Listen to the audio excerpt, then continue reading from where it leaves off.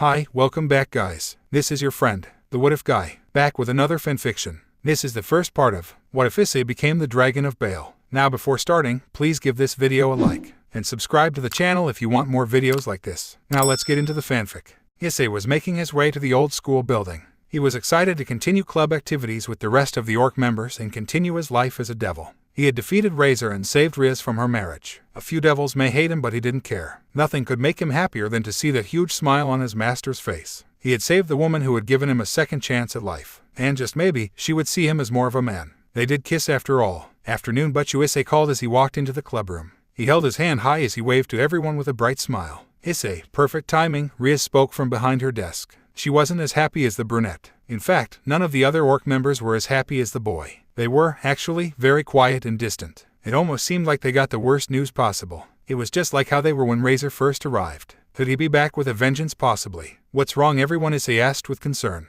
No one said a word. They just had these looks of sorrow. Except for Rias. Her eyes had become sharp and cold. Something he saw only in Kaneko or Sonokachu. Issei, you've saved me from my marriage, and for that I'm very thankful. Rias spoke with true sincerity. She was truly sincere saying that. Nothing could have made her happier than to be free of that womanizing asshole. The brunette, on the other hand, felt wary of his master. He saw her words as something worse. The undertone and hidden meaning he could sense coming despite her joyous tone and positive words. However, during the raiding game your powers failed me, and the only way you beat Razor was through holy items and the sacrifice of your arm, the redhead explained, her eyes narrowing half an inch. Issei felt a chill run up his spine from the look on her face. It was quite scary, seeing as the only other person who gave him such a look was Rainier. The moment she called him worthless trash and tried to end his life once more in the abandoned church. That look of disappointment and lack of pity. That look was one he knew something bad was right behind. He froze from her eyes, feeling the trauma of that gaze burning to the back of his skull. And to see it in Rias's eyes, his savior's eyes, it was almost mind-breaking. I'm going to give it to you straight, Issei. I can't rely on you using these tactics time and time again. Situations like this may arise once more and stronger opponents shall come before you, Rias stated, thinning her lips with a firm gaze. How long will it be before you sacrifice everything to that sacred gear or face an opponent that holy items won't work on? Will you try to grow stronger, or will you continue to be a pervert and peep with your friends? Issei took a shaky step forward. Butchu, I promise I'll get much stronger. I told you, I'd always protect you. I know what you said, Issei. But I can't take that risk when I trusted you the first time and you fell so short. I thought you would be much stronger than you were, and it looks like I made a sloppy decision. What are you saying, Butchu? Issei asked, his voice shaky as his whole body shivered. He never felt so cold, so alone. He was isolated. Issei, I'm trading you to another devil's peerage. Silence filled the room. A slight weight settled on everyone's head as the brunette stood there, unmoving. He didn't speak, he didn't flinch, it didn't even look like he was breathing. But then again, he must have lost his breath after hearing that he was now being sent to another devil. Did all of you agree to this? Issei asked quietly. His fellow reincarnated devils said nothing. They exchanged looks of concern between one another. The boy's voice had changed slightly. It wasn't shaking anymore and seemed dark. It was also colder and more monotone than anything. It was mechanical the way he asked the question. Asia, he spoke up. He slowly rose his head to the blonde girl, the former nun he tried to save from his ex-girlfriend. Do you feel the same as Rias? The girl said nothing. It was obvious she didn't want to answer. Not because she was agreeing or disagreeing, but because she felt her opinion would change nothing. It would only get her into trouble if she dare spoke her mind. The look on Rias's face answered that. And as Issei looked around the clubroom, he could see that everybody had a similar response to him. The Gremory heir had her leashes wrapped around them. This was a prepared move by Rias, but for how long? Since he saved her, he didn't want to think too long on it. To see, he muttered. Well, if I'm such a failure, why send me to someone else? Why not kill me like? It was of a personal request, Rias answered quickly. The last thing she'd do is be compared to that fallen angel who feared this boy would grow very powerful. What a joke. Someone personally requested this trade? Issei asked, sounding surprised by the reply. Yes, your fight with Razor piqued his interest. He said I was lucky with how you fought with such passion, all for my sake. When I told him you had fulfilled your role, he quickly offered to trade me for you, the heiress explained. I was a bit hesitant, but, after some quick thought, agreed. Issei felt heartbroken and could feel tears coming to his eyes. His savior, his master, his love interest, was treating him like trash. She was throwing him away after he saved her from what was a terrible marriage. And he made sure that no other suitors would try to take her away from any of them again. He had cleaned up her mess and possibly saved her life. But, in the end, he just found himself being swept up and thrown away. As if he was just some fight dog that had won good bout and now was being put down. Talk about a worthy reward. Why string me along then? Issei asked quietly. Rias rose a brow at this, confused by the question. You let me work hard and train my butt off. You told me how you believed in me and was so proud of me. How I could do amazing things if I just put my mind to it. So why build me up, just tear me down? Answer me that. Issei was trembling. His fists were clenched so tight his knuckles were turning white. It was obvious of his distraught, and the rest of the orc was upset to see him in that state. And yet, they still said nothing. Rias, however, spoke up. Issei, you can do some very unique things, but it's the costs I can't afford. Your perverted technique is shameful. You cannot hold many boosts without draining your stamina afterwards. And the only reason I'm here now is because Asia is a former nun and you gave up your left arm. The redhead's eyes were cold and authoritative, showing her position above the pawn. I told you before, it's only a matter of time before you run out of body parts or we face an opponent that holy items won't work against. I need strong beings, Issei, not a perverted child. You're just not enough. Rias, I think you've said enough, a new voice boomed. The entire room fell into a tense silence as a magic circle lit up in the corner behind the group. It was bright and felt different from both the Grimoire and Phoenix's circles. It was powerful, and the raw power it exerted alone was enough to put Issei on alert. Everyone else, besides Asia, expected this person's arrival and stayed silent, despite also feeling overwhelmed. As the light faded, it revealed a young man around their age. He was tall, dashing, and packed with muscle from head to toe. His clothes only enhanced their size by how tightly they strained to him. Sairaorg, you're early, was Rias's response to his arrival. The young man looked back at her in return, staring at her for some period of time. Her blue-green eyes met his amethyst as they said nothing. A tense moment of silence between them was shared, causing the others to look between each other with concern. But it wasn't long before the new face spoke. My apologies. I got a bit ahead of myself. I just had to meet this generation's Sairaorg, Sairaorg answered. He then folded his arms and narrowed his eyes. However, I didn't expect to arrive and hear you belittle him so.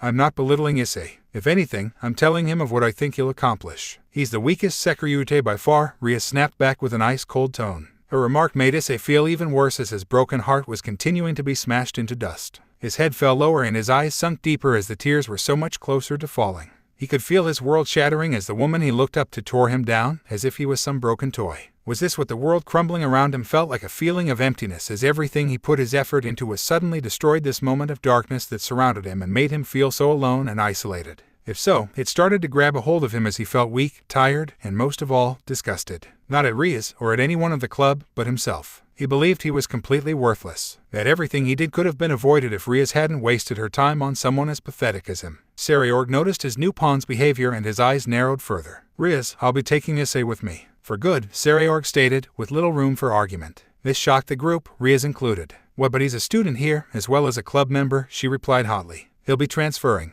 I'm not going to leave him in an environment that is detrimental to his health, the older male replied. But, you don't need him. He's not your pawn anymore. Sairaorg flared a bit of his power to prove he was serious about this. Rias wasn't ready to back down as she flared her own. He's still a part of my club, but he's of no use to you anymore. Isn't that what you just told him? Rias grit her teeth. While removing him from her peerage was one thing, completely taking him from her was another. Issei still had some use to her and could have been called on at any time if need be. For her cousin to take him away meant losing a valuable asset if a bad situation came up. Weak or not, the Sairaorg was still a useful pawn, even if he wasn't hers. She knew of Issei's desires to protect his friends and could have used that to manipulate him if such an occasion called for it. He wasn't much, but she was hoping that she'd still be over him somehow, keeping him as a just in case. Issei, what do you say, will you join me? Sairaorg asked, holding out his hand to the boy. You're giving me a choice, Issei asked, genuinely confused by the older male. He looked at the outstretched appendage before looking up to the devil. There was no ill intent or any opposing motives. Of course, Issei wasn't the best at picking up on those. Sairaorg, however, seemed like a genuine guy and he looked honest in his words. But why go so far just for him if he didn't have any ulterior motives? There had to be something else if he was being so nice. It seemed Rias had.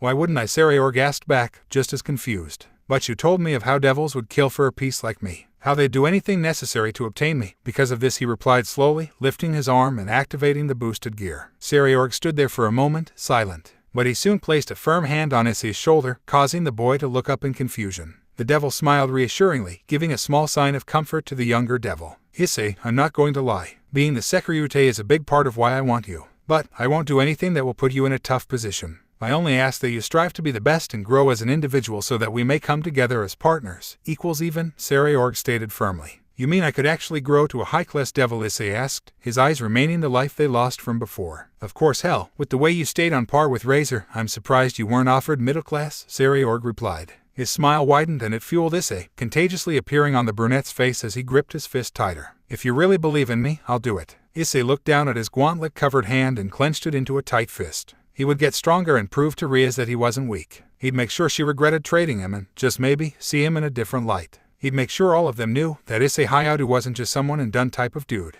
that he still had fight in him and room to grow much stronger. No matter what, he'd make sure all the devils knew he wasn't the one to be had with. He wasn't going to give up now, not when his odds were starting to look good. He still had a dream and it will damn sure come true. Sairaorg, in turn, smiled wider and held out his hand once more. Well then, Issei, partners. Issei grinned, now fueled with a new fire. It burned with confidence and determination as he now had another chance to better himself. His light was lit a burning brighter than ever. Now was the time to capitalize on the gift he was given. Issei stepped over to Sairaorg as the magic circle appeared below his feet. It shined brightly, signaling that it was teleporting them. However, just before the duo left, Issei could see the saddened looks on everyone's face. They looked as if they were actually going to miss him, which made him frown. And then he turned to Rias to see her blank look. She didn't seem to care as she stared with no signs of emotion whatsoever. His frown only deepened as the last seconds ticked away and both Issei and Sairaorg vanished with the flash of bright light. I'll be back, Rias, and I'll make sure your face is filled with shock and surprise next time you see me. XOXOXOXOX. Towson, Kachin, I promise to write and visit when I can.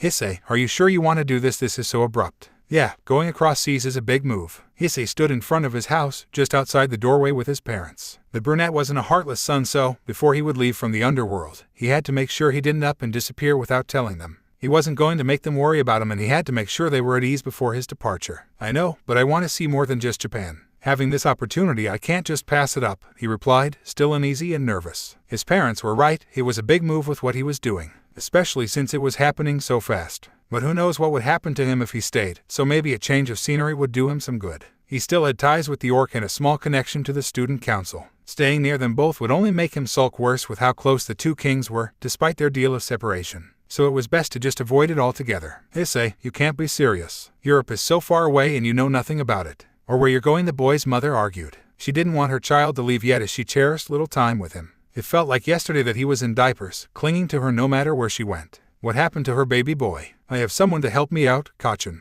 He'll have my back throughout this entire transition, Issei reassured, trying to calm her. She was always so overprotective of him and he appreciated that. It was a bit embarrassing at times, however. You promised to call, his mother asked. Of course, whenever I can. You have everything you need, his father asked. Yup, all set. We love you, Issei. No matter where you are, if you're in trouble, call us and we'll be there as soon as we can, his mother stated. His father nodded firmly, enforcing his wife's words. It put a smile on Issei's face as he stepped forward and hugged them tightly. You two are the best parents a kid can ask for. I'll see you as soon as I can, promise. He released them from his grasp before turning around. Sairaorg was leaning against a black car, waiting for him with his arms folded. Ready to go, he asked with a grin. Issei grinned back and nodded his head. Yeah. The duo then entered into the back seat of the car. Issei's parents waved him off as the car drove down the street. They never stopped until the car turned the corner and disappeared from their sight. You think he'll be okay? Issei's mother asked, still worried. He'll be fine. He's all grown up now. We can only have faith in him as his parents, his father assured. Yes, hopefully all of our cooking lessons will pay off too. And cleaning. And what to do in case of. I wouldn't worry, he's well trained, dear. He'll probably be the best damn cook on campus anyways. Had to give him something to impress the ladies. His father was confident as he grinned. If there was one way to capture a woman's heart, it was cooking. It impressed me all those years ago, the female brunette replied, backing up his thoughts. Mrs. Hayadu's tone was low and sultry as a sly smirk appeared on her face. Mr. Hayadu smiled in response, knowing exactly what she was hinting at as he grabbed her waist. Hee, well then, let's relight the spark from all those years ago. Yufufu, let's. Issei didn't know what to expect. Despite coming to the underworld less than a week ago and seeing the magnificent estate the Phoenixes owned, nothing could prepare him for the new place he would soon be calling home. Why, you've got to be kidding me, Issei choked out. Nope. This will be your new home, Issei. Sairaorg patted the brunette on the back, smiling brightly as he climbed the steps to his home. Issei could only stare at it in awe, at a loss for words as his eyes traveled farther up to try and find where the building peaked. It seemed massive, easily toppling the size of the Phoenix's home. He could say it was the biggest home he's ever seen, and probably will see. There was absolutely no way Issei could become accustomed to such a large place. He felt he was going to be getting lost inside many times if he didn't have someone to help him.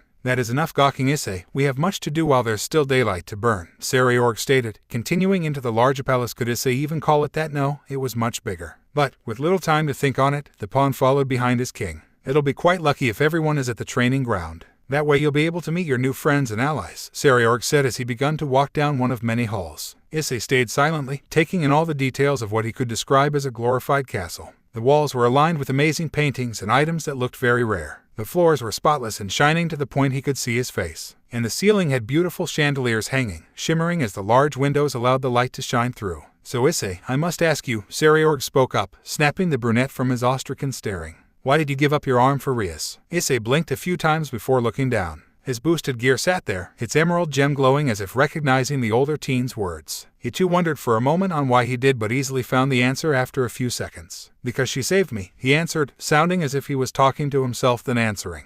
This made Sairaorg knit his brows and look back at the boy, also noticing the confliction in his servant's voice. She saved you, he asked slowly. Issei sounded almost confused to answer, and Sairaorg was curious as to if that was truly the case. Yes, when I was a human, I was targeted by a fallen angel. She had murdered me in cold and, just before I died, told me that my sacred gear was dangerous. That with it, I may cause a lot of destruction and kill a lot of people. Basically, I was a threat, or could be, to someone. So, I was killed out of fear. Sairaorg stared at Issei for some amount of time. By this point they had stopped walking and were just standing in the hallway. Issei had his head lowered and looked troubled by his slight trembling. His sacred gear was glowing ominously, obviously responding to his emotions. Whoever was worried of the red dragon had a right to be. Issei would become very powerful in the future, and Sairaorg wondered how Rias could have missed something like this. The sheer amount of power Issei radiated was enough to put even him on alert. But just before death could take me, Riasan turned me into a devil and gave me a second chance at life. She was someone who gave me strength and believed in me, that I could accomplish anything.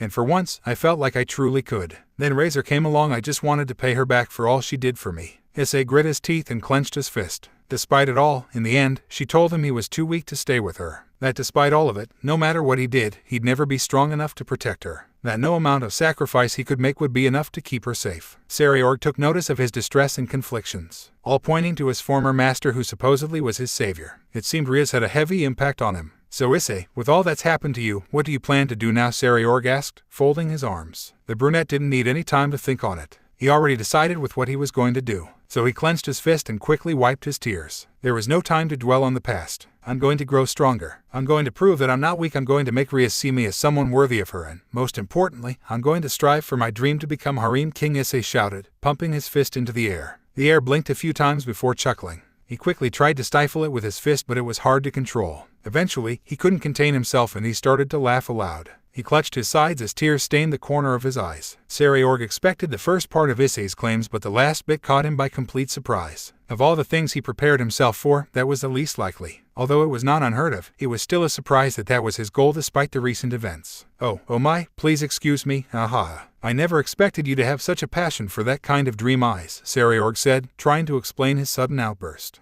By this point, the Bael heir was hunched over, his arms wrapped around his gut in an attempt to ease the slight pain in his stomach from laughing so hard. Issei had already expected the reaction. Everyone laughed at his dream as it was something people thought was unattainable. It didn't deter the brunette from his dream, and so he had become somewhat used to it. It was just odd that even devils laughed about it when Rias told him that polygamy was encouraged in the supernatural world. Maybe she was just trying to boost his morale at the time. However, I'm sure we could do something about that in the near future, the Bael suddenly said. Wait, what? Issei asked, double-taking towards his king. Yes, it's quite easy to build a harem. The stronger you are, the more women will flock to you. And it just so happens your king is the strongest devil of our generation, Sairaorg boasted, flexing his arm and patting the bicep with his other hand. I'm sure with what I have planned, women will be all over you in no time. Really, you truly mean it? Issei had stars in his eyes, completely sold on training under his new master. He couldn't contain his excitement as he began to bow at his king's feet, worshipping the older male as if he was a god. Seems I sold you on that, Sairaorg asked with a toothy grin. Hell yeah, I'm so ready to get stronger, Issei replied enthusiastically, pumping his gauntlet-clad fist. Sairaorg grinned in response and too pumped his fist. Excellent. Then we'll introduce you to everyone else and begin your training immediately. Hi Buck, Issei suddenly paused. Head exactly do I call you? I'm so used to Butchu because Rias was my club leader. But I don't have a title for you. Don't worry about it. Just call me Anarchy if you'd like. Anarchy, but wouldn't political officials or superiors get pissed at me for calling you something so informal? Issei asked in confusion. You know, the whole servant master BS. Yeah, but who really cares about that? I've never been one to like such pompous titles. Makes me feel like an old man, Sairaorg replied lackadaisically. Issei smiled in return, a warm feeling filling his chest. He felt relaxed and comfortable around his new master. Hi, Anarchy. The duo then continued down the hall, a lighter mood held between the two. So are there any particular traits you want in a girl? Large oppai, big enough to squeeze, and sleep, and all of that. I see. Well, I'll keep that in mind. Thank you so much, Anarchy. Hey, don't thank me. It'll be from your power that such women come to you. You think so? I know so. I'll make sure you become the strongest Sekiryute in existence. Past, present, and future. The white one won't know what hit them. This made Issei pause. He stopped mid-step as his arm suddenly pulsed. He winced in pain and grabbed his arm instinctively. Sairaorg noticed and turned back. What is it? He asked. I don't know, my arm just started acting up when you mentioned the white one or whatever, Issei replied. Have you heard of them? Sairaorg asked. Issei shook his head. Well, it'll be a story for a later date as we still have some time. For now, your main concern should be growing stronger. Issei was slow to nod his head. With the way his king spoke of this white one, it made it seem like something serious. Was there some hidden destiny between him and this white one? Was he like some weak-ass protagonist who was going to have to fight this super powerful being that called him their eternal rival? Well, as long as he gets his harem, he didn't care who he had to fight. He beat whoever the hell this white one was. Here we are, Sairaorg announced. Issei came out of his thoughts to find himself outside. He and Sairaorg were standing outside under a walkway, the latter looking out into a large open space. When Issei turned, his eyes widened to the size of saucers. In the open field, a group of people were training. They varied in size, gender, and powers, but all of them looked incredible as they sparred or practiced, looking incredible to the boy. Don't fall behind, I have to introduce them to you, Sairaorg said as he walked out into the field. Issei paused for a bit longer, catching a glimpse at who he assumed were his partners. The group quickly took notice of Sairaorg walking towards them and immediately began to wind down whatever they were doing. Sairaorg-sama, you have returned, one of the girls said as she stepped to him and bowed. She was young, around Sairaorg's age. She had long flowing blonde hair, tied in a ponytail, with bright blue eyes that were almost like crystals. She was dressed in a light, flowing white dress that matched her porcelain skin amazingly, and wore a matching set of sandals showing off her delicate feet. Of course, Issei could only notice how big her breasts were, ogling at them with wide eyes. They looked luscious and squeezable, drool pooling from the boy's mouth as he imagined how'd they feel in his hands. Issei, come over here, you have to meet everyone, Sairaorg called back to the daydreaming pawn. Issei snapped from his thoughts at the call and rushed to his king's side. Now was not the time to perv out. Everyone had their eyes on him as he came forward, and Issei nervously stepped beside Sairaorg, who grinned and placed a hand on top of Issei's head. Okay everyone, here's our new member of the family. This is Issei Hayaru, he's my first and only pawn, so be sure to look out for him, the heir announced loud enough for everyone to hear. Issei felt embarrassed being at the center of attention. Despite the lack of numbers, Issei could feel the power radiating off of each and every one of them. They weren't as strong as Sairaorg, but he could tell that they were much stronger than everyone at the Orc. Hell, they were stronger than even Razor's peerage. Clasp. Issei jumped a little as he felt two soft, delicate hands wrap around his. When he looked up, the blonde from before was smiling at him with an amazing amount of warmth. It's a pleasure to meet you. For you to be Sairaorg-sama's only pawn, it must mean you're an amazing individual. I look forward to working with you, she said, sounding genuine and kind. Hell, likewise, Issei stuttered out, blushing at how close she was. Most girls didn't even get near him, but she was so quick to greet him and make him feel welcomed. This is Kuisha Abaddon. She's my queen and basically the mother of the group. If you need help with magic or just any basic needs, she'll be more than happy to help, Sairaorg explained with a warm smile of his own. Issei only nodded his head. It was then that another member stepped forward and he turned to meet them. It was a woman who looked to be in her early to mid-20s. She had long wavy blonde hair, emerald green eyes, and equally porcelain skin to Kuisha. She was dressed in a gray business suit with a matching skirt, black thigh-high socks, and matching gray heels. Overall, she had a serious and stoic feel about her as she looked at Issei with emotionless eyes. I am Coriana Adrielphus. I am a bishop of Sairaorg-sama and I hope we can get along, she said with no hint of emotion. However, Issei thought he heard a slight hint of seductiveness but pushed it aside for staring at her large breasts that seemed to be the biggest of the groups. Next, Issei came to meet a young man. He had short-cut black hair with dark brown eyes. He was dressed in an outfit Issei could compare to a priest's robe, except it lacked a cross and held an image of a castle instead. And in his hands he held a creepy staff, one Issei didn't trust getting anywhere near. Hello, I'm Mistita Sabnok, Sairaorg-sama's other bishop. It's a pleasure to be working with you from now on, he greeted, bowing his head. Issei quickly bowed back, not wanting to be rude. The staff was scary but the guy seemed nice. As long as it stayed away, he could get along with the guy. Issei then turned and met the next member. He was a tall, lanky man, standing a full head above him. He had long jet black hair and matching onyx eyes that seemed to pierce through his very soul. The brunette felt chills the longer the tall man stared at him. That's Ladder Abune, my second rook. He's not much of a talker but he's a very reliable teammate, Sairaorg stated, placing a comforting hand on the pawn's shoulder. Red Dragon, Ddraig Ladera said plainly. It made the others look at him in confusion before turning to Issei. The brunette didn't know how to respond and looked at Sairaorg for help. The Bael heir laughed in response, confusing everyone around. Teen as ever, Ladera. But I'll explain that after introductions are done. I shall go next then, someone spoke up. Issei turned back and came face to face with another man. He was a very handsome man with short blonde hair and light gray eyes. He was like an older version of Kiba in the pawn's eyes and he felt a similar spark of jealousy despite not even knowing him.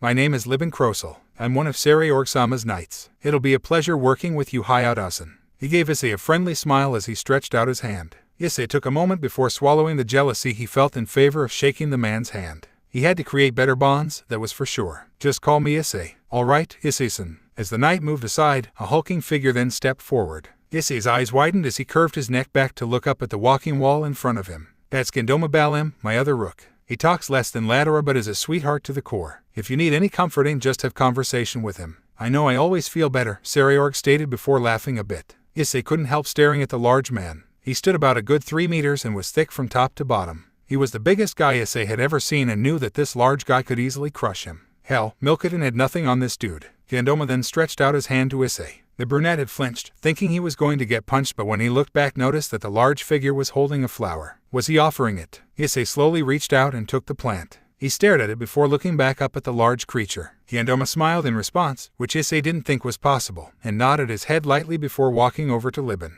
Issei's eyes followed the large man before looking back at the flower. He guessed that maybe his looks were just deceiving. That'd take some getting used to though. I suppose I am the last one. Issei looked back to see a knight in full armor ride up on a white horse that had blue and white flames for a mane and tail. Issei blinked a few times, unsure of what he was seeing. The knight dropped from his steed and removed his helmet, revealing himself to be an older man. He had long silver hair with navy blue eyes. He was chiseled and looked like every girl's fabled white knight. It was almost cliché at how he looked. Issei could only imagine how he spoke. I am Baruka Furcus. I am Sairaorg-sama's knight and I look forward to fighting with you on the battlefield. Issei stared at him with a dry stare. Yeah, he was every cliché knight in fairy tales. It almost made him want to puke. Baruka, stop with the facade, you'll confuse Isai-kun, Kuisha stated with a playful pout. Issei was confused and looked at the queen before turning back to the knight. He looked almost offended by her words. Why, whatever do you mean? I am sorry, that accent is a bit hard to hold, Baruka replied, dropping his tone seconds later. Issei was suddenly surprised as his eyes widened from the sudden change in the final member's demeanor. Anywho, like I said, it'll be great working with you, Issei-kun. He blinked a few times, surprised by how relaxed the knight had quickly become.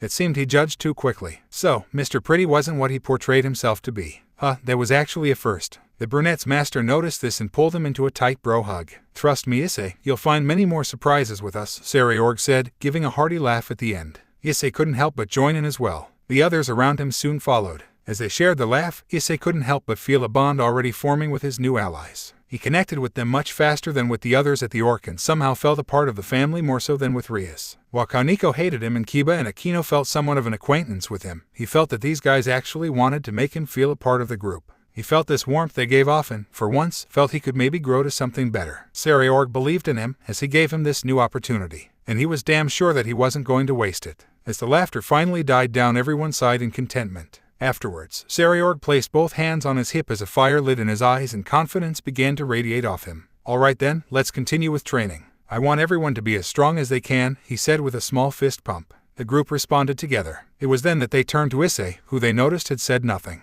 That includes you, Ice. No matter how weak you think you are, we'll be sure to help you, Sairaorg said confidently. Issei slowly looked around, seeing everyone else nod or smile as reassurance. They made him feel at home so quickly and he could feel the slight sting of tears. Sairaorg was such a kind king and his peerage followed in his steps. Issei was easily welcomed and felt that things could finally go right. He felt energized and pumped his fists as he removed his jacket. All right, I'm ready, he exclaimed as he rose his fist. The gauntlet announced. Everyone smiled brightly and prepared themselves for an intense session. Let's begin, shall we? Sairaorg questioned. The group roared, Issei included. Issei laid on the ground, panting hard. His clothes were soaked with sweat and covered with dirt, obvious signs of training. Come on, Issei-kun. I'm sure you've got one more round, and you, Kuisha cheered. You're recalling me, Kuichi, Issei gasped out from his sprawled position. Give me a break. The queen stood in front of him, still smiling brightly. He would have called it smug if it wasn't for the fact that she was a bit too innocent for such a thought. Moo, fine, 5-minute break and then we'll continue, she relented. The brunette only gave a thumbs up in response before his hand fell back to the ground. It had been a week since Issei moved to the underworld, and while it had been a tough transition, he felt he was slowly becoming accustomed to it. The only things he really had to comment on were two. At first, he still had little knowledge of the castle and its maze-like halls. The second, everyone seemed like an addict when it came to training. Issei could understand the foundation of training. It was a means to better someone in the art they pursued, whether it be physical, mental, or spiritual. But when it came to Sairaorg and his peerage training seemed to be a practice taken to the extreme, almost like it was their religion. It was like an all-day, everyday type of thing. From dawn to dusk everyone was training. And because Issei was lacking so much compared to everyone else, the entire group took it among themselves to train him. The first to nab him were usually Ladora and Gendoma. They trained him in the power of a rook. Similar to Kaneko, it was a spar with tips of how he should strike or counter. where to focus when fighting and how to defend against attacks. The duo, if they caught him together, would then have him promote to Rook and help solidify his defenses. And how could they do such a thing by showering him with heavy punches and kicks that could break bone? If it wasn't for the promotion, Issei would swear up and down that his bones would have been shattered and he'd be a puddle in the floor. Not on him. If that wasn't enough, after their early morning training, next would be Libin and Baruka. They took it upon themselves to train Issei in sword art.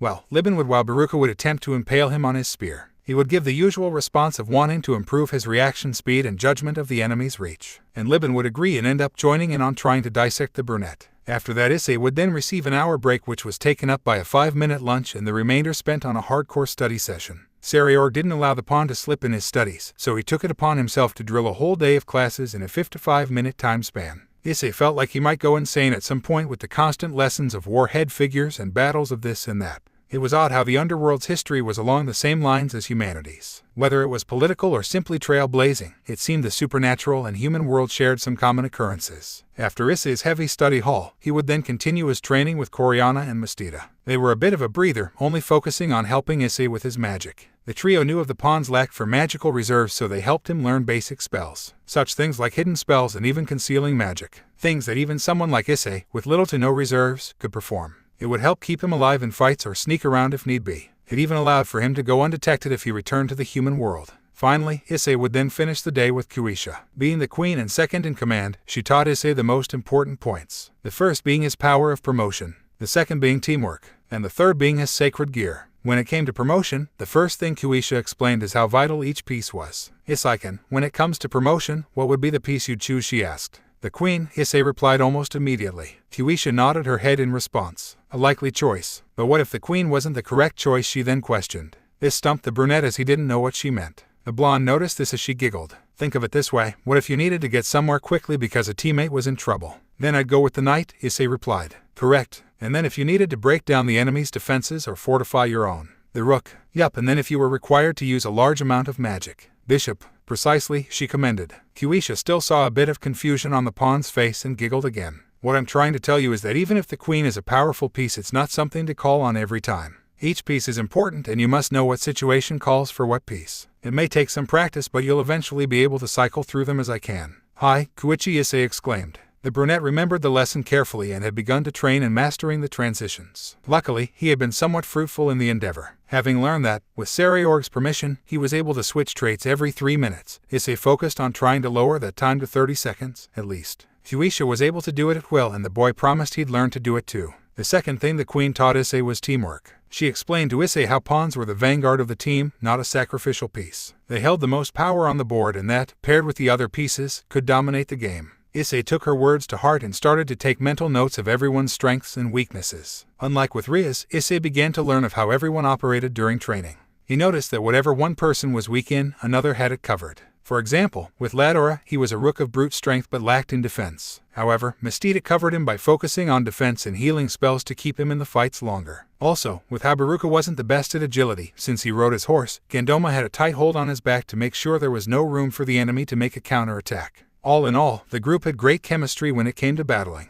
While someone like Rias tried to push everyone into fights and hoped they were strong enough to either survive or beat the opposing force, Sairaorg had a solid group who watched out for one another at all times. Not just when necessary. Issei just had to find out where he fit in, but Kuisha assured him and said it was alright because, when the time came, his body would react and his mind would settle. Whatever that meant. Finally, was Issei with his sacred gear. Eventually, after introductions, Sairaorg told everyone of Issei being the Sekurute. No one seemed surprised as they had heard of the pawn's triumph over Razor. So, Issei still melded into the group easily, and with that, Kuisha began to train him in harnessing the power of the boosted gear. She told him of the basics, similar to Rias's explanation, and how he should train with it. Similar to his former master, Kuisha trained him physically to make sure his body could withstand the power-ups the sacred gear provided. She spoke of how his body took a toll from using the powers of the Longinus, and that the better his physique was, the less he'd have to worry of the consequences. She also warned of how key it was to buy time until he was strong enough to take on whatever opponent stood before him, as well as grow to overpower his then with the large amount of boosts he could perform once he mastered the Longinus. And as extra motivation, she snuck in a little secret that the boosts from the gear would also help between the sheets. The results were phenomenal as Issei found new vigor and began to build up his physical strength like never before. Even Kuisha was surprised, only comparing it to how she saw Sairaorg when he was training.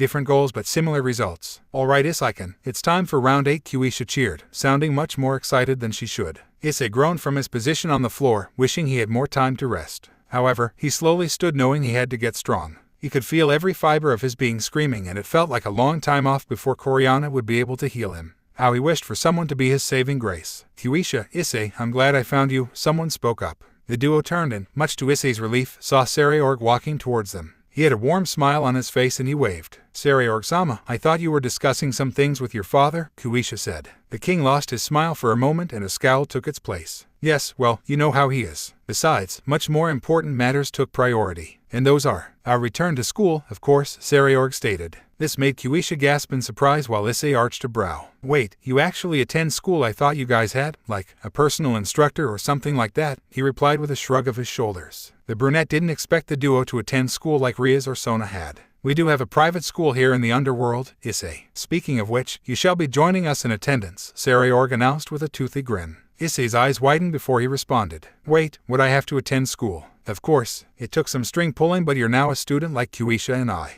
But does that mean our heavy study halls will stop? Issei asked, trying to find some light in the darkness. Sairaorg's grin only grew larger. Nope, it just means you'll have to work extra hard. Comical tears fell from Issei's eyes as he muttered about how unfair the world was. Sairaorg laughed it off, patting his back as Kuisha continued to giggle. Just when things were going up for Issei, fate just had to have a way to slap him back down. Oh, speaking of, Issei will have to prepare for his entrance exam, Kuisha said, reminding their king. The heir's eyes widened as he forgot a key part of the private academy. He quickly turned to Issei and grabbed his shoulders, looking a bit frantic in the process. Issei, I had completely forgotten the entrance exam is very important at this academy. Not even I can get you past it. Please tell me, do you know how to cook? The brunette blinked a few times. That was an odd question. Yeah, I dabble in it, I suppose, he responded. Sairaorg's grip tightened, making Issei wince slightly from the force. And are you any good? The pawn smirked. Well, not to toot my own horn, but I'm pretty sure I'm damn good at it. His king stared at him a bit longer, discerning whether to believe him or not. But with such a face of confidence, the devil eventually released his grip and sighed. Sorry, it's just very important that you pass the entrance exam.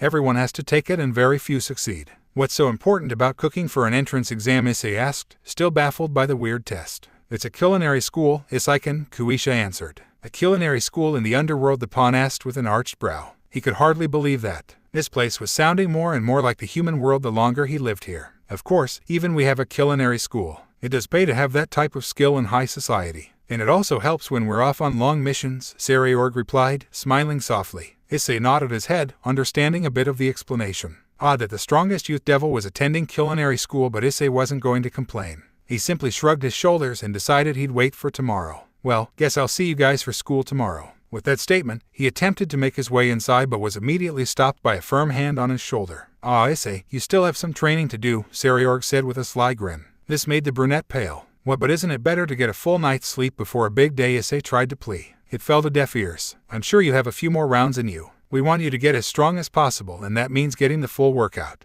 Issei gulped as he was turned back to Kuisha, who looked ready to pummel him. He shot back to see Sairaorg walking away, one hand in his pocket and the other waving. Hi, was her cutesy response. Issei, however, was sweating profusely as he stared at what he hoped wasn't his death sentence. Now, Issei, let's continue. Issei began to internally cry a river. Why me? XOXOXOXOX. Issei knocked the last kinks out of his neck, rubbing his shoulders softly. He couldn't believe Sairaorg putting him through all that training and then having him wake up extra early for another training session. It was a miracle he was walking right now as the king decided to train him personally. And he didn't pull any punches in their spar. Damn, I really hope this pays off later on, Issei muttered, feeling the bruises forming across his chest and arms. He took a good amount of blows from his master. A deep voice spoke up. Issei's eyes widened as he looked around, trying to find the source of the voice. He then saw a green flash from his left peripheral and turned to see the boosted gear glowing. I'm sorry, but was that you? Issei asked the gauntlet, half expecting an answer. The voice replied, the green gem glowing in response to it. I'm sorry. It's just, the last time we talked was before the duel against Razor when I gave you my arm. Ddraig, if I remember, Issei replied, scratching the back of his head. I guess you could say that. I've been dealing with a lot lately, Issei muttered before giving a hollow laugh. It was devoid of the emotion such an action should hold. Ddraig replied, signs of anger in its tone. Hey, it's kinda my fault. I was too weak, like she said. But I'm training now, to prove her wrong, Issei replied, trying to convince himself more than his partner. Ddraig growled out. She had no choice in the matter, Issei replied quickly. Ddraig shouted in anger, his voice rising with each sentence. The pawn flinched from the dragon's tone. He was obviously displeased with the way Issei was acting, which was understandable, considering the boy was defending someone who had cut off all affiliations with him. I suppose you're right, he muttered sadly. Ddraig said with absolute confidence. Issei's lips curved upward in a small smile. It was rare that he heard praise and couldn't help the slight flutter inside. What, seriously? Issei asked, sounding surprised and hopeful. Ddraig informed, cheering up the brunette even more. Wow, I thought all those poundings were for nothing, Issei said, sounding a little shocked at the fact. Ddraig replied, that may be because of the mutation piece. A new voice spoke up. Issei jumped from the sudden newcomer and turned to his door. There, Sairaorg stood with a smirk on his face. Ah, Aniki, how long have you been there? Issei asked, trying to control the rapid pounding of his heart. Not very long, he answered with a shrug. He then stepped into the room, walking over to the pawn. It's nice to finally meet you, Ddraig, Sairaorg said, looking down at the sacred gear. Ddraig replied, sounding very respectful. Hey, how come you don't talk to me like that? Issei asked, noticing his partner's attitude towards his master. Ddraig replied matter-of-factly. Issei silently cursed at that. He still couldn't stand toe-to-toe with his master. Of course, he was the strongest, meaning he had a ways to go. But if he wasn't strong enough to take on Sairaorg, he probably hadn't reached Rias's level either. Grip. Issei felt a firm hand on his shoulder and looked up to see Sairaorg. The older male was smiling as he squeezed in a way to give the boy reassurance. It's okay, Issei, it'll be some time before you can reach my level. But trust me, you'll get there in no time. Your growth has been amazing and beyond anything I've ever seen. And believe me when I say, you'll be a match for me in no time. The brunette smiled softly as he looked into his master's eyes. You think so, Aniki? Sairaorg nodded. I know so. Both males jumped before turning to the door to see Kuisha. She had a light blush on her face as she pouted, averting her eyes. If you guys could save your moments for when the doors closed, she stated teasingly. A moment of silence fell to the males and Issei and Sairaorg turned to each other. Within seconds they realized what she was implying and their eyes widened in shock. No wait, Kuichi, it's not like that, Issei said, quickly removing Sairaorg's hand. Yeah, it's a simple misunderstanding, the heir agreed, stepping towards his queen. No, it's fine, I'll just wait till you're done, she said quickly before shutting the door and rushing down the hall. Issei and Sairaorg stood there for a moment, silent and frozen at the quick turn of events. Kuisha had saw them in a heartfelt moment and turned it to some misunderstanding straight out of a manga. Oh, how they were both unfortunate enough to be caught in the moment when they were simply building their bond as brothers and rivals. Issei shall never speak of this, Sairaorg muttered, his hair shadowing his eyes. Issei stood in a similar position not too far behind. Agreed. XOXOXOXOX. Issei was sitting in the back seat of a black car, similar to the one he left his old home in. It was roomy and spacious like a limo but kept it all small to avoid unwanted attention. Next to him, on both sides, Kuisha and Sairaorg sat. They looked out the windows while Issei was in his own thoughts, his eyes fixed on his hands. He had to create a dish for the entrance exam and, while he was good, he couldn't help but be nervous. This was a high-class academy and it accepted very few into it. It was only for the best of the best and Issei wasn't sure if he qualified as the best. So what could he cook to wow the judges? Issei-kun, are you all right? Kuisha asked, placing her hand over his in concern. The brunette laughed, a bead of sweat dripping down the side of his face. Yeah, just trying to think of what I'm going to cook. This made Sairaorg turn and look at Issei with a serious expression he only held during training. Make something with apples, he said automatically. This made Issei blink twice and Kuisha sigh. He's not cooking with apples, Sairaorg-sama. He doesn't even know the theme yet, Kuisha replied. But what if it is apples? Sairaorg answered back. If I know the judges, I'm sure they won't make it apples, Kuisha said dryly. You never know. Eventually they'll discover the true power of apples. They make any dish taste good, Sairaorg said passionately. Looking closely there was a fire burning in his eyes, almost as large as when he gives his speeches about hard work and training. Issei could only scoot a few inches away from his king. He couldn't get farther due to the seating arrangement. But he leaned in closer to Kuisha, only allowing her to hear him. What's his deal with apples? They save his life or something? Issei asked, genuinely worried for his master's well-being. No one could be this crazy about a fruit. Kuisha leaned back in. No, it's a thing with his brother. His brother likes botany and Sairaorg supports him 100% despite their father's disdain for it. In turn, the thing he loves most are his brother's apples and it, in turn, caused him to be so adamant about them. Issei just gave a sound of acknowledgement before silently straightening himself. The heir didn't notice and continued his rant about how apples were a superfood. He also spoke of how his apple dishes would rule the world and how everyone will realize the true potential the fruit held. The blonde and brunette could only bide their time until they reached the school. Fortunately, the trio soon arrived at the academy and Kuisha was quick to drag her king out of the car. By the time Issei was out, the Bael had finally finished his speech and it filled the queen and pawn with relief. It wasn't long after that Issei was finally able to take in the school. When he looked up, to say he was blown away was an understatement. The sheer size of the academy had made his jaw drop farther than when he first arrived at the Bael estate. The academy was massive. It was the size of a university, no, much bigger than that. It was the mix of a large middle school, high school, and university. It was basically all the grade levels besides grade school packed into one. Kuo Academy had nothing on this, as the private devil structure easily towered over the human-made academy. "Welcome to Tatsuki Academy," Issei Sairaorg announced, loud enough for all to hear. His voice carried, easily showing just how large the academy truly was. At the same time, the courtyard, that was currently filled with students, turned to the gates at the sudden shout. There, they saw the trio walking in and stopped whatever they were doing in order to take in the new arrivals. As Sairaorg passed by, girls of all kinds began to cheer and swoon over the strongest youth. He merely waved as girls of all years, all ages, and all sizes basically cried for him in a multitude of worships or requests. "Kaya, it's Sairaorg-sama, he's back," one of the girls cheered. She was a pretty, human-looking type of girl. "He's been gone for a whole week, but our fruitful king has returned," another cheered. She was a more devilish type of girl with pointed ears, sharpened teeth, and slitted eyes. Issei didn't pay much mind though, as he couldn't believe it. No matter where he went, the guys he were with were always so popular. Was he cursed? Why didn't he have a fan club? A plethora of males cheered simultaneously. It was as if they practiced it or were just gifted by sheer luck at the amount who all timed their cries perfectly. Issei wasn't as surprised to it though. They sounded very similar to the shouts he heard from the males at Kuo Academy. Although it was surprising not as many girls cheered as the girls at Kuo would for Rias and Akino. What could he do? Kuisha was a very attractive girl. "Who's that new guy between them?" a male devil suddenly asked. It was then, like a rain of arrows, that Issei felt everyone's eyes fall upon him. He couldn't believe his luck, for this was the second school he felt the strong stares of the students from every angle, just based off of the people he found himself associating with. Then, as if luck played a cruel joke on him, his magic spiked and the boosted gear appeared. His shock was evident, seeing as Kuisha helped him use what little magic he had after training to seal it this morning. Issei quickly tried to cover it up, but the damage was done as a large gasp escaped from many students. He could only pray few were mad at him. After all, Razor had warned him that breaking up the marriage of pures would anger the mass. If only he was able to stay away in the human world, but fate was a cruel mistress sometimes. "That's him, the Red Dragon Emperor. It's Issei Hayaru, the one who beat Razor Phoenix. I knew I recognized him from somewhere. It's the dragon. The dragon who beat the immortal bird." Many shouts assaulted the brunette at once. The magnitude of awe and shock people were in all came collapsing down on him as he tried to zone them out. He prepared for the worst, but it seems his master and senpai thought differently. Well, Eyes, seems you hit it off with the crowd.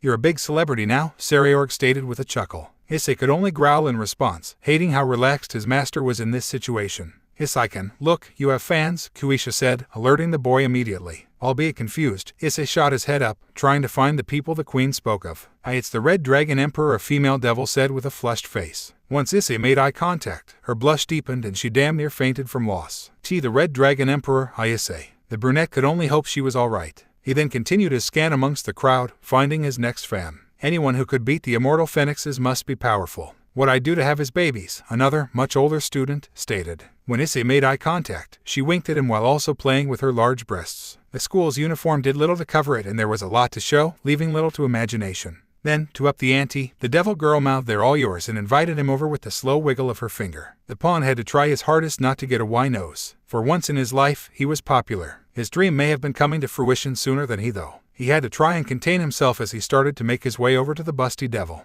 Only then would he exploit his true perverted nature, and claim one of the many bounties he hoped for. But, before he could capitalize on his sudden spark of popularity, Sairaorg grabbed him with a strong arm around his neck. To Issei's ire, his king blocked him from squeezing a handful of luscious oppai, and he was not pleased at the sudden act of blue balls. "Sorry Eyes, no time to play. You have an exam to take, and the sooner the better," the Bael stated as he continued on his way inside. "Anarchy, let me go, I think I was finally going to lose my virginity," Issei cried out. "Tuichi, help me out here," he pleaded. The blonde, however, wasn't paying attention, still waving at a few guys who were trying to show off to her with some flexes or quick tricks. You say something, Issei-kun. "I hate both of you," the brunette muttered. And with that the trio entered the front doors of the academy. Thus, Issei's first day back at school commenced. Issei stepped into the room begrudgingly. Kicking an imaginary stone, he leaned against wall and folded his arms, acting very childish. There was a pout on his face as he grumbled incoherent words to himself. It was obvious he was still upset by his king's actions. He was finally going to get a handful of oppai and start creating his harem.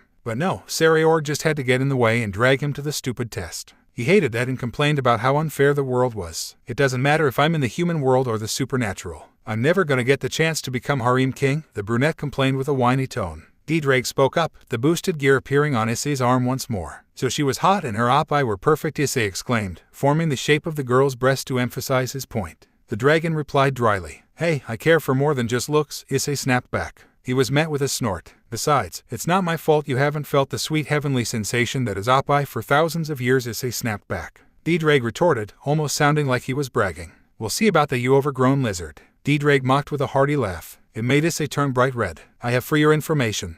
Yes, shut up. Hayadushin. Issei's head shot up. His eyes were wide and his face was flushed as he came face to face with the person calling him. To say he was embarrassed fell far from the truth. The one to call him was a young woman. She was around his age, maybe a year older. She stood a few inches taller than him, bending over so she was at eye level with him. She was very beautiful in the eyes of the pawn. The girl had short silver hair, one long bang reaching down past her chin on the left side of her face. Her eyes were an alluring crimson red, matching and highlighting her skin nicely. And she held this aura of prestige, much similar to Rias's in fact. Hayadushin, are you all right? The girl asked. A slight wave of her hand snapped Issei from his daydream as he blinked a few times before shaking his head. Yeah, sorry about that, he quickly replied with a chuckle. The girl giggled before returning to her original position at eye level with the brunette, placing herself a few inches away from him. However, instead of her curious look prior, she now sported a look of interest. Or deep analysis. He couldn't tell. Ano, he muttered, unsure of what was happening. What are you? Hush, the girl snapped, prompting Issei to shut his mouth immediately. A few more moments passed before she pulled back and smiled. She then nodded her head, as if she was sure of whatever she was thinking. Yup, the rumors are true, she said. Issei knitted his eyebrows in confusion. What do you mean? He asked in return. Oh, they are really cute, she replied nonchalantly. Issei didn't respond. The words were caught in his throat as his cheeks turned bright red. Swirls appeared in his eyes as he could feel steam pouring out of his ears. Aiwa, he sputtered unintelligibly. The compliment caught him completely off guard. While he was used to Rias calling him adorable, it was more so like he was a puppy. Almost like a pity compliment. But this girl, it sounded like she meant it as a flirty gesture. Issei was unsure of how to respond to a girl who found him attractive and was so blunt about it. None of the girls at Kuo were like that. They just beat him down. This girl didn't seem to mind being upfront with her emotions, however. And she wasn't punching or kicking him. Bonus. I find you interesting, Hayadushin, the girl said with a friendly smile. Issei talked a big game but obviously lacked the experience dealing with the opposite gender's advances. Ddraig sarcastically mulled. Shut it, lizard, I will scar you for the rest of your life, Issei thought back. The dragon asked in a mocking tone. I'll make sure to watch Sairaorg's Magical Girl Marathon each and every weekend, Issei replied with a smirk. Ddraig answered back, his tone taking a complete turn to fearful. I heard this, it's all about the power of friendship and love, Issei continued, his smirk growing to a toothy grin. The dragon begged. The last thing he would do was be forced to watch girls talk about how holding hands and singing songs would save them from an alien spaceship annihilating their planet.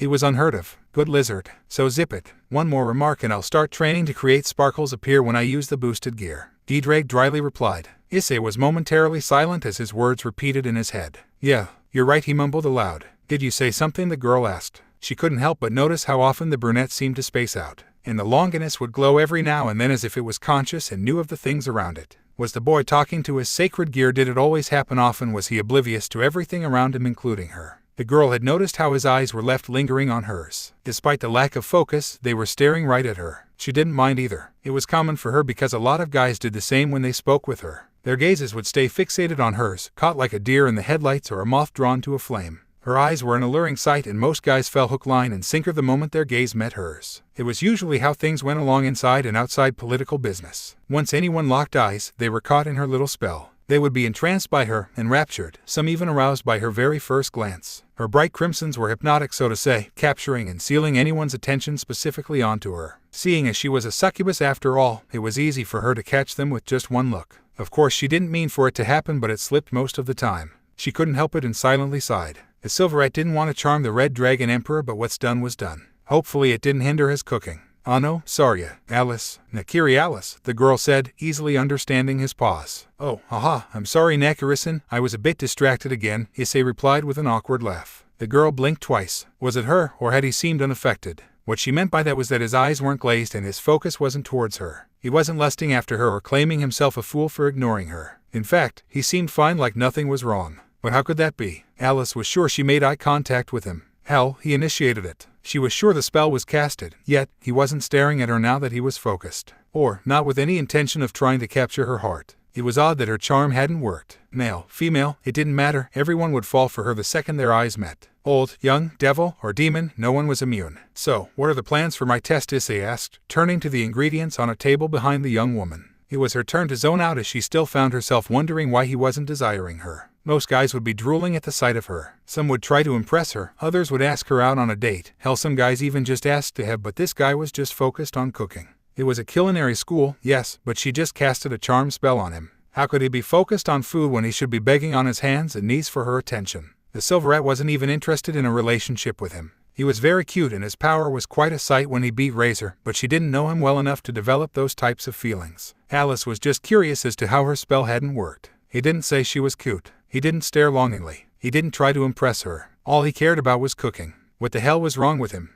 The girl soon realized the irony of her question. He was on point and she was the one thinking crazy. But still, no one should be able to break her charm unless another succubus, or her stupid cousin, broke the spell. So how had the former human done so they were the easiest to charm actually? But it didn't look like he tried to break it. It didn't look like the spell was casted at all. Maybe she should try again. Yeah, maybe it was a simple fluke and he blinked or something. She had to test this and see what actually happened. "Hi, Audushin," his senior cooed with a sweet tone. Issei turned to her, confused by the way she called his name. His eyes met hers and the ruby jewels glistened as she smiled softly. They glowed, just faintly, and Issei felt himself grow just a bit dizzy. The girl knew she got him. He stared right at her when she cast the spell. When he stumbled slightly and grabbed his head, she was sure the spell worked. A small grin appeared on her lips as she felt satisfied that her spell was effective and that the first time was just a simple fluke. In fact, she felt pride that even the great red dragon emperor was going to fall for her. Now, if she could improve more, her cousin would finally be in her shadow. She fist-pumped at the opportunity to finally beat her cousin and make her say, "Alice, you're the best." It made the young woman giddy as she giggled. But she had to focus back on the person of interest in front of her. He still had to take the exam and they had been stalling it for some time. "Hi, Audushin, are you all right?" she asked, stepping towards him with a sudden change to concern. "Yeah, just a little headache, nothing to worry about," he replied softly. Their eyes met for a brief moment before Issei shook his head and smiled. "So, about the test." Alice's eyes widened at his response. His eyes weren't glazed either. He was completely unaffected. Once again, her spell hadn't worked. Impossible. She had looked him dead in the eyes. He fell back, obviously affected by it. So how in Satan's name had he not been charmed? It made no logical sense. He should be fawning over her like a puppy to its master, so why was he still talking about cooking? Was there something more to the Sairaorg that she hadn't seen? Was she wrong? Had she made another mistake? This was unbelievable. "Why, your test is the egg," she grumbled, ignoring the innocent smile he gave her in return. "All right, let's get right to it then," he replied with excitement, all the while leaving a baffled and upset succubus to mull over why she failed. Twice. XOXOXOXOX. "Congratulations on passing the test," Isay and Kuisha praised with excitement. To which Issei muttered, his voice filled with pain. What is it?" "Can you not say that while beating me up?" he replied. The pawn and queen were currently training back at the Bael estate. After a week, Issei had discovered he passed the test and his transfer papers finally came through. So, now, he was an official student of Tatsuki Academy and would start his classes Monday morning. And how else was he to pass the time while found himself being forced to train by his senior? Again, come on, I'm just saying I'm happy for you," Kuisha said, charging towards him with intent for close combat. Issei rose up and quickly blocked a strong kick aimed for his head. He placed both of his arms up in a cross position, effectively stopping the queen's momentum but still sliding just a bit from the force of the impact. Utilizing his rook trait, Issei was able to defend against the powerful blow. He was actually thankful for Ladora and Gandoma's spars as he grew much more durable. 2 weeks ago and he might have been dead. Issei pushed the thought aside and regained his focus on the fight. Kuisha locked her leg on Issei's arms, keeping them in place, and rose the other for an unexpected axe kick. The brunette's eyes widened, but he quickly reacted and switched to his knight trait. With it, he slipped under the blonde's attack before turning to throw a punch. Kuisha turned and caught the attack, grinning as she saw the disappointment in the Sairaorg's eyes. "Sorry, Issei, you'll have to do better than that," she sung with a sweet tone. Issei suddenly smirked, confusing the queen in front of him. He rose his left arm and the boosted gear appeared in a flash of light. It made Kuisha blink twice before she looked up to the brunette, whose smirk had become a little toothy. "Issei, I thought we agreed on no boosting," Kuisha said, still slightly confused. His smirk grew even more as he felt himself gaining the upper hand. "I know, but we never agreed on thighs flash."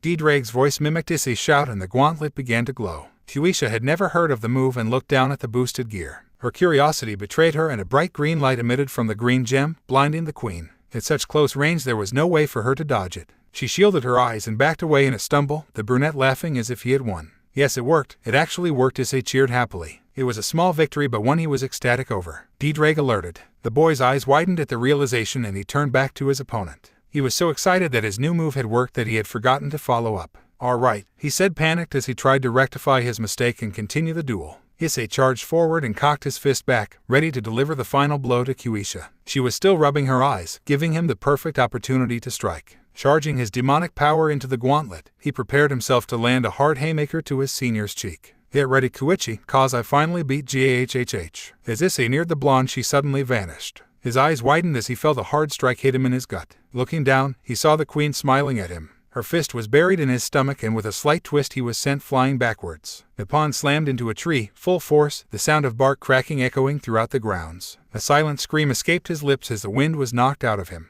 A bit of escape from his lips, and he felt as if a car just ran into him full force. Sorry, Issei, you've still got a ways to go before you can beat me, Kuisha replied with a giggle. The brunette's cheer of success had given her more than enough time to recover, and she was able to respond with a powerful strike that easily defeated him. That was a mistake he couldn't make on the battlefield. It could cost him his life. Damn it, Issei muttered as he slowly stood. He was shaky but kept his balance, holding himself up with a firm hand on his knee. You gotta admit though, I had you there for a second. Kuisha smiled and walked over to him. She lightly punched him in the shoulder, the boy wincing in response. I'll give it to you, you almost got me there. If you followed up, I might have gotten a little hurt, Kuisha answered. She looked up at him, feeling proud towards her kuai. Well, looks like I've still got a ways to go, Issei replied, clutching the shoulder the blonde punched. You're growing very fast, Issei. It's almost unbelievable at the rate you're going, Kuisha praised, much to the brunette's surprise. You really think so? I haven't noticed myself growing that much, he replied, scratching the back of his head before wincing from the pain of doing the action.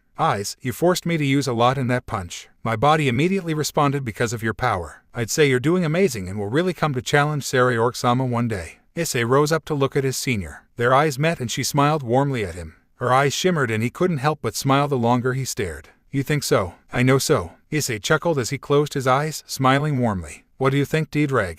Thanks, partner. Thank you, Kuichi. That means a lot, he replied softly. Her smile widened. It's nothing, Issei. You're a part of the family now, which means you're an important person to me. Issei blushed lightly and turned away from her. Kuisha too had a small blush and came to find her toes very interesting. All the while, the watchful gaze of their king was not too far away. My lord, you have put a lot of faith into this boy, a voice spoke from Sairaorg's side. The Bael turned to see a Nemean lion. With its fur golden and a violet jewel rested on its forehead, the beast towered at a height of 5 meters. But it merely sat by the young man's side, watching the exchange between the queen and pawn. Yes, and it was right for me to do so, Sairaorg replied. He's proving himself to be quite worthy of your pawn. Something I wasn't, the beast replied. Don't say that, Regulus. You're a very powerful ally, with or without the evil pieces. And you've been a very good friend to the family. My lord, Regulus replied in thanks. There was a bit of silence before they spoke again. The boy shall be joining you at school as of Monday, correct? The lion asked. Sairaorg's expression darkened and he grew very serious. No, sadly his first day will have to be postponed.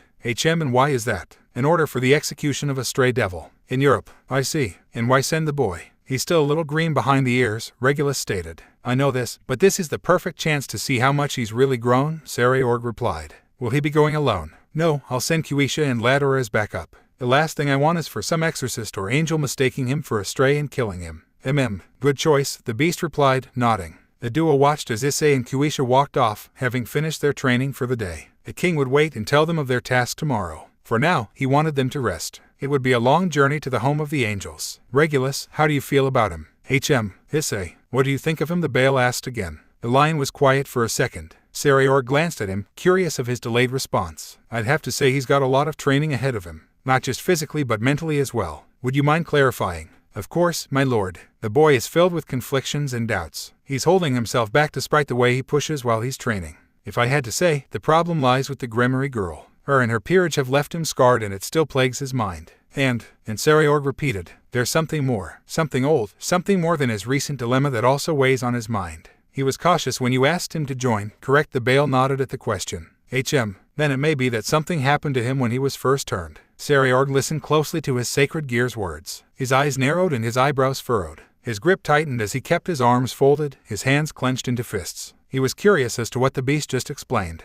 Did something happen with Issei when he was reincarnated, and if so, did it tie in with Rias? When he was first turned, Issei stood before his king. He was unsure of why he was in his master's office instead of training. He still had school to prepare for and he would have liked to get a little training in. But, then again, maybe this meeting was important for him before he returned to Tatsuki Academy. Maybe a run-through of rules and regulations or something like that. You called me, Aniki, Issei asked, announcing his presence to the heir. Yes, I have some news for you, Sairaorg said. What is it? The brunette asked in return. You won't be attending school today. Why's that? We have a stray devil request. I'm sure you're quite familiar with them, Sairaorg stated. Issei nodded his head in reply. Good, then allow me to further elaborate on what your objective is. This alerted Issei, and his eyes narrowed ever so slightly. The tone in his master's voice was very serious and held heavier weight than Rias when she received an extermination request. The stray devil is in Europe. You, Kuisha, and Ladora have been assigned to kill it, Sairaorg stated. Europe, Issei repeated. His king nodded his head. But it's the home of the angels. Is it really that serious to send us into their territory for a rogue? This made the heir smirk and chuckle a bit. It's good to know your growth hasn't been limited to just your physical strength. Yeah, because of all those drill sessions you gave me, the brunette thought dryly. Ddraig spoke, sounding groggy. He must have just woken up. Well, yeah, after the trade I realized that I always dove into fights without thinking. I did it with Rainier and I did it again with Razor. Twice, and it either ended in me getting my ass handed to me or almost dying. If I'm gonna prove myself to Rias, I have to actually start using my head. The one with my brain. Issei's eyes fell at his partner's words and he clenched his fist. I can't, Ddraig. It's just not as easy as you or Anarchy believe. This feeling in my heart, it's not that easy to just let go. I feel that, at least, if I show her how strong I've become, I could get this weight off my shoulder. There was a moment of silence between the gear and user, but a sigh soon broke those short seconds of peace. It was the gear. She's not weak, she stammered. Why is it so hard? I mean, I know I should move on, but it's still just so hard, Issei replied, sounding truly conflicted. He wanted to forget her, but it was difficult. She saved his life, gave him meaning, and tossed him aside moments later. The dragon assured. How are you so sure? The brunette asked back. Ddraig hesitated once more. The memory of a blue western dragon surfaced in his mind. He quickly pushed it down and controlled the sudden spike in his emotions. Thanks, Ddraig. Once the link was severed, Issei returned to find Sairaorg looking at him with an amused smile. There were hints of pride in there as well. He could only imagine how long he had zoned out in his discussion with Ddraig. I'm sorry, Anarchy, I got distracted, he apologized quickly with a bow. The Bael chuckled in response. No need to apologize. You were talking with Ddraig, were you not? Issei slumped his shoulders and turned away from his king. Yeah, we were. We were talking about Rias. This made Sairaorg narrow his eyes. And similarly to the boy in his sacred gear, he and his master shared a moment of silence. The heir was reminded of the day before. The conversation he and Regulus shared came back, and he could feel the desire for the answer return. Although, it was not like it had quelled much since the assumption was proposed. For the sake of his pawn, who was already like family to him, he had to uncover the answer, even if it meant confronting the one who was related to him by. Whatever Rias did, he had to know, otherwise Issei's mind and heart would suffer. The brunette didn't need to prove himself to her. He already had when he saved her from Razor. When he put his life on the line and dissolved a marriage everyone knew she didn't want. Going against the laws and destiny, for her sake, with no expectant of a reward. He had proven himself tenfold and then some. Issei was more than enough for his prideful little cousin. And yet, here he was, saying he hadn't felt it was enough. Eyes, you may go. Kuisha and Ladora are waiting for you. You will be gone for some time, so pack accordingly. Aye, was the pawn's simple reply. He then turned to leave. Oh, and one more thing, Sairaorg said. Issei turned back. This is to see how much you've grown. Kuisha and Ladora have your back, but this task is to test if you can cover theirs. I believe in you, Issei, so go make me proud. Issei nodded once more before leaving and closing the door. Sairaorg soon stood afterwards. A magic circle appeared before him, the same hue and symbol of his household glowing, ready for use. Oh, and Anarchy, Issei poked his head back in. Yes, what is it, Issei? The heir questioned. When I get back, tell me how you got that badass lion hiding in the shadows. I'm so jealous, Issei said with a grin before disappearing behind the door once more. Sairaorg's eyes went wide and he stood stiff for a few moments. The silence was broken by a light chuckle coming from behind the teen. And, as the brunette said, emerging from the shadows was Regulus. He had, what looked like, a grin on his face as he shook his head in amusement. So he knew I was there the whole time. You didn't reveal yourself to him on purpose, did you? Sairaorg asked without looking back. I didn't. The boy has already grown considerably. I'd say he's reaching the next step in his growth, Regulus replied, grinning widely. You mean balance breaker, correct? The Bael asked, turning back to the beast. It nodded in response. He's grown so much. Rias unlocked the potential, but she didn't utilize it. Now, he's making it into his own weapon and excelling with it. Could you say that this mission may unlock it? Hard to say. Sacred gears are fickle things created by God. Some just need more training, while others could take a life or death situation to unleash its raw power. Sairaorg put a fist to his chin in thought. He couldn't mull on it long, but it was still incredible that the boy had come so far in such a short period of time. Not even he had such a growth spurt. Could it be Ddraig giving him some kind of boost, or was it something more? Regulus, is it possible for a sacred gear to alter the genetics of its host? The Nemean lion paused for a moment. He then turned to his master with a look that spoke confusion. He was obviously vexed by the question. What do you mean? Do you think Ddraig might be altering Issei's DNA, possibly turning him into a dragon? Regulus thinned his lips and narrowed his eyes. He thought on the idea for a moment before turning back to the heir. I've heard stories of gears altering their host's bodies to accommodate their weight or abilities, but never have I heard of a sacred gear changing the actual genetics of its host. Though would it be possible for such a thing to happen? Sacred gears were made by God, and he was a lunatic. It just might be possible with everything that fool's done. I see. XOXOXOXOX. Rias was doing some paperwork in the occult research clubroom. She denied a few more requests from those trying to fill Issei's place. She signed off a few papers the student council sent her. And she, of course, signed a consent form for a Japanese expo that would be coming to town in a few weeks. But someone spoke up to her. The redhead looked up to see her trusted queen, Akino, standing before her. You have something for me, the heiress asked, setting her reading glasses down. No, actually, someone wanted to speak with you. It was quite urgent, in fact. This aroused the curiosity of the Gremmery. If Akino came to her with this, it meant the matter was important. Supernatural important. If it was a human, the queen would turn them away. But for her to be relaying this information, it was no mere human. So who? Sona would usually be right behind her. Was it her brother or Grafia possibly? The doors then opened and she was surprised at who she saw. It had only been a few weeks since he had came, so it was shocking to see him back here again so soon. Hello, Rias, Sairaorg greeted in a not-so-friendly tone. Akino snuck past him and out the door, leaving the two kings alone. Sairaorg, what are you doing here so suddenly? Rias asked, still taken aback. I've come here to discuss some things with you. More specifically about Issei, the fellow heir replied.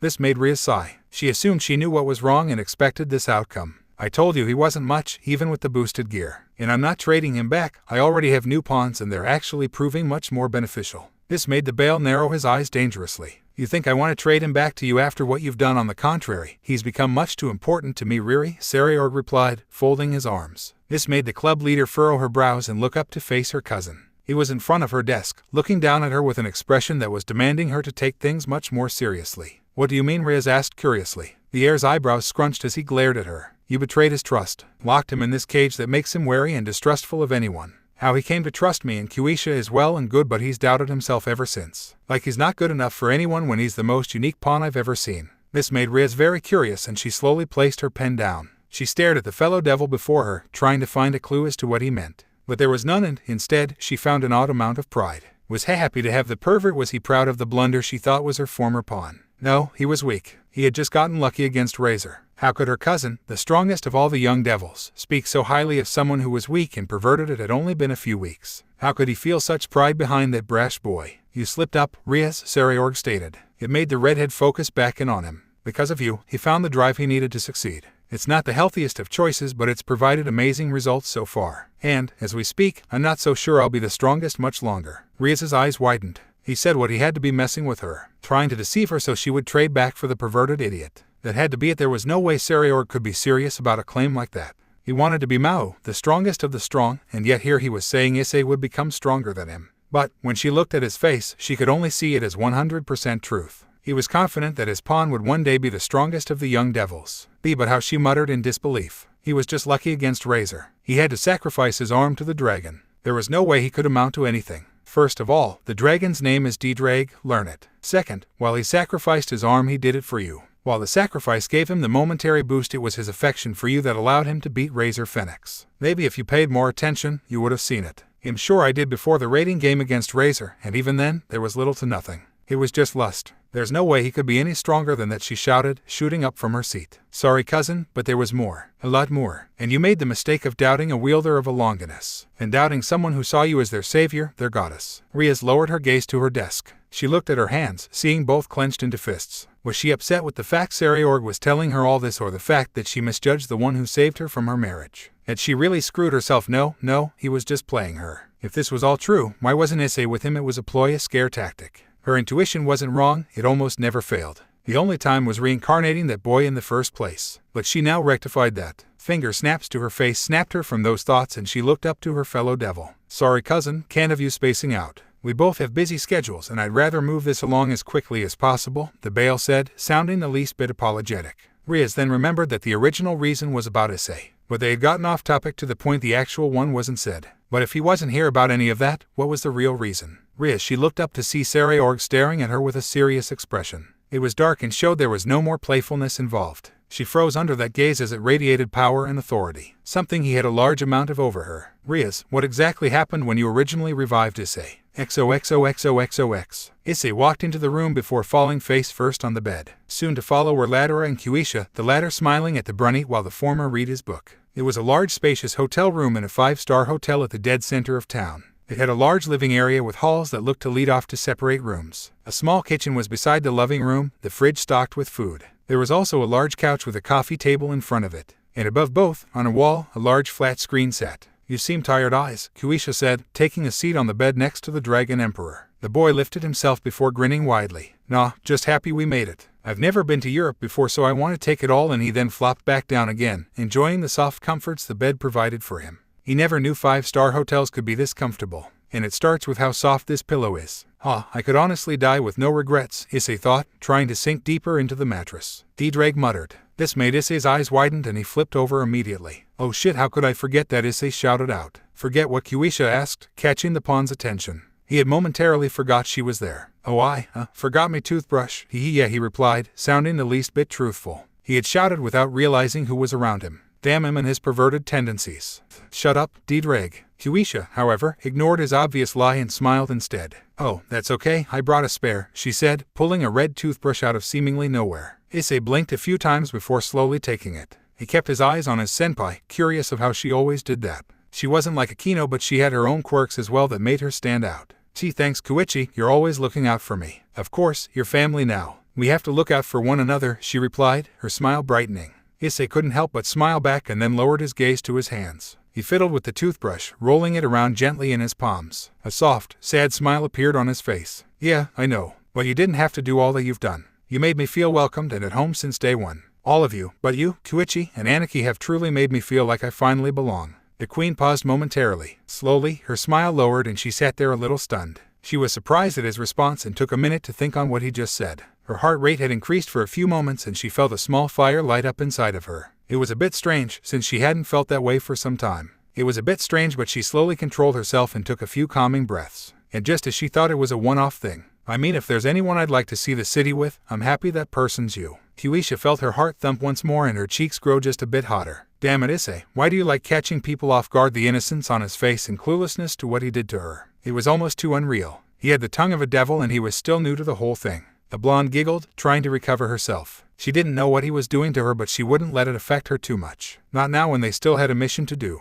Latera, meanwhile, could see the interaction between the two and decided against involving himself. It was obvious that the two were starting to see each other as more than associates or friends. They didn't know it, but all that training was bringing them closer. And this task would only heighten the speed at which it was going. He wasn't against seeing the seed sprout. So, he left the room to find somewhere peaceful to continue his read. And leave the two young ones to come a bit closer. It'd take some time, but all nurtured items did, and they always made something beautiful. Once he was gone, Kuisha was calm again and Issei was enjoying the bed once more. "Well, we have a mission, but we have plenty of time to do it. So why not enjoy the sights as well?" Kuisha offered with a small smile. Issei could see that it was warm, soft and inviting, much different from her usual motherly smile. And it was beautiful on her, only making her look even more amazing. He blushed lightly, taken by such a look. Rias nor Akino never gave him such a smile, and it filled him more than theirs ever could. But the smile wasn't there for long, as the queen soon cocked her head to the side in confusion. "Eyes." The pawn quickly found himself staring and shook his head. Sorry, yeah, that sounds like fun," he replied, attempting to recover. Kuisha giggled once more, always finding her kuhai's antics amusing. "Great, I don't know much of the place either, so this should be a great time." Without another word, she stood and grabbed the brunette's hand. He barely got out a yelp before they were out the door and running down the hall, ready to see what sights and sounds the city held for them. It was the end of the day and school had finally let out. Students were either heading home, downtown to have fun with their friends, or going to their respective clubs. This was no exception for the prestigious Kyo Academy, nor to the former nun, Asia Argento. She had just finished her classes and was making her way to the old school building. Many people asked if she wanted to hang out and a few guys asked her out on dates. But she kindly refused them all, responding with the usual "I have club activities." However, it wasn't as bright and cheery as she made it out to be. By the time she was alone, with no one around her, her smile would disappear and her eyes would gain this crestfallen look, as if her very soul had been sucked out of her. And, if anyone knew her personally, they'd know the reason why. Issei, her first friend, her first family, and her first crush. The boy has become a huge part of her life. He welcomed her with open arms and was very nice to her. He took her on a date and made her feel special for the first time in her life. She felt like she was blessed with him by her side. And then she was murdered for her sacred gear. But she was then saved by him and given a second chance at life. He helped her adjust to school and helped make so many friends. He even went as far as to help her learn Japanese so she would fit in better. And just like that, he wormed his way into her heart and made her feel loved. And made her fall in love with him in return, even if he didn't see her that way. But that all quickly changed when Rias announced that she was trading Issei. It shocked her. It shocked everyone. How could they not be? Issei had just defeated Razor. He had saved Rias from a marriage she didn't want. He put his body on the line again and again. He sacrificed his arm to get enough power to save her. He went against all of the underworld so he could help her. He cried, he bled, and he almost died just so she could have a choice. And how does she repay him? By giving him away to someone else, by trading him after she deems him useless after all he's done for her. Asia wanted to tell her no. She wanted to tell her she was wrong. To tell her that Issei wasn't just some tool and that he was just as important as anyone there. That she should value him more since he had literally just saved her life. And that trading him would be the biggest mistake she could ever make. But, just as always, she didn't speak up. She didn't say a word. She sat back and kept her mouth shut. She cowered and held her tongue, all just to avoid the wrath of her king.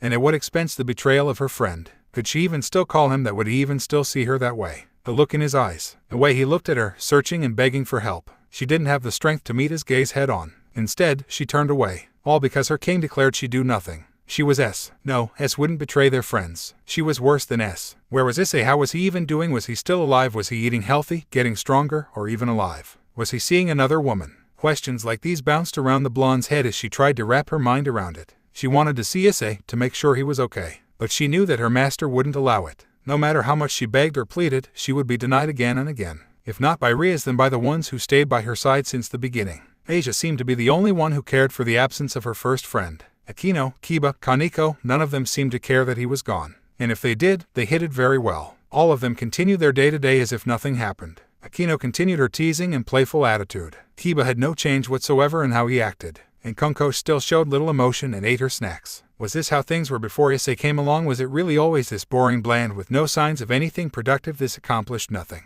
Asia wasn't stupid. She remembered how Razor had crushed them during the raiding game. He had defeated all of them with ease. He merely played with them and gave them false hope before destroying it altogether. It was all a ploy, much similarly used by Moses before he defeated the Egyptians at the Red Sea. It was to make sure they never tried anything again. Despite the fact if Egypt reevaluated their plans and tried again, they would have succeeded. And what was Rias doing right now? Nothing. They weren't training or even discussing a strategy if something like that came up again. It just continued as if nothing happened. Everyone laid around, went to school, did contracts, and took care of the occasional stray devil. But what did that accomplish? Absolutely nothing. The guy Issei went with seemed really strong, meaning Issei had to be getting stronger himself, right? So why weren't they? Wasn't the point of being reincarnated was so she could get stronger, move up the ranks, and eventually receive her own peerage? She wasn't getting any closer to that, or to getting Issei back. And it seemed Rias didn't care either as she continued to play around and do nothing. The bishop promised herself that she would train hard to keep up with Issei. And what was she doing lying around and just doing contracts? She wasn't getting stronger. In fact, it almost felt like she was backtracking.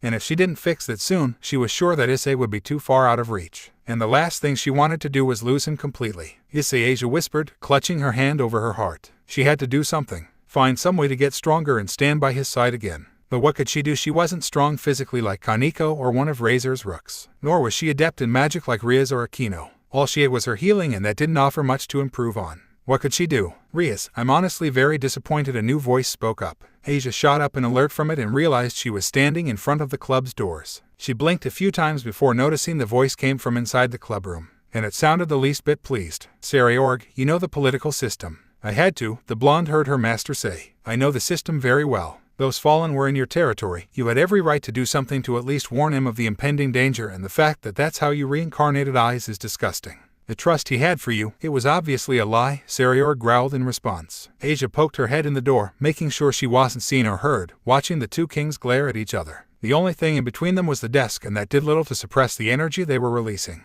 It was blatantly obvious they were in a heated argument, and Issei was the source. But what about exactly? You have no right to question my judgment, Rias snapped back. Oh, I do, Riri. The moment Issei became my pawn, his problems became mine. And you are the biggest one for both of us. Sairaorg looked to be seething. His fists were clenched tight, his teeth we grit, and his power was growing the more time passed. Asia was actually surprised by that. He was getting this worked up over Issei. Did that mean that he cared for the brunette? He works day in and day out, also he can live up to your expectations. But to find out that his views of you are fabricated lies, two don't even know what to tell him, the Bael stated, sounding very displeased. You've not only disgraced yourself, you've disgraced the Gremory name. Watch where you step, Sairaorg. You aren't in the best position to talk down to me, and I could honestly care less about Issei. He was a weak pervert then and probably a weak pervert now, she blurted out, slamming her fist on the desk. If anything, I should have left him for dead and gone with my current pawns sooner. Gasp. A sharp intake of air broke the tension between the two devils, and they turned around. There, they saw Asia standing, mouth agape and shock-filled eyes. She was frozen stiff, staring at her king with a look of betrayal.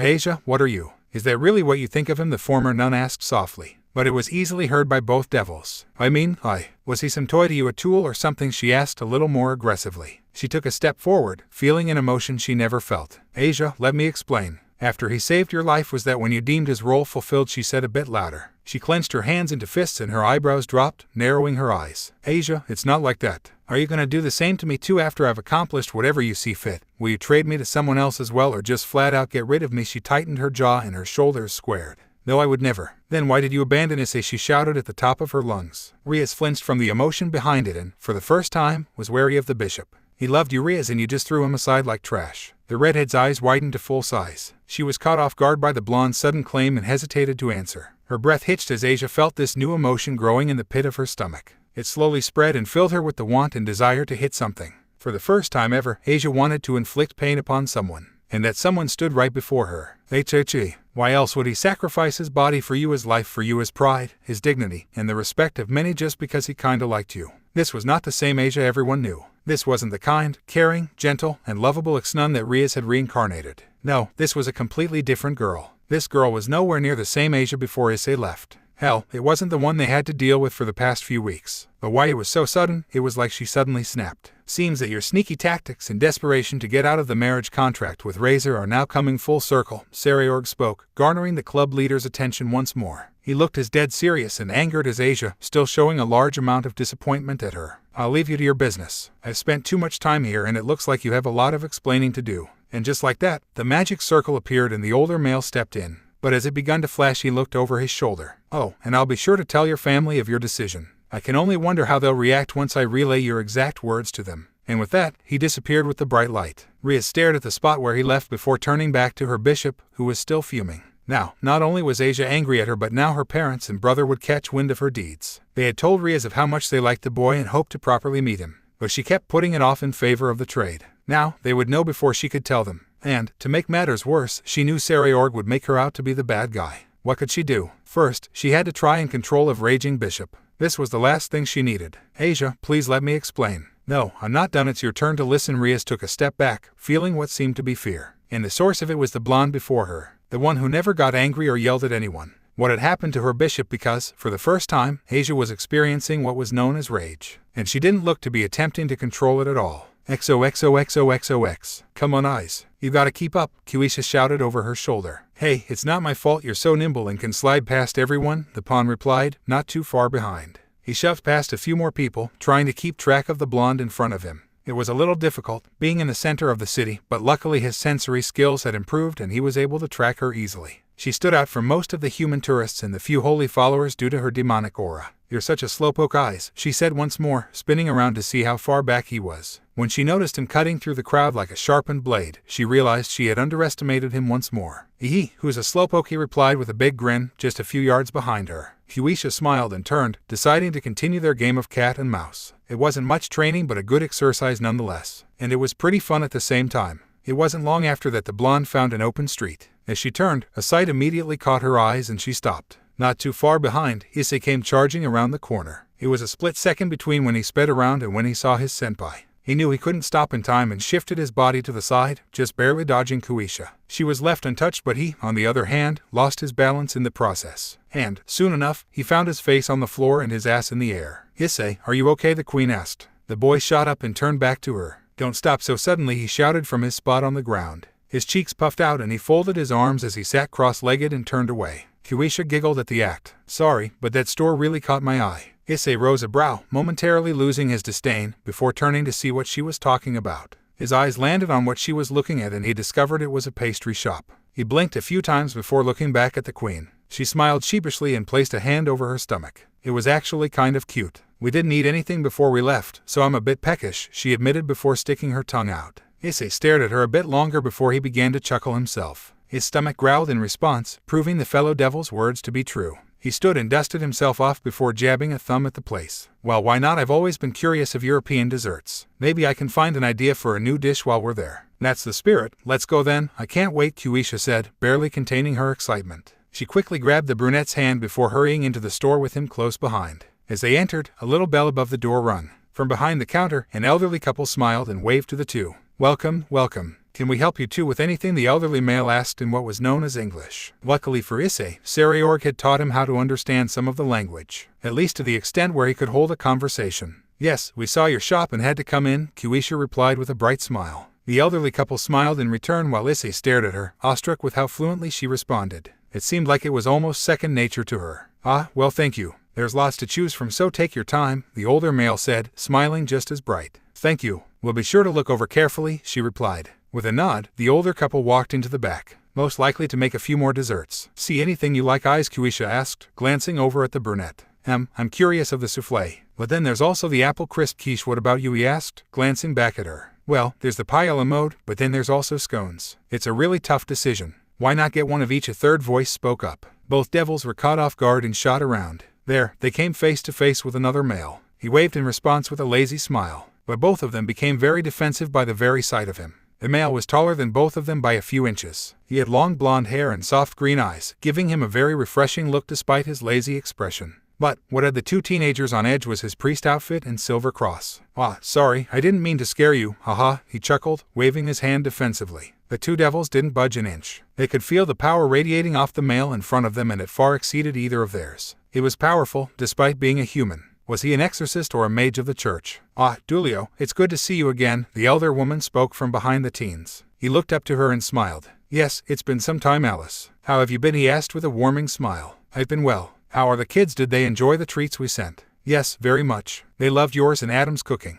Of course, who wouldn't? I'm glad. Have you come back to get some more for them or yourself? She asked. He chuckled. Actually, I've brought a friend. She's been so stiff these past few days. I'm hoping some of your sweets can unwind her. Oh, well, we'll be happy to meet her. Great. She'll be here very soon, he said happily. His attention then switched back to the two devils who were still watching him warily. In the meantime, why not let me buy you two those sweets as an apology for scaring you? Issei and Kuisha were still very cautious. They glanced at each other before looking back at the blonde male. He showed no signs of hostility towards them and didn't seem really willing to fight at all. In fact, he just seemed like an all-around nice guy. Still, they had to stay on guard. Well, since you're offering, it'd be rude to say no. Thank you, Kuisha said with a bow. No need to thank me. I noticed you two don't look like you're from around here. Least I can do is show a little hospitality, he replied with a big toothy grin. The bell rung, signaling someone had walked in. The trio turned to it and noticed another person. Dressed in full nun's clothing, a woman walked in. She looked older than them, maybe around Dulio's age or a little older. She had blue eyes and gentle-looking facial features. Ah, Grisla, you made it, Dulio said happily. She looked at him with a stoic look before walking over towards the trio. The devils could feel that she was just as strong as the exorcist. This must have been the person he spoke of. Dulio, I still don't understand why you invited me out. I must see Zenobia off and I have very little time, she replied. Oh come on, you're always so busy. You got to relax every once in a while, Dulio whined, sounding very childish. It actually made Kuisha and Issei lose their caution towards him for the moment. And that, in turn, alerted Grisla to them. Oh, and who are you two? She asked, sounding very polite. It was much different than how she spoke to the older blonde. It was just lucky that she wasn't hostile towards them either. These are two new friends I made. They'll be joining us here. There he paused momentarily before turning to the two. I actually didn't get your names, he said sheepishly, invoking the other three to look at him with deadpan expressions. Honestly, Dulio, I wonder about you sometimes. Anyways, if you'll allow me to introduce myself first, I'm Grisla Quarta, pleasure to make your acquaintance. And I'm Dulio Gesualdo. But you kinda already knew that. Kuisha Hayadu, Kuisha introduced herself with a bow. It was on the fly, but both devils knew she couldn't reveal her last name, lest she give away the fact she was a devil.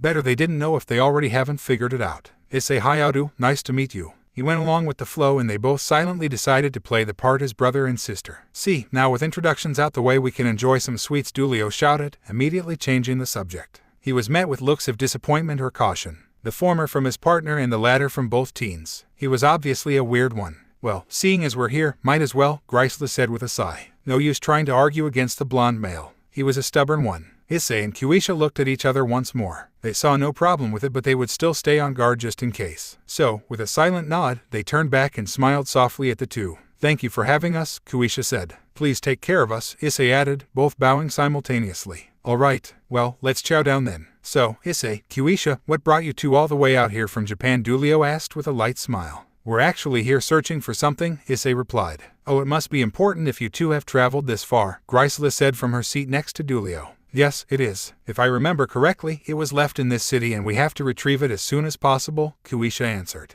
If there's anything we can do to help. Issei immediately waved his hands, stopping the offer immediately. Oh no, we could never ask you of that. You've already shown us enough hospitality. Are you sure? Grisela asked with a sign of genuine concern. Yeah. Besides, this is something we have to do on our own, Issei replied. I see. It must be a family matter if I can take a guest, Dulio asked. Something like that, Kuisha said, glancing over to Issei. I see. Well, we wish you the best in that endeavor, Grisela replied with a light head bow. Thanks, Issei replied with a big grin. The group continued to eat their sweets and kept up with their light conversations. Issei and Kuisha were asked about school, hobbies, and a few other questions which they answered like a normal human would. A culinary school, HM? No wonder you found yourselves drawn to this shop, Dulio stated with a big grin. You could say that, Kuisha replied. I was curious of European sweets. I want to try my hand in it and thought this would be a great place to research, Issei said from her immediate right. You have great taste, the sweets are perfect and the owners make everything right here, Dulio informed happily. Seriously? Hoo-ha, that's amazing. No preservatives, nothing shipped across seas. Nope, they have quite a hand at making magic from nothing. That's amazing. They're amazing, Issei said in complete awe, falling back in his seat. They really are, Dulio replied with a soft smile. Kuisha and Grisela merely looked between their partners. The boys' loves for sweets may have made them brothers in arms. It was a bit odd in their eyes, but it was a good sight seeing they found someone like one another. As conversations continued, the younger duo asked about the elders' knowledge of Europe, curiosity to how they knew of the shop, and of their religious views. They even went as far as to ask how the two came to joining the church and of their deep devotion. Our devotion, Grisela asked, looking a bit taken by the question. When the teenagers nodded, both followers looked at each other before pondering the question a bit. Well, if I had to say, I'd do any and everything for the church. It's been a huge part of me my whole life and God has guided me every step of the way. So I'd say it goes pretty deep, Grisela replied thoughtfully. She sounded genuine and passionate with her claim. So the duo nodded their heads, accepting the answer. They then turned to the older blonde who still looked to be pondering the question. It's been some time since I was asked that, he murmured, just barely audible. I guess it'd be the fact because of God I can travel the world and eat all I want. Issei and Kuisha had incredulous looks on their faces while Grisela just shook her head in disappointment. Of all the answers, they hadn't expected that. Seriously, Issei asked with a light disbelief. Yep, the older blonde replied, popping the pea. That's quite the reason, Kuisha asked, unsure of how to really respond to that. Oh, it is. I travel the world, trying all types of foods. Spicy, sweet, hot, cold, you name it. Dulio, I feel you're misled sometimes, Grisela muttered, resting her face in the palm of her hand. What he asked in return. He looked at all of them with genuine confusion. Forget it, the nun replied as she looked off. It was then that they heard the chime of the bell. The group looked back to see two more people walk in. They were clad in white robes with golden clasps. The first was a girl. She had chestnut-colored hair, tied in twintails, with violet eyes. The second was also a girl, but she had short blue hair, with a green bang, and golden eyes. The newcomers looked around the store before their eyes landed on the group. The two then rushed forward, joining the sides of the church followers. Dulia-sama, Grisela-sama, there you are, we thought you two ran off, the twin-tailed girl whined. She sounded like the innocent and childish type. Yes, we looked all over the city for you, the brunette continued. She was the cold, serious type. She reminded Issei a lot of Kaneko,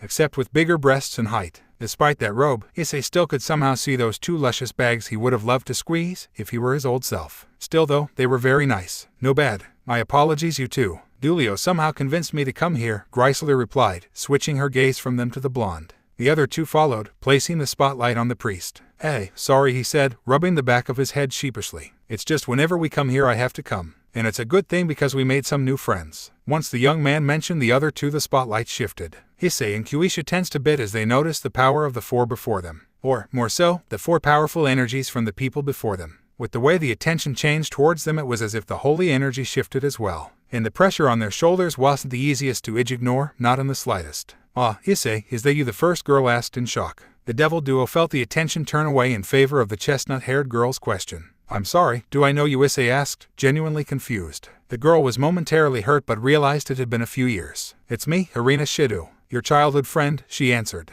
Issei thought on the name for some time before a familiar image popped in his head. His eyes widened and he shot from his seat, pointing at her. Odd that Irina Shido, I haven't seen you in years. You were a girl this whole time, he shouted back at her. The group looked at him lost for the moment before turning back to the now named Irina. She was laughing softly and scratching her cheek. She didn't seem offended by the question at all. Guess I did dress and act like a boy. It must have been easy to confuse me for one. Still, I haven't seen you in years. How are you? Issei asked, walking around the table towards her. He didn't stop till he hugged her, shocking the entire group there, Irina included. I'm fine. She squeaked in return, a deep blush appearing on her face. Issei pulled back, just enough to look her in the eyes. He remembered all the moments leading to now before softly smiling in response. It's been rocky, but successful nonetheless. Who knew I'd get to see you again? Irina was still stiff in his arms, her blush a rose red. A goofy smile was on her face and her thoughts were similar to his, taken aback that the brunette was actually standing before her. Ahem, I'm to assume you two know each other quite well, another voice spoke up. The reuniting friends' eyes widened as they remembered where they were. They turned back to see the others looking at them with various expressions. The brunette was impassive, Kuisha was cheery, Griselda had a small, almost unnoticeable smile, and Dulio had a shidating grin.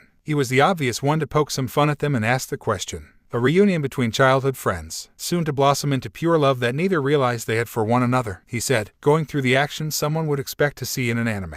You're reading those mangas again, aren't you? Griselda said from the side. Yes, I am, he replied with no signs of embarrassment. The nun sighed and looked away with dread. Why was she paired with him all those years ago? Issei, in the meantime, released Irina and moved away hoping to avoid any more embarrassment. Much to the disappointment of his childhood friend, she had been reminded of his warmth when he hugged her and embraced her in it. We used to play every day when we were kids. We were practically joined at the hip, Issei answered. He scratched the back of his head, chuckling softly. You two must have been good friends for you to hug her so easily, Griselda noted, her smile widening just an inch. Hee, I suppose. My body kinda moved on its own, he replied. I see, the nun muttered. But she switched gears the same second as her attention turned to the white-robed girls. Now Irina, Zenobia, I'm to understand you two have a good reason for wasting your time looking for Dulio and myself. The tone of her voice and look in her eyes turned cold and authoritative, much like a leader getting ready to berate their underlings. And the two young girls cowered, as they should, under the aura of Griselda. The smile on her face didn't prove to help either. In fact, it made the look all the more fear-inducing. Well, you must, seeing as this mission is very important, Griselda added, her smile widening. Lady Griselda, if I'm to remember correctly, your flight is set to leave within the coming hour. And if you miss it, there won't be another chance for some time. Anuel, you realize this, correct? Griselda, you don't have to be so strict, Dulio said from the side. The nun turned to him with an equally cold aura pointed at the blonde male. You know the importance of this mission. The last thing I need to do is let them screw this up, she responded sharply. That's true, but it's not like the airport is too far away. If we leave now they can make their flight with time to spare, he said with his hands raised in surrender. The older woman looked at her partner for a moment. She slowly let the tension drop from her body stature and erased the aura towards both parties. I suppose you're right. It was then that the four church followers rose to leave, but not before remembering the last two of their little group. They turned back to see Isay and Kuisha, waiting patiently for their conversation to end, trying not to intervene in church matters. We must apologize to you too. We had forgotten you for the moment, Griselda stated with a bow. The two devils were quick to wave it off. It's fine, you guys have important business. We're in a similar spot, Issei replied. That's right. Issei, didn't you say you were from Kuo? Dulio asked. Issei turned to him, a little confused by the question. Yeah, why? We're curious if there's been some unusual activities you may have noticed, Dulio answered, taking on an uncharacteristically serious expression. It's been some time since I've been home. I wouldn't be able to give you an accurate answer, he replied, scratching his head nervously. Sorry. Dulio smiled once more to ease him. Don't worry about it. You've done nothing wrong. He then stood and joined the three at the door. It was nice meeting you. We hope you and your sister find whatever it is you're looking for. Thank you. Same to you as well. Thank you. God bless you. And with that the holy group left. What they failed to notice was Issei and Kuisha grabbed their heads. A sharp pain had shot through them at the priest's words and they were reminded of God's disgust towards devils. Whether the older blonde knew they were devils or not, the system was still in effect and that meant praises from them or towards them would invoke its wrath.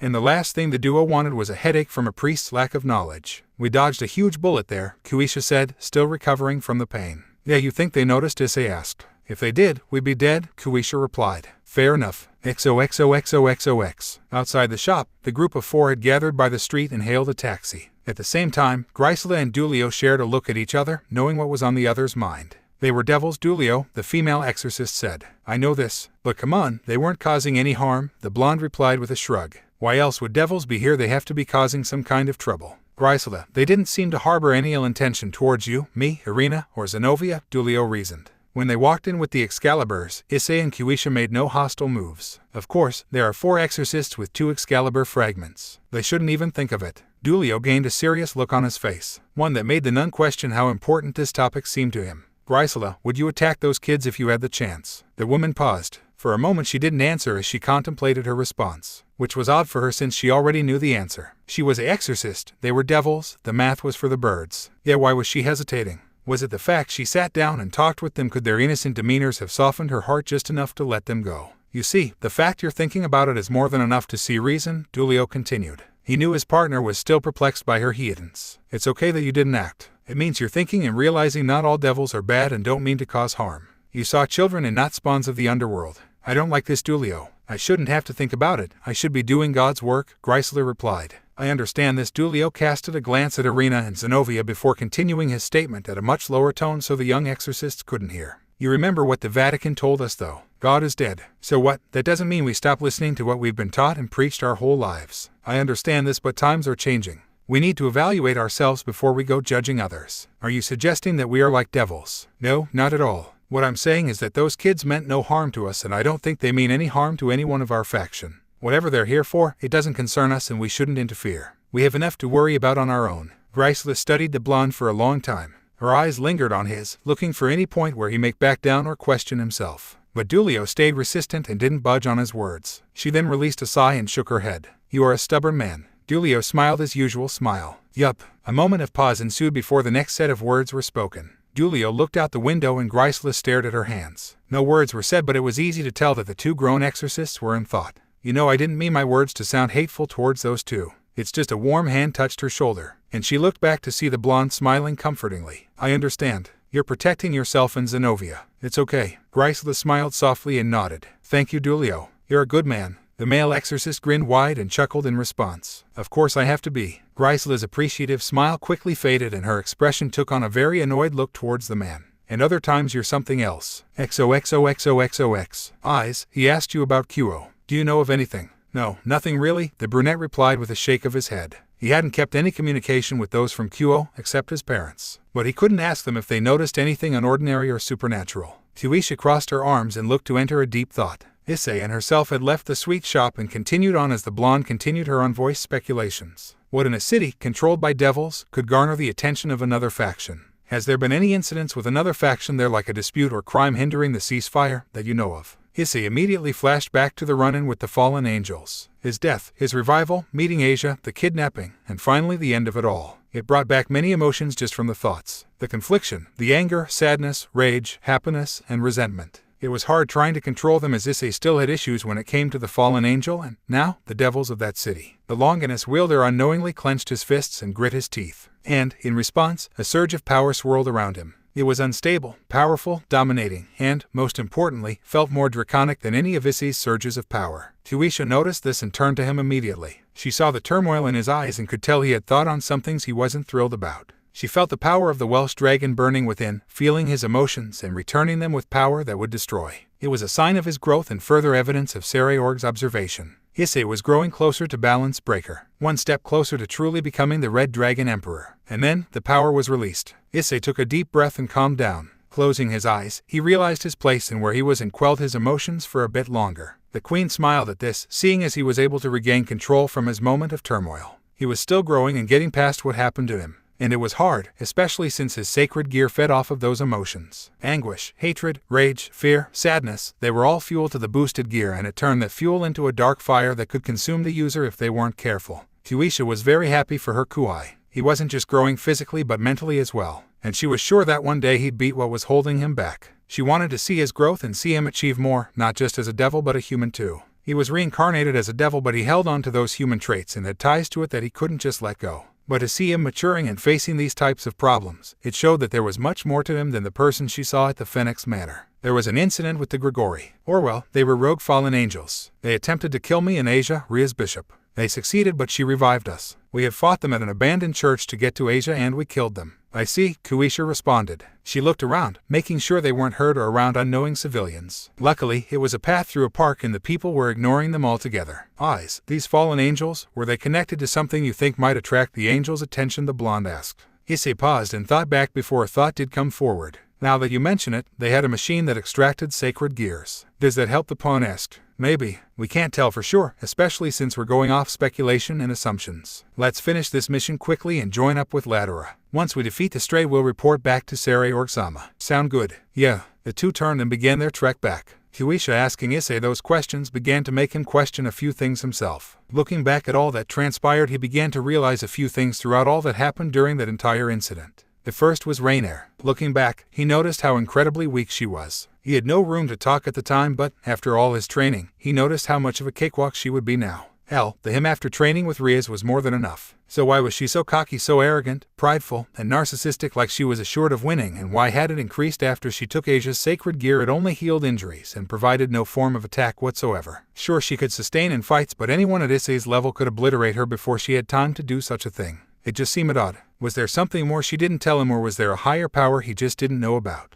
Oh well, he had to focus on the mission at hand. Once they found and took care of the stray, he could think a little more on what happened at the church. As the sun set, the timing for the hunt couldn't have been any more perfect. Issei wouldn't fail Kuisha or Ladora, nor would he fail Sairaorg, who had a lot of faith in him. He had a lot he wanted to do and needed to get back to training. Sooner he gets done, the sooner he could get back home. XOXOXOXOX. Sirzech had finally found the perfect time to visit his parents. He was free of work, for now, had an empty schedule, and found himself missing home just a bit. So he made up his mind, made his way home, and was now having a nice lunch with his parents. They were all in the family room. Tea had been poured, neat-cut sandwiches were on the table, and the trio were laughing away. Xiaticus had told the story of his golfing trip in the human world, and it still made his wife and son laugh to this day. Sirzech, this has been a wonderful time seeing you again outside of politics, Xiaticus said with a soft smile. Yes, it has, Venelana added. We hope the council hasn't kept you too busy. Nothing of the sort. But I had missed home and am glad to be able to spend time with both of you, the Lucifer replied with a warm smile. It was then that Grafia made her way in and bowed to the three devils. Lord and Lady Gremory, there is someone who wishes to speak with you.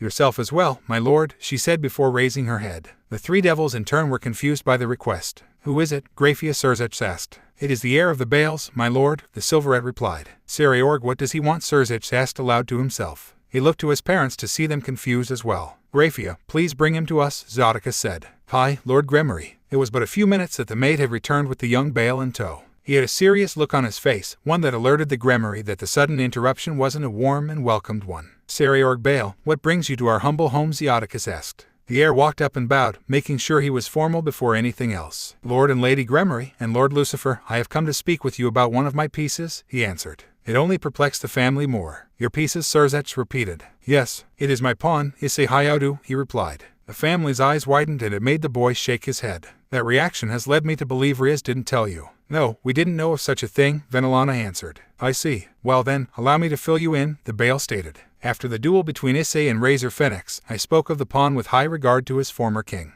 There was some back and forth before I offered her the idea of a trade, and she jumped on it instantly. What, but why would she? Sirzech told us she held Issei Hayaudu in high regard, Xiaticus said. That's just it. Your daughter has done quite a few things revolving around Issei, Sairaorg cryptically stated. What has she done? Sirzech asked. The other two devils seem equally interested. Hell, Sairaorg could feel Grafia's curiosity behind him. I shall tell you. But I must start with how she even attained Issei in the first place. Issei, he's moving towards you. I've got the Lamia, take him out. I'm on it. Issei, Kuisha, and Ladora had been chasing the stray devil for a few days. The first 2 nights were exhausting as the trio fought and avoided many traps the rogue had in place. Trapdoors, monster pits, rigged buildings, and even a giant mouse trap. Why, they didn't know. And on this night, thinking they finally had him cornered, the 3 devils found themselves fighting the remaining peerage members who were defending the class they had been searching for. It had been tough battle after tough battle, but once they defeated the last knight, all that was left was the former queen of the deceased Italian heir. The stray ran around the corner, Issei already there with his fist cocked back. You're mine. The stray ducked underneath the strike, Issei burying his hand into the wall. Dust flew and blinded the brunette, forcing him to rub his eyes of the invading particles. The stray turned back, looking to get a free shot at the pawn. He pulled out a small dagger, aiming to end the boy's life quickly. Issei pulled his arm out the wall just before the devil could reach him. He quickly parried the dagger and landed a strong right hook to the man's cheek, sending him flying into the next room. Through the wall, of course. He stepped through the hole, hoping to capture the stray this time. Just as he did, he was met with a hard kick to the abdomen, sending him back into the hallway and into a mirror. Glass shards flew, a few scraping him as they fell to the floor. The stray grabbed a large, sharp piece and leapt at the pawn. Issei regained himself just in time to stop the shard from stabbing him in the throat. The fellow devil tried his hardest to kill the brunette with his makeshift weapon, but the item wouldn't budge against Issei. They pushed back and forth, fighting for life and death. The weapon didn't move an inch between the two, both sweating and exhausted from the original long chase. Ddraig, I could use a little extra power. Boost. The sacred gear responded to its partner's wishes and Issei felt his strength increase. He moved his feet against the stray's chest and kicked with all his power. The force sent the devil straight up and slammed him against the ceiling before he fell back onto the floor, face first. The devil tried to rise and reached for the shard once more. Issei was quick though and rolled to his feet. He ran forward and kicked the weapon away, also knocking the stray in the side of his head. He then leapt on him, twisting both his arms around his back, holding him there in restraint. Gotcha, you bastard, the brunette yelled victoriously. "You putrid devil," he choked out. "Let me go this instant or I'll make you pay." "Okay, first, you're in no place to make threats. Second, kind of ironic for you to say that when you're a devil too," Issei stated. Kuisha walked in, dragging the corpse of a large snake woman. A lamia, so to speak. She tossed it next to the stray and his eyes widened at the sight. "I'll kill you where you stand. Stray devil Borg, this is the end for you. You poisoned and killed your master before fleeing to the human world. There is nothing left for you but to accept your fate." Kuisha had that rare and serious look that Issei had rarely seen. She could be quite scary and, if he was to be honest, very why when she got like that. "You think this is enough to defeat me? You've only sealed your fate when you brought the body to me," Borg growled before he clicked his teeth. The lamia's body began to glow and expand as an orange yellowish light could be seen in its gut. The pawn and queen's eyes widened as the light filled the room within seconds. Issei yelled as he released the stray and tackled the blonde out of the way. Kaboom! The explosion rocked the building and took out the floor the trio were on. Issei held on to Kuisha as they fell to the next, slamming on an old wardrobe that shattered from their combined weight. The stray had fallen and landed hard on the second floor, but he was still able to recover and pick himself up before running off. "Why yeah, damn it that stings," he murmured, holding his shoulder. Slowly he sat up, Kuisha kneeling to help with his wound. As she did that, she called their third. "Ladora, the target is moving towards the south exit. Make sure he doesn't get far," she ordered with authority. "No problem. He's in my sight, moving towards the abandoned factory," the rook replied. "All right, we're on our way." Once she cut the line, she turned her attention back to the pawn. Kuisha could see his singed clothes and light burns. He looked tired and she could tell he used a good amount of energy. She knew he'd be fine, but it bothered her a bit. At that moment she had relaxed her guard and he ended up paying the price. He was quick to react better than her. She was tired herself and that lamia took a great deal to defeat, but she was used to that type of thing. And yet Issei was the one who seemed more experienced and possibly saved her from getting hurt, if not killed. "Issei, you didn't have to do that. The body was closer to you. Who knows what could have happened if I didn't," he replied quickly. She couldn't see his face but, just from his voice, knew he was serious. "But you got hurt because of me. I'll live. All that training with Ladora and Gandoma wasn't so I couldn't take hits." Issei looked over towards her and smiled warmly. It made Kuisha pause for the moment and she felt her cheeks grow a little warmer. And she realized that Issei's rapid growth wasn't just physically, but mentally as well. "You're very important in this mission and the last thing I'd want to see is one of my teammates get killed." "Issei, Kuisha," Ladora's voice boomed, loud enough to break her from her moment. "Go ahead, Ladora. He's entered the factory. I've lost sight of him. No worries. We're on our way now. Just hover above and make sure he doesn't slip away." "Yes, ma'am." She cut the connection once more. "Issei, let's go. He's not getting away." "Right. XOXOXOXOX. Once inside, he released a huge sigh of relief. Looking at himself, the devil could see he was at his end. He was panting hard. There were a few specks of dried across his tattered clothes. He had a couple of burn marks, and he couldn't help but limp when he put pressure on his left leg. "Looks like I barely got away. That girl killed my familiar and that boy was better than I thought. Chen, nothing to do now but leave this town and start anew." He tapped his side, feeling the wet pouch that a pack of liquids had been shattered. What a waste. This was the only place to get such potions and they had to ruin it. Damn the council for sending these devils after me. In the Angels' territory nonetheless. Borg continued through the facility, looking around. It was a building next to an old oil liner, condemned and out of work for some time. Perhaps they had sucked it dry and decided to move on. But the company had left a surplus amount of drums behind, leaving the stray to take slow steps, lest he slip and fall in the few messy puddles. Odd for them to leave so much. Suddenly, the loud creak of a door caught his attention. The stray's thoughts would have to wait as the noise had come from the way he just entered. He tried to look for another escape but saw none. He was still recovering from his fight with the boy, and the makeshift explosion he used drained the last bit of his demonic energy. It seemed like he would have to fight. But with little to no power left, he might as well be a dead man. Borg then realized, and his eyes widened. He looked around at all the oil-filled drums, seeing a few ooze out flammable liquid. A sickening grin spread across his face as an idea sprung in his mind. He hid amongst them and began to move about, ready to enact his plan.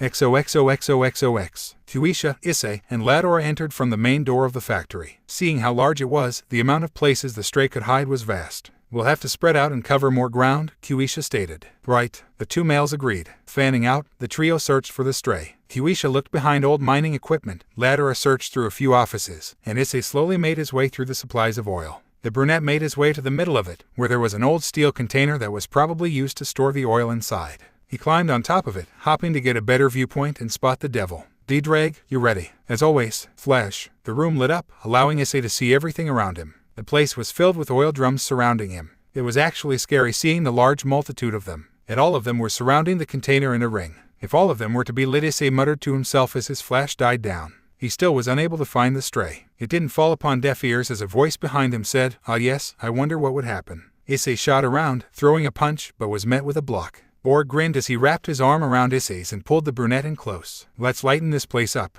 Ignite. At the order, the barrels exploded as fire raged from within them. Shrapnel flew and embedded itself within everything it could touch. Issei barely broke free and dodged the barrage that came towards him. He quickly turned to find Kuisha or Ladera. They were nowhere to be seen, so he assumed they weren't in the blast radius.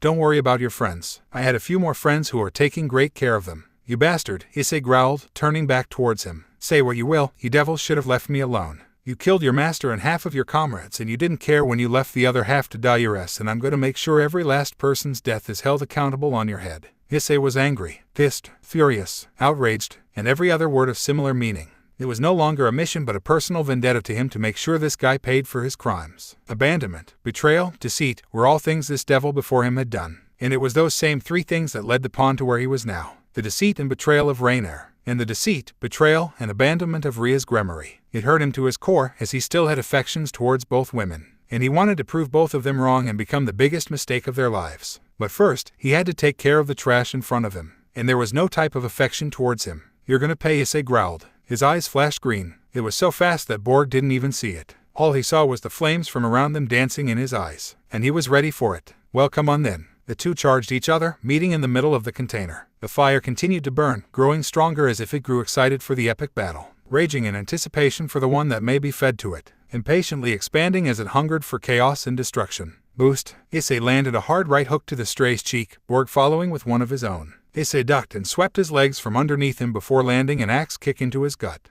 Borg's eyes widened as spit and flew out of his mouth. Issei had risen and was attempting to punch him, but he rolled left to dodge the first and he blocked the second before rolling backwards onto his feet. Issei jumped for a Spartan kick, but Borg sidestepped the attack and grabbed his leg. Thinking on his feet, the brunette spun and swung his other leg for the devil's head. The stray blocked the attack before throwing his elbow down into Issei's gut. Or, almost, as Issei grabbed it and used the advantage to pull himself up and headbutt Borg. The rogue dropped him and the pawn quickly scrambled up, ready to go again. You have no right for those other people to call you their comrades. You lied to them, betrayed their trust, and for what? To save your own ass. You know nothing, pawn. Those devil heirs shouldn't be trusted, Borg stated. Issei paused momentarily, staring at the former queen. What do you mean? You're pretty stupid not to notice, the rogue chuckled. To those heirs, we're nothing more than the chess pieces we are reincarnated from. Easily tradable and easily disposable. Issei had a quick flash of Rias. He felt himself grow a bit depressed and his eyes glazed over as the past resurfaced once more. And Borg could see it all over his face. Ah, I see. You've experienced it. You were traded and it's caused you to enter this state of doubt.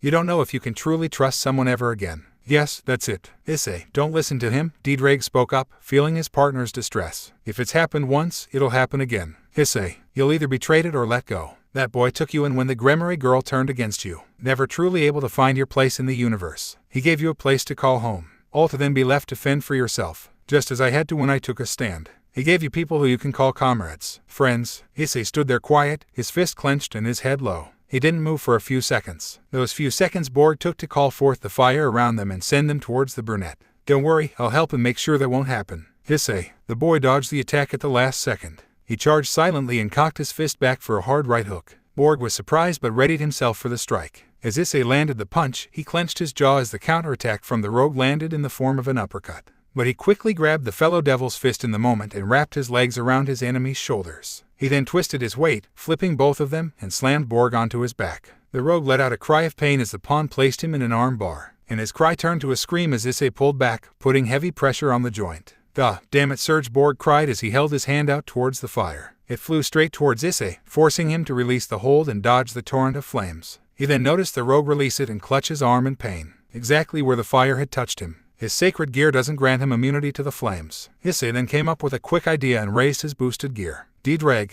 Yes, partner, thanks for that. I needed the reminder. The past is the past, and I'm happy where I am right now. Glad to see you've come to your senses. Issei charged, the gauntlet shining as he did so. Borg, at the same time, called forth more flames before throwing them forward. Flash. The gauntlet announced as the bright green light shined throughout the entire room. Borg was immediately blinded and covered his eyes from the blinding light. The flames dropped and Issei continued forward. By the time the light died, Issei was right above the devil, his fists clasped together above his head. The former queen, in a panic, summoned forth as much fire as he could. A large wave of fire appeared on both sides, ready to encase both of them and finally end this fight. But, as if fate had different ideas, a large shadow appeared from behind the fire. Then, with a burst of wind, Ladera burst through in his full dragon form. Issei felt two large claws grab him by the shoulder and pull him out of the fire just before it collapsed on him. The pawn knew the rook was there and baited the stray to make the risky move of trying to take both of them out. He expelled the last of his energy and harmed only himself, all due to his carelessness and lack of comrades around him. His former peerage members, his familiar, and even himself, all done in by his own selfishness. However, he needed to make sure the devil stayed down, for good. So he opened his gauntlet-clad fist, the original red ball appearing from within. I trusted in my friends, dragon shot. DOONNN. The attack rocked the foundation of the building and destroyed a large portion of the factory. It left nothing in its wake, and all that was left was the smoke and gravel the blast had caused. It wasn't long after that Ladera dropped Issei in a field, not too far off from the factory. Kuisha was already waiting, a small smile on her face. But it didn't look all too happy, and it wasn't long before a humanized Ladera landed next to them. Issei, you're an idiot, Kuisha said first. I know. I'm just glad Ddraig got the message to you two in time. I've got this. No worries. How that's just gonna make me worry even more, idiot. The queen stepped forward and wrapped her arms around the brunette, bringing him in a tight embrace. Issei, in turn, was shocked and stiffened up in the show of affection. It was almost like the way Rias hugged him, but it was warmer and eased him. I trusted you would be okay, but that won't ever stop me from worrying about you. Kuichi. Then, in a wisp of the wind, the devils stiffened immediately. Holy energy had entered the area and it was directly behind them. How they hadn't noticed till now put them on high alert, seeing how they had erected a barrier to conceal all that transpired. They turned to find out who this mystery holy being was and how they found them. When Kuisha and Issei's eyes landed on the person, they widened considerably, and the duo felt their hearts jump up into their throats. Hey Issei, Kuisha, glad to see you're doing all right. Been a few days. Dulio. The trio became defensive, but they were stopped when the older blonde held up his hands non-threateningly. Whoa, I'm not here to fight. I actually need your help. Kuisha quickly stepped forward, standing in front of the rook and pawn. She was the leader and she had to protect those two despite the fact she wasn't at 100% either. They worked the hardest and needed rest. Our help, you're an exorcist, are you not, and how did you find us? So you knew then, that means I was correct that you are devils. And it's a secret I can't tell you. Kuisha narrowed her eyes. The last thing she wanted to do was face the exorcist, especially since they were still in the angels' territory. We are devils, and we are sorry we had to deceive you, but we had a mission. No worries, I thank you for getting rid of that stray. Less work for me. I'm actually just gonna get straight to the point. Irina and Zenobia need you. This made the trio of devils pause. Issei's eyes widened at the mention of Irina and that she needed help. Was she hurt, lost, or possibly dead? Excuse me, Kuisha questioned in the brunette's stead. They need you. They are in danger in Kuo, and I fear the situation is much more than what I could have imagined for them. Why can't you go? They are a part of your faction. I wish I could, but it could be seen as an act of war. You are devils, it's your territory. You three going can just be waved off as defensive measures. They had to admit that did sound logical. But what was so bad that a human going to Kuo could be seen as an act of war? Besides the fact he was an exorcist, it was common of them to show up and be gone. So what could be such a trigger? What's so bad that requires us to go instead of you? Issei asked, stepping past Kuisha. Eyes, he looked back at her with reassurance. Despite it being Kuo, he had to go. Irina was in danger, and as much as he wanted to forget, Rias was too. And he had to help them. A fallen angel leader has attacked, and he plans to destroy the city with everyone inside. Kakabil was many things. A warmonger, a madman, a thirsty fool, a conniving bottom feeder, and a guy you couldn't take out into the sun. He was a man of the old ways and a guy who wanted nothing more than to kill off anyone who stood in his way, even if that meant his own kind. The dark elfish-based leader, in his time of planning, had many things on his mind. Taking over the Grigori, gaining his last pair of wings, becoming the strongest angel in history, and the biggest of all, starting a war. But not just any war, a great war, much like the one he participated in to become a leader of the Grigori. His despise of angels and devils was massive, much larger than any other being, as he dreamed of killing off both races each and every day. And he hated his superior, Azazel, because he did not share in the ideal. And, if his plan continued the way he wanted, it would all soon come to fruition. The crazed fallen was currently in the city known as Kuo, a quaint little place with not much to offer besides a few good schools and a high job rate. Of course, that was only in the eyes of the humans. In the supernatural, it was a much different story. This town was of high importance as it held the heirs to both the Gremmery and Citri clans, both of which attended the prestigious high school that only some of the best attended. It was a devil's den, housing those directly associated to the leaders of the underworld. And yet, it was unguarded, and Kakabil had the easiest time getting in, and the easiest time finding the heirs. Rias Gremmery, you remind me much of your older brother, were his first words upon his arrival.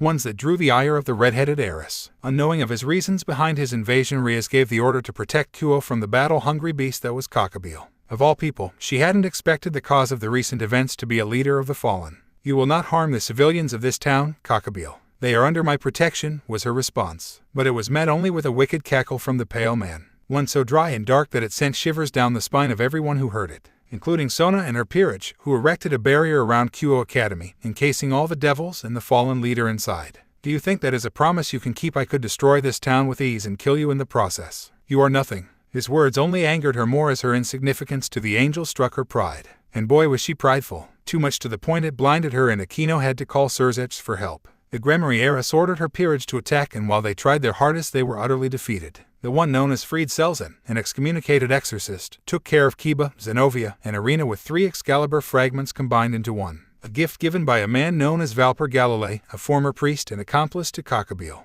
And despite that amount of power, the angel brought one more card to assure the complete defeat of the heirs and their peerages. The guard of the gates of hell, the 3-headed hellhound, Cerberus. It was an utter defeat from the start. And while Rias tried to hold on, her and her peerage could do nothing against the overwhelming force, not even with the help of the 2 exorcists. Asia had passed out from the fallen angels, exclaimed that God was dead. Aquino and Kaneko weren't much better, standing on both sides of their king, barely able to stand on their feet. Zenovia and Irina were only on their feet with the help of their swords. Kiba was trying to hold off Free with the new development of his sacred gear. And her 2 pawns, Miriama and Cadice, were barely able to hold off the hellhound. It was a losing battle. Ahaha, you have all been amusing. I have actually found myself very entertained. Kakabil spoke from his floating throne. He didn't even need to step in. His servants had defeated them with such ease it was laughable. And boy, was he just tickled. The sister of a devil king, Lucifer, for that matter, defeated by mere humans and the dog Cerberus. My, what a disgrace. Hey, ahaha. You won't get away with this, Kakabil. Another great war will be the downfall of us all, Rias said, exhausted from using all of her power. Maybe for you. But as the future leader of the fallen angels, I'll be sure there's no one who stands in our way. For we are the superior race to you disgusting devils. You're a madman, Aquino muttered, dropping to one knee as she clutched her left arm with the other. Silence, daughter of Barakil. Perhaps I'll take you on as a concubine and use you before your father before I slit his throat. Emuha. The evil cackle reigned throughout the entire school ground, sending a chill down all of the devil's spines. Today is a new day, the age of the. Suddenly, there was a flicker of lights, silencing the leader's proclamation. The entire space inside of the barrier seemed to have dimmed momentarily, as if the light in the area was a broken light bulb. It brought forth everyone's attention as they looked around, confused as to what could have caused such a disturbance. Then a portal appeared between both sides. It seemed like more of a slit in the very space before it expanded, wide enough for multiple people at once. Its deep spatial violet entranced those who saw it, and their breath were momentarily caught in their throats. What is this, Valper? Is this your doing? Kakabil asked the husky ex-priest. No, Kakabil-sama, I have no idea what it is, he replied. Kakabil narrowed his eyes, curious as to who or what it could be opening such a thing. He hadn't seen such a rift before, no traces of holy or demonic energy coming from it. And it didn't seem like reinforcements for the devils because they looked equally confused. Rias, Aquino called to her king. The redhead stood silent, watching just as everyone else, all with bated breaths as the newcomers slowly stepped out. Tuichi, can you back up Kiba and take out that psycho? Issei asked as he touched the school ground for the first time in what seemed like a long time, maybe a month or so. He had lost track, seeing as devils had a different time was different from humans. He's not a problem at all, the blonde queen replied. Latera, eliminate that mutt and make sure no one else gets hurt, the brunette further order. Not a problem, he replied. Good, and I'll take care of Bird Brains here who thinks he's all that. Oh, a new challenger? Kakabil questioned with a smirk. He could feel the power from the new arrivals, and they were much more of a match than the others. He was even more excited. Issei rose his fist at the Cotter-level angel. You're damn right, and I'm gonna kick your ass, Issei announced loud enough for everyone. Boost, the red gauntlet appeared, the green gem shining from the usual call. It brimmed with power as it felt Issei's emotions. Gold letters, not in any human or devil language, appeared across it, shining brightly as it powered up. Ah, the famed boosted gear. One of the 13 Longinus, Kakabil marveled. He could feel the energy radiating and, had to admit, it was large. He felt adrenaline pulsing at the chance to fight the dragon of domination. The inevitability of his fight with the brunette made him slightly twitchy. Boost. As this was happening, the devils all around were shocked by the trio's arrival. Who had sent them? Sirzech, Sairaorg, or possibly Sairaorg? No, there was still time before Sirzech and Sairaorg. So was it her cousin? Had he somehow known? Issei took the moment to glance back. Surveying the area, he saw utter defeat. How his former peerage had failed miserably at defeating the enemy, and how the 2 exorcists were unable to tip the battle in their favor. It was all a complete loss. They looked beaten, worn, and out of time. That was something he couldn't afford. The pawn's eyes landed on Asia's unconscious form and the severely weakened state of Irina's, the latter catching his gaze. Boost. For that moment, he saw hope in her eyes. Relief that he was there, albeit slight confusion on how. But more so, he was glad she was relatively okay at the moment. And he couldn't help the fuel that she and Asia had given him. He wanted to do nothing more than protect them, more than ever before. Then his eyes landed on Rias. She wasn't the same as when he left. She wasn't the prestigious woman he knew in that moment. She was battered, beaten, and just about broken as the pride and confidence she usually exerted was nowhere to be seen. She wasn't the same woman he strived to stand beside. No, she seemed like a different person upon the battlefield. Not like the fights with Razor or against Rainier. This was an act of war, something no sane person wished upon another. Boost, Issei, he heard her mutter. It was low but was loud enough for him to hear clearly. It was desperate, hopeful, and dare he say, dull. He longed for her to say his name, happy to have him back. But now it was lost and void. He felt nothing from it, no fulfillment, no satisfaction. All he felt was this dryness that didn't make his hard work feel like it was worth it. No, wait, it was definitely worth it. So why did he feel so empty? Now that he looked at her, finding her in such a state, why did he feel unfulfilled as if his goal hasn't mattered? Boost? Why? Issei couldn't dwell on it. He had stalled and was lucky that the leader had given him all this time to power up and take note of the situation. For now, he needed to focus on defeating Kakabil. Then he would deal with these new thoughts later. So, with a clear head he rose his gauntlet above his head. He closed his eyes and took a deep breath before exhaling slowly. All right, let's do this. Flash. Kakabil shielded his eyes just before the bright light was able to momentarily blind him.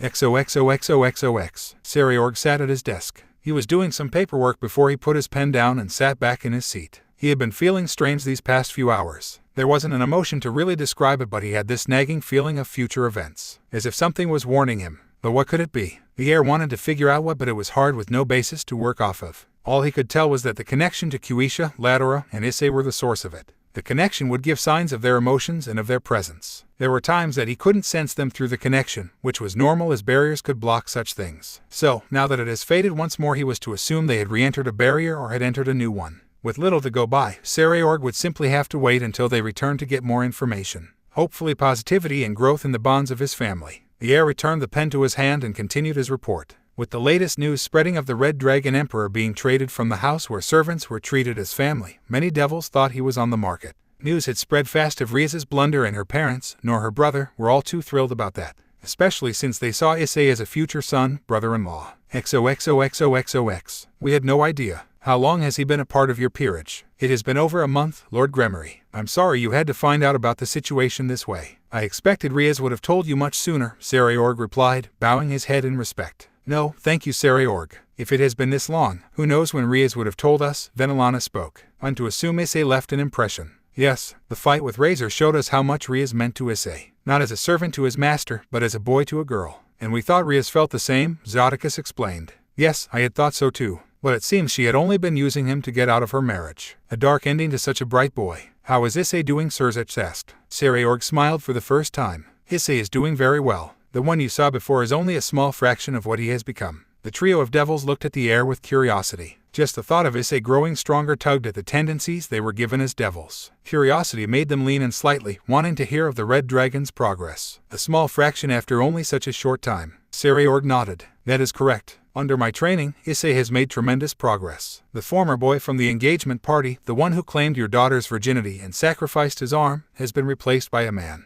What does that mean, Sairaorg? Is it possible? Are you saying Issei has achieved balance? Breaker Sirzech asked with a slightly tightened grip. The heir chuckled. As much as I'd like to say yes, no, he hasn't. But he is very close. This made the trio edge closer. And as Sairaorg returned to his thoughts, his smile faded. The strife, the anguish, the sadness, and the betrayal all have pushed Issei to this point. And I know that he won't stop here, not while the weight is on his shoulders and the pressure is surrounding him, the Bael said softly. The others looked at him confused. What do you mean, Sairaorg? Rias, he stated. It only confused them more, so he elaborated. Issei still pushes himself for her. All of you know he sacrificed his arm because he loved her and would do anything for her. So, when she traded him, it must have felt like the worst pain possible. Much worse than when that fallen had seduced and attacked him. He took a breath, calming himself and feeling his clenched fist unwind slowly. Now, he trains to prove himself to her. To show he wasn't a one and done and that he can still protect her. That once he's powerful enough, she'll finally recognize him. Sairaorg closed his eyes and took a slow breath. And I've seen the look in his eyes. The fire that drives him to become enough. The family leaned in closer. They were on the edge of their seats, raptured by the Bael's words. Their curiosity was at its peak. It is only a matter of time before he unlocks Balance Breaker. And, I dare say, that the reason for it will involve Rias. XOXOXOXOX. Yes, now this is more like it.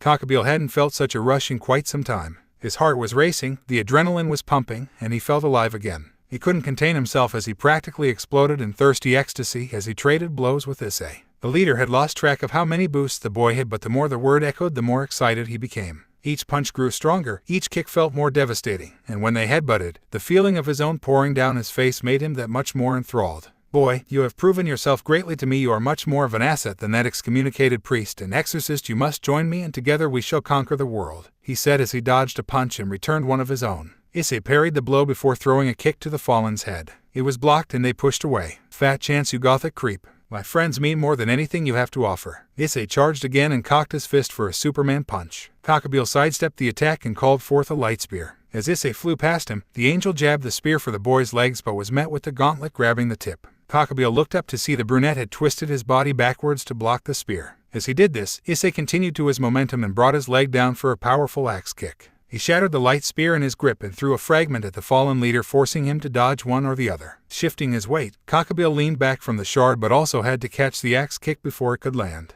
It was simple for him, but he hadn't left the sequence unscathed. He learned that when more of his leaked down his cheek and dripped off his chin. The cotter didn't lose his shit-eating grin as he used his free hand to wipe the, "Oh please, everyone has a price. The real question is, what is yours? Is it money, women, an endless line of sacrifices? They are all merely a taste of what our future can be if we team up. Red Dragon." Boost. Issei clenched his fists. He looked back at his friends to still see them recovering. Lador had easily defeated Cerberus and sent the beast back to hell. Kuisha had also disposed of Freed, now helping in the recovery of the others. The others were disarrayed due to the shockwaves of his fight, but none of them looked any worse than when he first arrived. The boy's eyes then landed on Arena and Asia. They were being helped by the blonde queen, and Issei took a moment to really think about how much they meant to him. His childhood friend, who he was thankful to be reunited with. The girl he couldn't save but was happy to have by his side once again. And the woman who had helped him feel like he finally belonged and that he could call family. He closed his eyes and felt a burning fire within, something he felt only once when he had realized his loss to Razor. The same feeling when he crashed the engagement party to save Rias. The same feeling when he claimed her virginity. The same feeling when he sworn to protect her no matter what.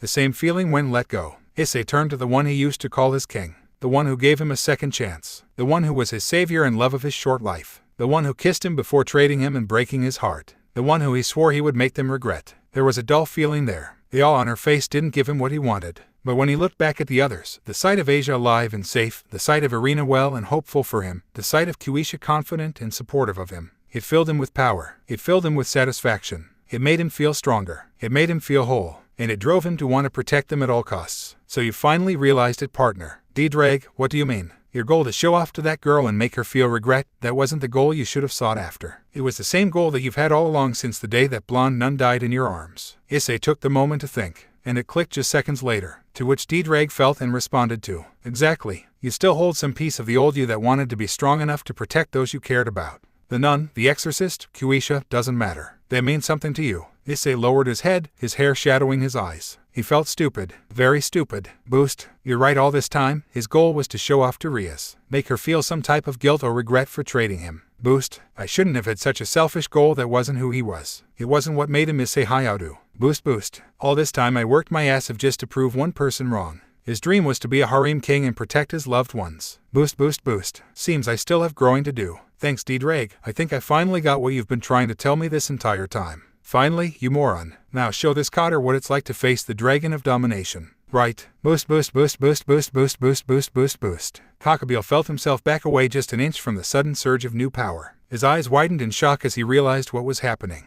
Issei's eyes shot open, now a solid green. The gem on the boosted gear glowed brightly, the yellow insignias gleaming brighter than before. Inside of the green gem, the symbol of a dragon appeared within it before a burst of energy exploded from it, surrounding Issei in a tornado of raw power. The wind whipped about and the ground was carved and lifted up from the energy, the school grounds shaking from the large exertion of power. Welsh Dragon Overbooster Balance Breaker. The call sounded throughout the entire courtyard. The raw cylinder of draconic energy continued to tear up the ground and, if it continued, could possibly destroy the schoolyard. But before that could happen, a wisp of wind from the torrent of energy expelled the blast, leaving the boy clad in his new armor. Red armor plates, shaped as dragon scales, covered the boy from head to toe. Gauntlets clad his hands and boots shaped as dragon claws covered his feet. A green gem sat on the back of his hands, as it did on the boosted gear, and another large green gem sat at the center of his chest plate. Finally, was the red helm. With bright green eyes, the scale mail was that of makeshift dragon armor, and the power radiating off it made it all the more dangerous looking. Issei then expanded the draconic wings, flexing his new armor. He took in every detail and noticed how it was much more sharper and badass than his forced transformation over a month ago. He felt much stronger too. You've done it, partner, you've achieved balance breaker, Ddraig praised. Why, you're right, I did, he shouted with triumph. But he remembered where he was and turned back to Kakabil. The cotter was exerting more power of his own. and he looked to have a mix of emotions. It was clear though as the leader displayed shock, excitement, and, above all, thirst. Aha, this is what I've been waiting for you, boy. You have exceeded every one of my expectations. You are truly one who must join me. What is your name? Name's Issei and you can forget it, Kakabil. If anything, now's when I'm really gonna kick your ass. Issei clashed his fists together and placed himself in his fighting stance. So let's cut the chit-chat and get back to beating the shit out of each other. Kakabil's grin grew. Yes, let's, scattershot, Issei shouted. A plethora of green energy arrows bursted from the two gauntlets, racing towards the fallen angel. Kakabil summoned a light spear before charging into the volley of attacks. He either dodged or deflected the attack as he neared the pawn. His grin had never disappeared as he enjoyed every second of the battle. As the leader neared, Issei rose his gauntlet and parried the attack before throwing a hard punch into the angel's gut. The older male keeled over, but all that could be heard were his soft, maniacal laughs. Good thighs is very good, he said as he lifted his head and looked Issei in his eyes. I want to see more. Show me more of this power. Kakabil summoned another light spear and began to stab and poke at Issei with both of his weapons. His expression looked like a madman's as his grin looked ready to tear his face in two. Issei's expression couldn't be seen, but he fought back, somehow keeping pace with the fallen leader. He either blocked or parried the attacks before returning with one of his own. He continued to feel his power grow, but he could feel himself reaching his limit. He had to end this quickly before he reset. Dragon shot, boost, dragon shot, boost, boost. Smoke enveloped the area as the two powerful beings continued to clash. A few attacks would land here and there, but the duo didn't let up. Their war cries echoed throughout the entire field as they disappeared from sight. It was a spectacle as the very bursts of energy off each of their attacks would shoot out from the smoke cloud. Yellow, green, yellow, green, yellow, green. Everyone watching stared in awe at the fight above their heads. The sounds of clashing, blocks, parries, and endless fighting. It was like nothing they ever heard before. Not even Ladora had witnessed such a thing before. Kuisha, however, had. But not like this. When she had, it was Sairaorg fighting to regain his status as an heir. But it was one-sided against his brother. This wasn't just some fight. It was a clash of ideals and of beliefs. Kakabil believed that fallen angels deserved to be superior to all. It wasn't good, but it was his ideal nonetheless. Issei, he was different. He was fighting to protect everyone and everything he cared for. She could see he wasn't fighting to prove something.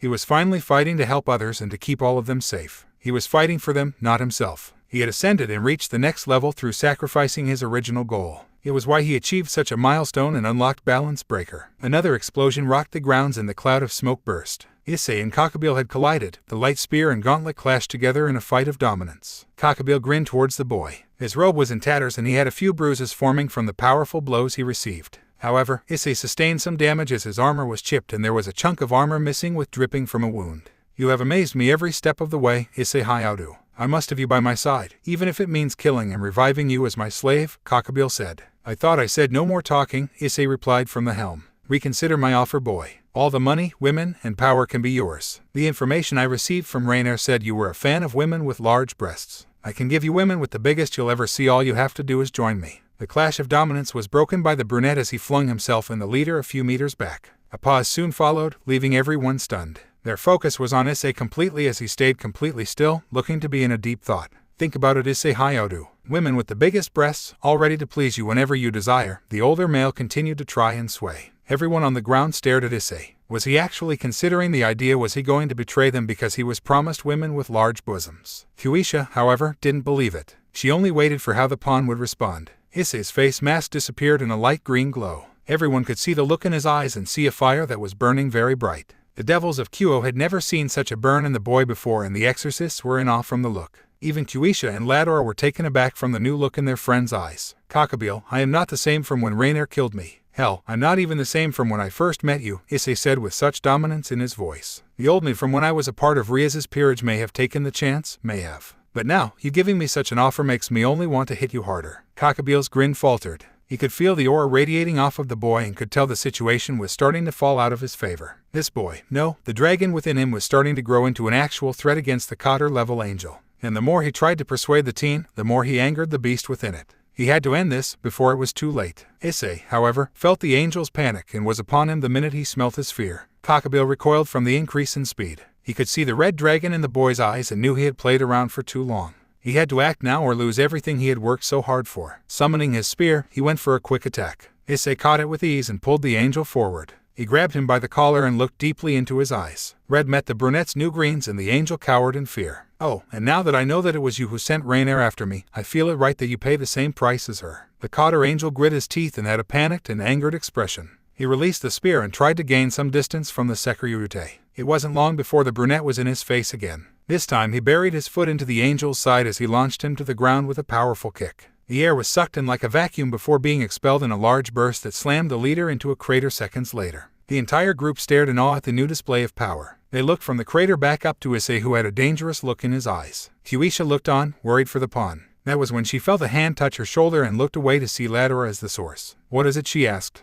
The rook looked at her with concern, but it wasn't directed at her. His gaze went up and she followed it to Issei. "He's a dragon," was all the man said. It took a moment for the queen to understand. At first it was confusion before she slowly realized what he meant. She shot back to him, her eyes wide and a look of disbelief on her face. "You don't mean?" She trailed off. It was met with a nod and her disbelief turned to complete shock. "He is like me now." Kuisha shot back to look at Issei as he continued his fight with Kakabil. She couldn't believe it and her eyes stayed wide as she watched the pawn beat around a 10-winged fallen angel. "Fast, how could you have exceeded me in speed?" Issei didn't say a word as he landed a hard punch to the leader's jaw, sending him flying. But it wasn't far before he followed up with an axe kick to the leader's gut. He landed a hard blow to Kakabil's abdomen. The very power made fly and splatter across Issei's face. But he didn't care. "Yeah." Kakabil spat out bile as the pawn landed another powerful attack. He continued attacking without interference and there was nothing anyone could do to stop him. "Where is this power coming from? You were nothing more than a lookless devil." Another punch met Kakabil's face. Everyone could see and teeth fly as the devil continued the assault. Feathers flew from the attack and Issei made it a point to pull a few more. Issei landed a kick to his jaw and sent him flying higher into the air. And he followed by using his jets to slam the angel into the top of the barrier, cracking it in several places. Then, Issei released a war cry. It was a mix of his shout and the roar of a dragon that shook the group on the ground to the core. Even Sona and her peerage could feel it. The boy grabbed the angel by his waist and proceeded to fall to the ground at extreme speeds in a German suplex with Kakabil's head leading the way. Yellow and green energies flowed in a spiral as the two began to spin in a tornado to the ground.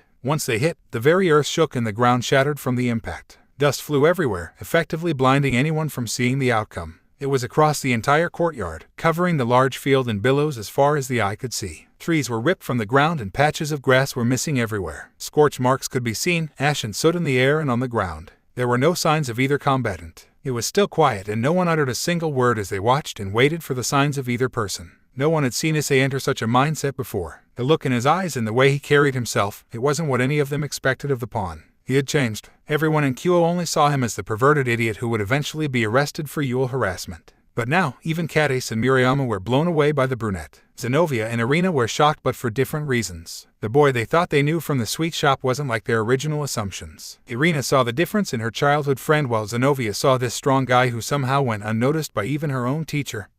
And the strongest exorcist. Kuisha and Ladora were proud, very proud of the boy they considered family. Despite the odds, he went toe-to-toe with a Cotter-class fallen angel and actually had the being in retreat. They were concerned for him at the moment, but the new display of powers and abilities that Issei demonstrated showed that he was growing very well and would surpass Sairaorg one day. As the dust began to settle, everyone waited with bated breath. Did Issei somehow win the fight? Was Kakabil still alive? A figure could be seen from within the cloud. No one could tell who it was, but the figure looked to move as it stepped slowly towards the group. Everyone was defensive, thinking of the possibility that it might be Kakabil. But the bright shine of green from the figure eased their worry. Once the dust was completely settled, it showed Issei trudging towards the group. He looked worn out and battered, sustaining damage from his battle with the leader. His clothes were even more shredded than before, old wounds and new ones were open with small drips of. His body had bruises all across, and he was covered with sweat and dirt from the entire fight. Issei was done. He had used the last of his power in that final display and it was a miracle he was able to move. Kuisha smiled as she saw the brunette grow closer to her. "Issei." She went to move towards him but her eyes widened when she noticed the person behind him.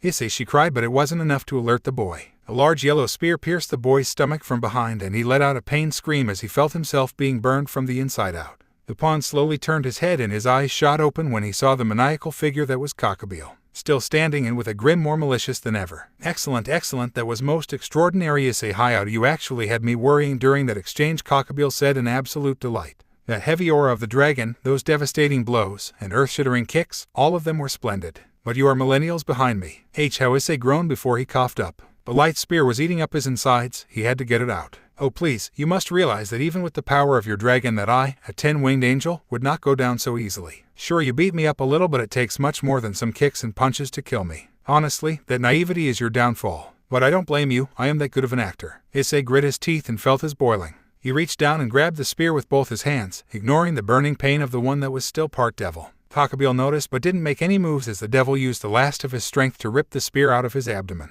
In fact, the leader took even more of an interest in the boy as he watched the display. Issei fell onto his stomach, landing with a thud that made the onlookers flinch. Kuisha was still frozen in shock as she watched the brunette's immoving body. My, it seems you don't die as easily as I thought. You have truly astonished me today, Issei Hayaudu. The leader's eyes widened just a bit as he watched Issei pull himself to his knees and slowly turn to face him. It looked to be slow and painful, but it shocked the angel at the boy's sheer willpower, as that was the only thing the pawn had left. You won't die here today, Kakabil. Even if I have to give up my soul, I'll protect everyone and I'll defeat you. Kakabil was stunned. His jaw fell slack and, for the first time in a long time, he found himself at a loss for words. He hadn't seen such a thing in a long time. And while he didn't care much for the old heroic cliché, this time he found himself in a pause from it. You're a very odd boy, Issei Hayaudu. I find you to be someone worthy of my respect. Something not even God was given. I'm actual saddened that we hadn't met on different circumstances, but I must do what must be done. So I shall do you this favor and end it quickly. Issei didn't even flinch from the statement. He held his ground and kept a firm and leveled gaze to the fallen leader. Kakabil only felt more respect for the pawn as he held up his hand and summoned a light spear. Issei Kuisha cried out from behind the brunette. She rushed forward, trying to get to them, but her efforts were for naught as a barrier surrounded the duo. She shot multiple spells and pounded against it endlessly, but the attempts didn't even put a crack in it. Issei didn't even respond to her. He tried to find more power and summoned the boosted gear once more. He could feel that he was drained, but he continued to dig deeper. He grit his teeth as he tried to call upon his new power. Issei, stop. I need more power, Ddraig. I have to beat Kakabil even if it means giving up my entire body. There's nothing more you can do anymore and you'll die. I don't care, I just need a little more. I have to protect everyone. Ddraig, what is it? As Issei called for the dragon, Kakabil rose his spear for the final attack. But just as he was about to plunge it into the boy's heart, a loud crash was heard. The barrier surrounding the school shattered like glass. A white light was seen coming down towards the duo. Kakabil stopped what he was doing in favor of the white light. He looked up as it came down just before his barrier, and once the leader saw whom it was, he grit his teeth in a sudden fueling of anger. I didn't expect Azazel to send you. The cotter fallen spat with venom. The light faded and revealed an armored person. The armor resembled Issei's scale mail, except it was white instead of red and blue instead of green. What a surprise, Kakabil. You seem to have taken quite the beating from my rival, the white-armored being spoke. It sounded like the person inside was male. This is nothing. I am more than capable enough to kill you too. Oh, is that so? The new arrival sounded amused by the angel's claim. He then rose his hand almost tauntingly before he backhanded the barrier, shattering it easily. Then by all means, prove it. Kakabil, in a quick fit of rage, summoned to light spears and charged the armored man. However, he was stopped in his tracks with a powerful blow to his gut. It was more than enough to knock him unconscious and break a few ribs in the process. The male looked down at the fallen through his helm. He then made a noise that sounded like he was a bit surprised, and his eyes shifted to Issei, who was still bleeding profusely. He was about to move towards him but was shoved aside by Kuisha. The queen rushed to Issei's side and held him in her arms. She quickly began to treat his wounds but still stayed defensive against the newest arrival. Lador was quick to appear by her side, following her example as he too grew defensive. "Hm, do you two really think you can stop me? You look just as spent as my rival." The male looked at the pawn, who was now able to look back at him. The armored man could still see the resolve in Issei's eyes, and it made him chuckle aloud. "I see. Well then, I'll take my leave. Kakabil was my mission, nothing more." The man picked up the unconscious angel and then turned back to Issei once more. "You're too weak as you are now, Sairaorg, but I shall commend you for making my job easier. Grow stronger and never lose the fire in your eyes. For when the day comes, the day we fight, we will burn our glorious battle into history." With those parting words, the man disappeared in a flash of light. And with that, Issei fell unconscious as his body and mind finally gave out. Flashback. Where am I? Issei opened his eyes, his vision slowly clearing, or so he thought. The boy saw nothing, felt nothing, and couldn't comprehend what was up or down. There were no signs of life, or even material for that matter. There wasn't anything surrounding him, let alone anyone. All he could see was himself, floating in an endless abyss. It was an empty black, and he couldn't be sure if it was because there wasn't any light where he was, or if there wasn't any light to begin with. What the hell is going on, he asked himself, continuing to scan the area. He reached out, trying to find anything solid, but his hands kept grabbing air. He tried to step forward, but it felt like there wasn't even a floor beneath his feet. But it didn't feel as if he was falling. Suddenly, a large green eye, bigger than the boy, opened right in front of his face. It shined like an emerald, glowing brightly as it lit up the area around Issei. The slit-like pupil looked around for a second before it finally landed on the brunette and sharpened as it focused. It was only a few feet away, and it scared the boy, having not noticed how close he came to whatever the creature was. "So, you're the one who awakened me," the voice spoke up. It was strong and very masculine, booming through the void. "Who are you?" Issei asked, a bit shaky, fearful of the creature but standing his ground.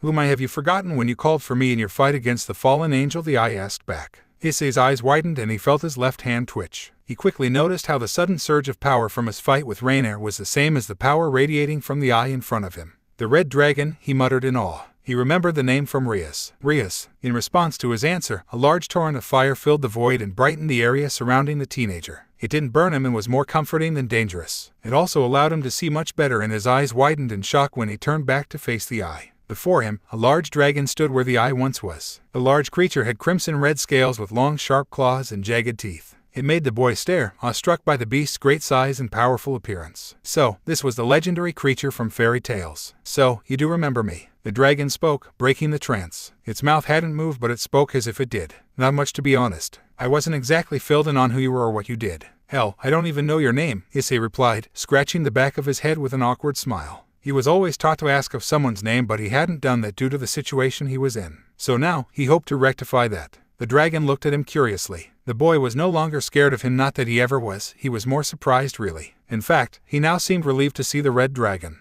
That wasn't something his former possessors displayed when they first met the dragon. He was a feared creature that everyone ran from upon first glance. So why was this boy so calm? Why should that matter to you? The dragon asked. Well, you're inside my sacred gear supposedly. That kind of makes us partners now, and I'd like to know the name of the person I'm working with, giant lizard or not. That makes sense, right? The pawn answered as if it was the simplest of logic. The large beast didn't respond and opted for looking at the devil for a few more seconds. He wasn't able to fully grasp the boy, seeing as none of his other hosts had cared for trivial matters. They usually only asked for more power out the gate, which was granted, albeit at a cost. But this boy, he was different, to not even mention a way of cutting corners. It was Ddraig. My name is Ddraig. The red dragon answered after some time. Issei smiled in response and nodded. Nice to meet you, Ddraig. I'm Issei Hayadu. Of course you probably already knew that. The dragon couldn't help a chuckle escaping his lips. He found the devil quite amusing. Never before had he met someone like him in his long lifetime, nor his time trapped in the gear. If this was how it was going to be, it would be interesting to get to know him and watch his progression. Shame they didn't have more time to talk. Well, Issei, I look forward to working with you. After your battle with the fallen angel, I look forward to seeing how you grow. This response confused Issei, but before he could even respond, he found himself waking up. While he didn't want to, there was no chance to stop. Had already vanished and the flames had receded. The teen found himself back in the void, but was soon cast out, almost like falling from the sky. Flashback end. Kuisha sighed to herself. It had been 2 days since the trio had returned home. Issei was still asleep in his room and hadn't given any signs of waking up soon. Both her and Ladora had given their reports to Sairaorg, who was equally impressed and worried for his newest family member. Issei had done something amazing back in Kuo, something Kuisha would struggle to do if she was placed in a similar scenario. The brunette had held back a Cotter fallen angel, a leader of the Grigori, and had him on his heels even if just for a moment. Whether it was a ploy or not didn't matter. Issei stood toe-to-toe with a being thousands of years older than him. A being who fought in a war and held centuries of experience from the battlefield. For a split second, Kuisha had actually believed Issei had even beaten the fallen. And that had been everyone's mistake, especially Issei's. It must have been a calculated tactic, seeing as everyone lowered their guard. And because of that, Issei almost lost his life. The queen blamed herself, seeing as how she was the leader of the mission, meaning it was her priority to make sure the three of them made it home safe. And she failed, as now Issei was almost killed under her leadership. No one else was to blame but her. The Grimoire made sure her group didn't sustain life-threatening injuries, and even the exorcists weren't too bad. How was she going to become a future king if she couldn't handle a mission as this? Well, it was a former war general. But even still, Issei shouldn't have been the only person fighting. Neither her nor Ladora moved to assist him, and they were supposed to be his seniors. It seemed Issei was better suited, as he took control the minute they arrived. Not only that, he hadn't hesitated to take on the Grigori leader despite feeling the very difference in their power. Kuisha knew Issei wasn't dumb. The brunette had to have known he couldn't defeat someone millennials older than him, and yet did his most to protect them. What had the queen done? Nothing but stand there. No matter if Issei wanted her to intervene or not, she should have tried to back him up in some way once the rest of Kakabil's forces had been dealt with. It was no surprise that Sairaorg had taken such an interest in Issei. He was a special person. Kuisha had felt it from their first encounter. She could see he was hurting, but saw as he smiled and was very kind to everyone.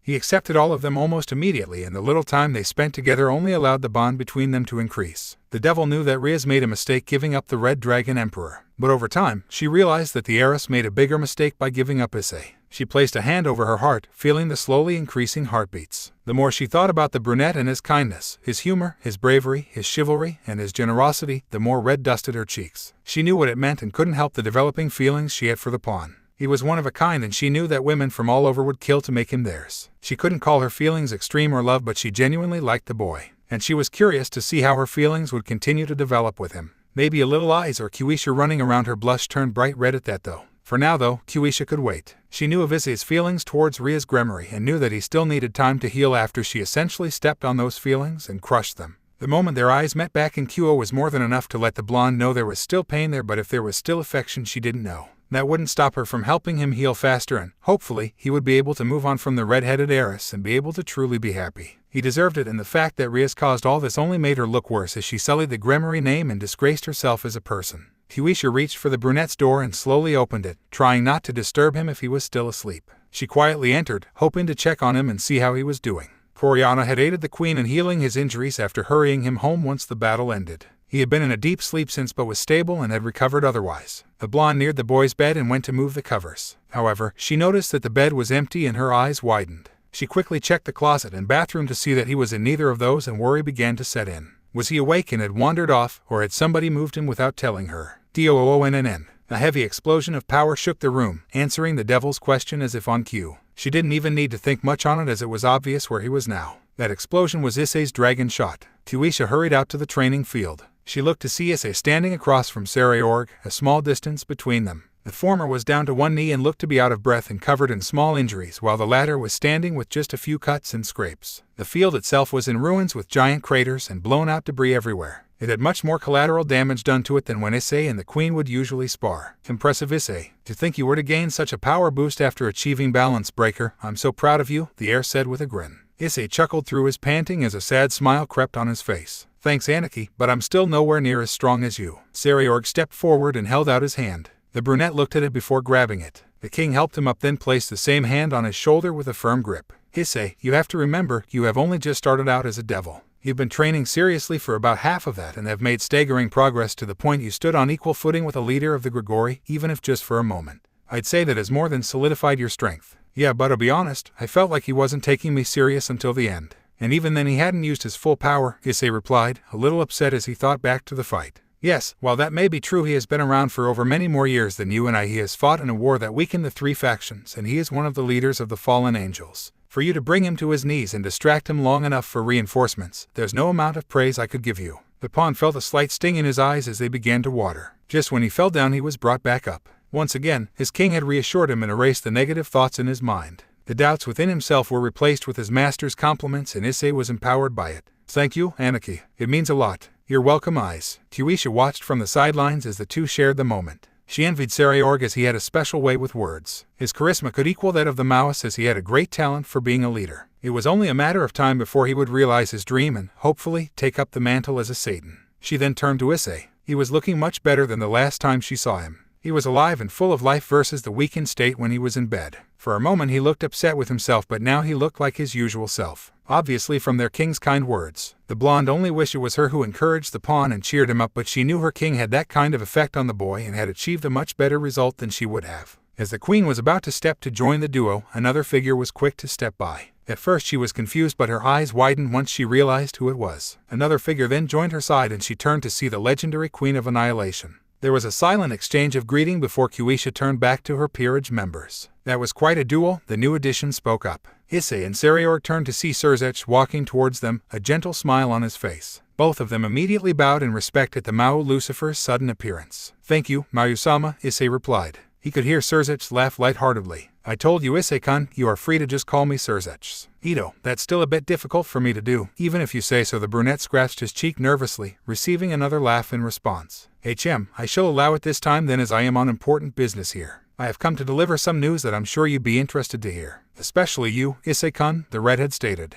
The pawn looked up surprised before pointing a finger at himself. Me, Sirzech nodded. Yes, 2 pieces of news in fact, but one I shall save at this time as we are waiting for someone. Issei turned to his king. The Bael said nothing, opting to smile knowingly. Had the two discussed something about him? However, first and foremost, I want to apologize to you, Issei-kun, the Lucifer said before he bowed deeply. The pawn's eyes shot open, coming out from his thoughts at the sudden change. He quickly began to wave his hands frantically. What? No.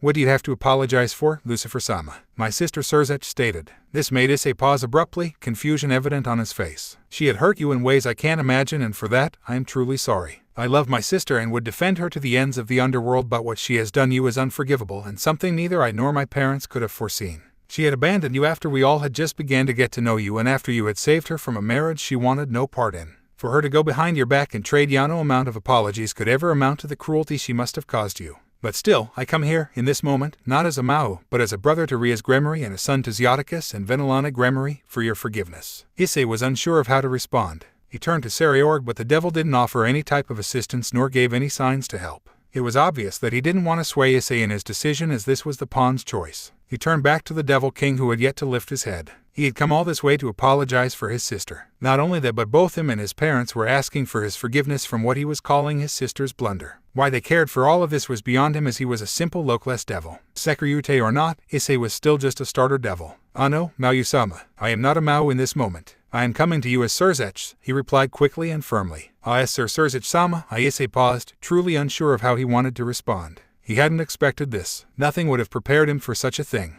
A Mau had come to them, even if he didn't want to be referred to as one, he was still a high-class devil. The boy's eyes began to wander in search of some support. Then they landed on Kuisha. She had been standing by Grafia quietly, watching the entire exchange. When she met his gaze, she smiled back reassuringly. It comforted him, and he felt the stress over him alleviate just slightly. He then turned back to the redhead and took a deep breath to try and calm his nerves. "Sirzech-sama, I have no negativity towards your lady and Lord Gremory. Nor do I blame you for what happened between me and Rias. However, what she did to me is still hard for me to come to terms with at this very moment. So while I will forgive you, I cannot forgive her." The Mau rose his head, his lips thinned. He closed his eyes and took a deep breath before sighing. "Your response was expected but still surprising as well. You have full rights to not forgive her, as we are yet to as well." "What do you mean by that?" Issei asked with knitted brows. "We have stripped Rias of her territory in Kuo and have given full rights to Sona Citri. It is only because of their friendship that she's still allowed to attend the school, otherwise she would have come home. However, she is on probation and cannot do as she wishes without receiving proper permission first until we deem her ready for such a responsibility once more." The serious look in the Mau's eyes made Issei a bit uneasy. It was moments like this that reminded him Sirzech was very old and had fought in a war. That the usual cool and relaxing brother could also be a cold and brutal leader. But was all that really necessary? Issei remembered that trading was a common practice in the underworld. Devils would exchange peerage members from time to time and even flat out trade them for new pieces. After all, it was just like a game of chess, and all the reincarnated pieces were exchangeable. "I know what you're thinking, Issei-kun, but I want to remind you that we as the Gremory cherish our peerage members and would never trade them. Anyone we take in becomes family, and we cherish them as brothers, sisters, mothers, fathers, and so on. For her to lie to you and then trade you without even discussing it with you was more than enough reason for us to penalize her as such. So please, do not feel like it's your fault. These are sins she has to pay for." Okay, what else could he say about that? It wasn't like he could refute that, nor did he want to. Even with all his lessons about the Devil's Society, there was still so much more to know. Especially after this eye-opener that families tended to handle certain things differently from others. Issei still had doubts about the whole thing, but it wasn't his place to question it. While everyone was distracted, a maid stepped forward and whispered something into one of the queen's ear. Understood. Sirzech-sama, the other guests have arrived," Grafia announced, bringing everyone out of their personal thoughts. "Ah yes, it would seem I took too long," he replied, his leader side reverting back to his usual relaxed self. He looked towards Issei and smiled the same smile from before. "Please join me, as this does involve you as well." Hi, Lucifer-sama. A group walked into the main foyer of the estate. Sitting on one of the many couches were 3 people, one of which Issei had met before. When their eyes locked onto each other, the brunettes widened while the others quickly looked away. "The Yakitori's little sister," the brunette exclaimed loud enough for everyone to hear. The first to respond was the young girl herself. "That's Ravel Phoenix," she shouted back with a heavy blush. She then realized that she had rose her voice and returned to her seat, her cheeks lighting up red. Everyone else shared a laugh, save Issei and Grafia. The 2 blondes by Ravel's side then stood up and stepped forward. Sirzech did the same and, when they met, shook hands with both. "Sirzech, we haven't spoken in person since the contract was nullified," the male blonde spoke. He had long, jagged blonde hair that reached to his shoulders with a neat trimmed goatee rimmed around his mouth. He also had dark blue eyes, reminding Issei of the ocean, and a small scar just under his right eye that reached to his cheek. "Yes, it truly has, Lord Phoenix." "Likewise to you, Lady Phoenix," the Mau replied as he turned to the woman. She looked like an older version of Ravel, like almost exact. Everything about her screamed beautiful, from her gorgeous blue eyes down to her curvaceous figure and long slender legs. If this was the Issei from before, his jaw would have hit the floor and drool would have begun to spill out. She was the epitome of beauty, and he couldn't help his eyes wandering her form. It made the brunette very curious of how the youngest Phoenix would mature over time if that was what he had to look forward to. The pawn then quickly cleared his head, remembering where he was. That and the attention he was suddenly receiving from said Phoenix family. Both Phoenixes moved past Sirzech and were now stepping towards him, unreadable expressions on their faces. "Your Issei Hayaudu, are you not?" Lord Phoenix asked.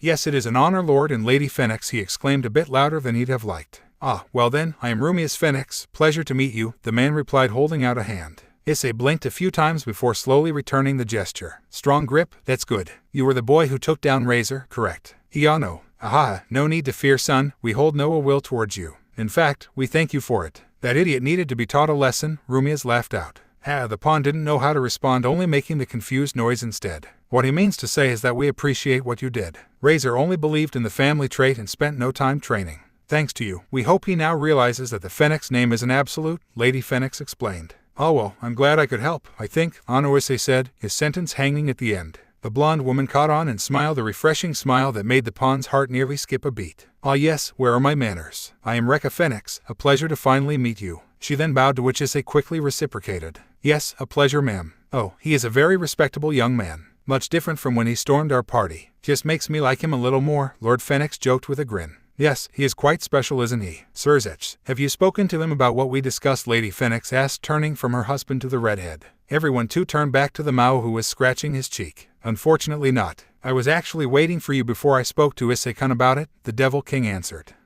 We appreciate it greatly then. Well, we won't keep everyone in suspense. Ravel, come and reintroduce yourself to Issei-kun, Rekka said. Hi, Ako-sama, the young girl replied before she stepped forward and bowed before the brunette. It has been some time, Sairaorg-sama. As you know, I am Ravel Phoenix, fourth child of the House of Phoenix, she spoke formally. It surprised Issei at how mature she could be for someone her age. Yeah, it has been. And you can just call me Issei like everyone else. Ravel coughed into her fist, still having a hard time making eye contact with him. Well then, I shall call you Issei-sama then. The pawn was a little unsettled by the honorific, but opted for the compromise. Now, Issei-kun, Lord Phoenix spoke up, bringing the brunette's attention back to him. Like I said, I'm not going to suspend this longer than I have to. I had been discussing this with Lucifer-sama and Sairaorg ever since word broke of Rias' Gremory trading you. I'm here to ask you myself, and it is ultimately your choice to accept or deny it. Issei swallowed hard, the tension that suddenly filled the room thickening very rapidly. What was he going to ask of him? Usually when a lord or Mao came to another's home and requested of a servant, it was to either propose a trade or ask them to go on a mission. And honestly, Issei didn't know how he would respond if either of them were the case. He had just gotten back and he was still a bit sore from his recovery. And he had no immediate plans of wanting to be traded either. Whenever it was, he just had to be as best prepared as possible. Issei-sama, would you do the honors of taking my daughter's hand in marriage? And this all seems a bit sudden. I still Issei trailed off, unable to find the right words. No, we completely understand, Rumias quickly informed. It must be difficult after what happened between you and Rias' Gremory. All of us saw how hard you fought for her and we commended your resolve. Thank you. I do want to apologize for bringing this forth so quickly. Issei looked up a bit confused. We understand that you're still conflicted with your feelings toward your former king. Issei opened his mouth to speak but no words came out. He then remembered Rias' face during his fight with Kakabil. The same broken, dull, and shameful expression that she held when she came face to face with what she had thrown away. She had looked so defeated and had to hope in what she thought was a mistake. It still left a bad taste in his mouth. Everyone could see his expression fall as he was reminded of her. No matter how many times he thought he was over the heiress, there was still some damage left behind. It was understandable as everyone took time to heal, and, as much as he wanted to rush it, Issei still had a lot of recovering to do. Issei-sama, Rekka spoke up.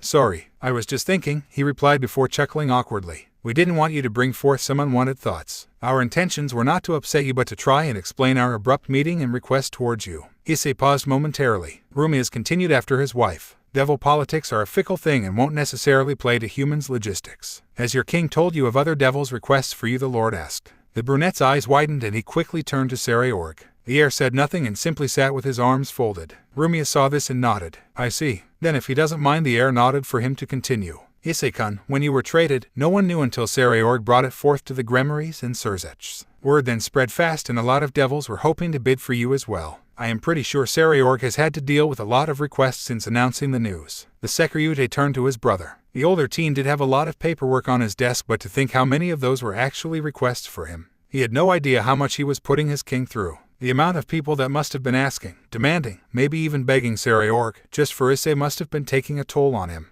It's been bothersome, but I can deal with it. As long as Issei is happy, I can bear the burden, Sairaorg replied. He then shot a smile to the pawn. Issei could only smile in return from the words of reassurance. He would make his king proud, that was a promise. Yes, Issei has become special to all of us. He is family now and we make sure his happiness comes first, Kuisha added, resting one of her hands atop the brunette's. He flinched slightly from the touch but relaxed into it a second later. He glanced at the queen to see her smile as well and couldn't help the light blush dust his cheeks. The three Phoenix saw this, all with varying takes on it. Sirzech and Grafia also took note of how relaxed the brunette became between the king and queen. Rias was the first to speak his thoughts. Yes, we all are glad then, as we too find our peerage to be more a family than slaves. It is good to see that he is cared for, and I'm sure those requests have increased with word of Kakabil's defeat, the Lord added. Issei turned back to the blonde male. You know about that. From the underworld to heaven and all in between. Something like this doesn't stay under wraps for very long. Angels or devils, all know of the defeat of the warmonger Kakabil, and at the hands of the Sairaorg, who is but a lockless devil.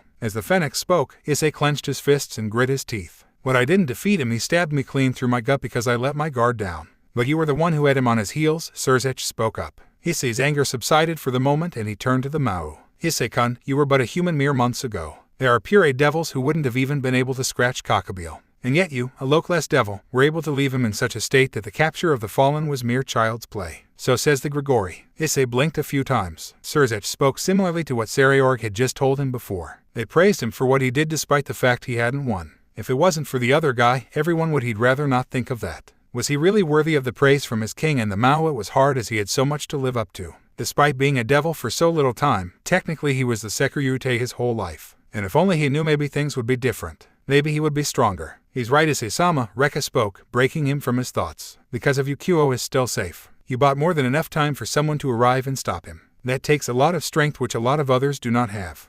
Why do they continue to praise me? The brunette thought, his heart beating a bit faster. It was strange feeling such warmth from so many individuals. He had thought he failed, but all of these higher-ranking individuals saw it as a success. They hailed him as some kind of hero, but was it really necessary? You held your own against a 10-winged angel. Given the time you've actually had training, no one else could have done what you did. Ddraig, how long? Long enough. Stop beating yourself up over the past. That will be the death of you if you take every failure and brood over it, the dragon replied. Issei lowered his head again. But they were counting on me to defeat him. I failed. No, you didn't. Everyone is still alive, correct? Why, yeah, but you did your job, Issei. You bought enough time so your friends could live. And you were able to injure a man who had survived against the likes of me when I and Albion rampaged across the battlefield. Taking all of that into account, you should be proud of what you did. Even I have to admit, you are starting to become a true dragon. With those words, Ddraig cut the link. It was obvious he hinted at something at the end, but Issei couldn't pin what. Nor did he really have the time to do so. Returning to his own thoughts, now with Ddraig's input, Issei could feel the weight on his shoulders lighten a little. He did save his friends, and he did kick Kakabil's butt, even if for a few seconds. But there was still that nagging feeling that he could have done more. And there was still that guy who came at the end that put Ddraig on alert. Who was he? What do you say, Issei-kun? The sound of the Phoenix Lord calling him brought the pawn from his thoughts. He could see that everyone was looking at him with expectancy. Had he been asked a question, he needed to heed his partner's words and forget the past for now.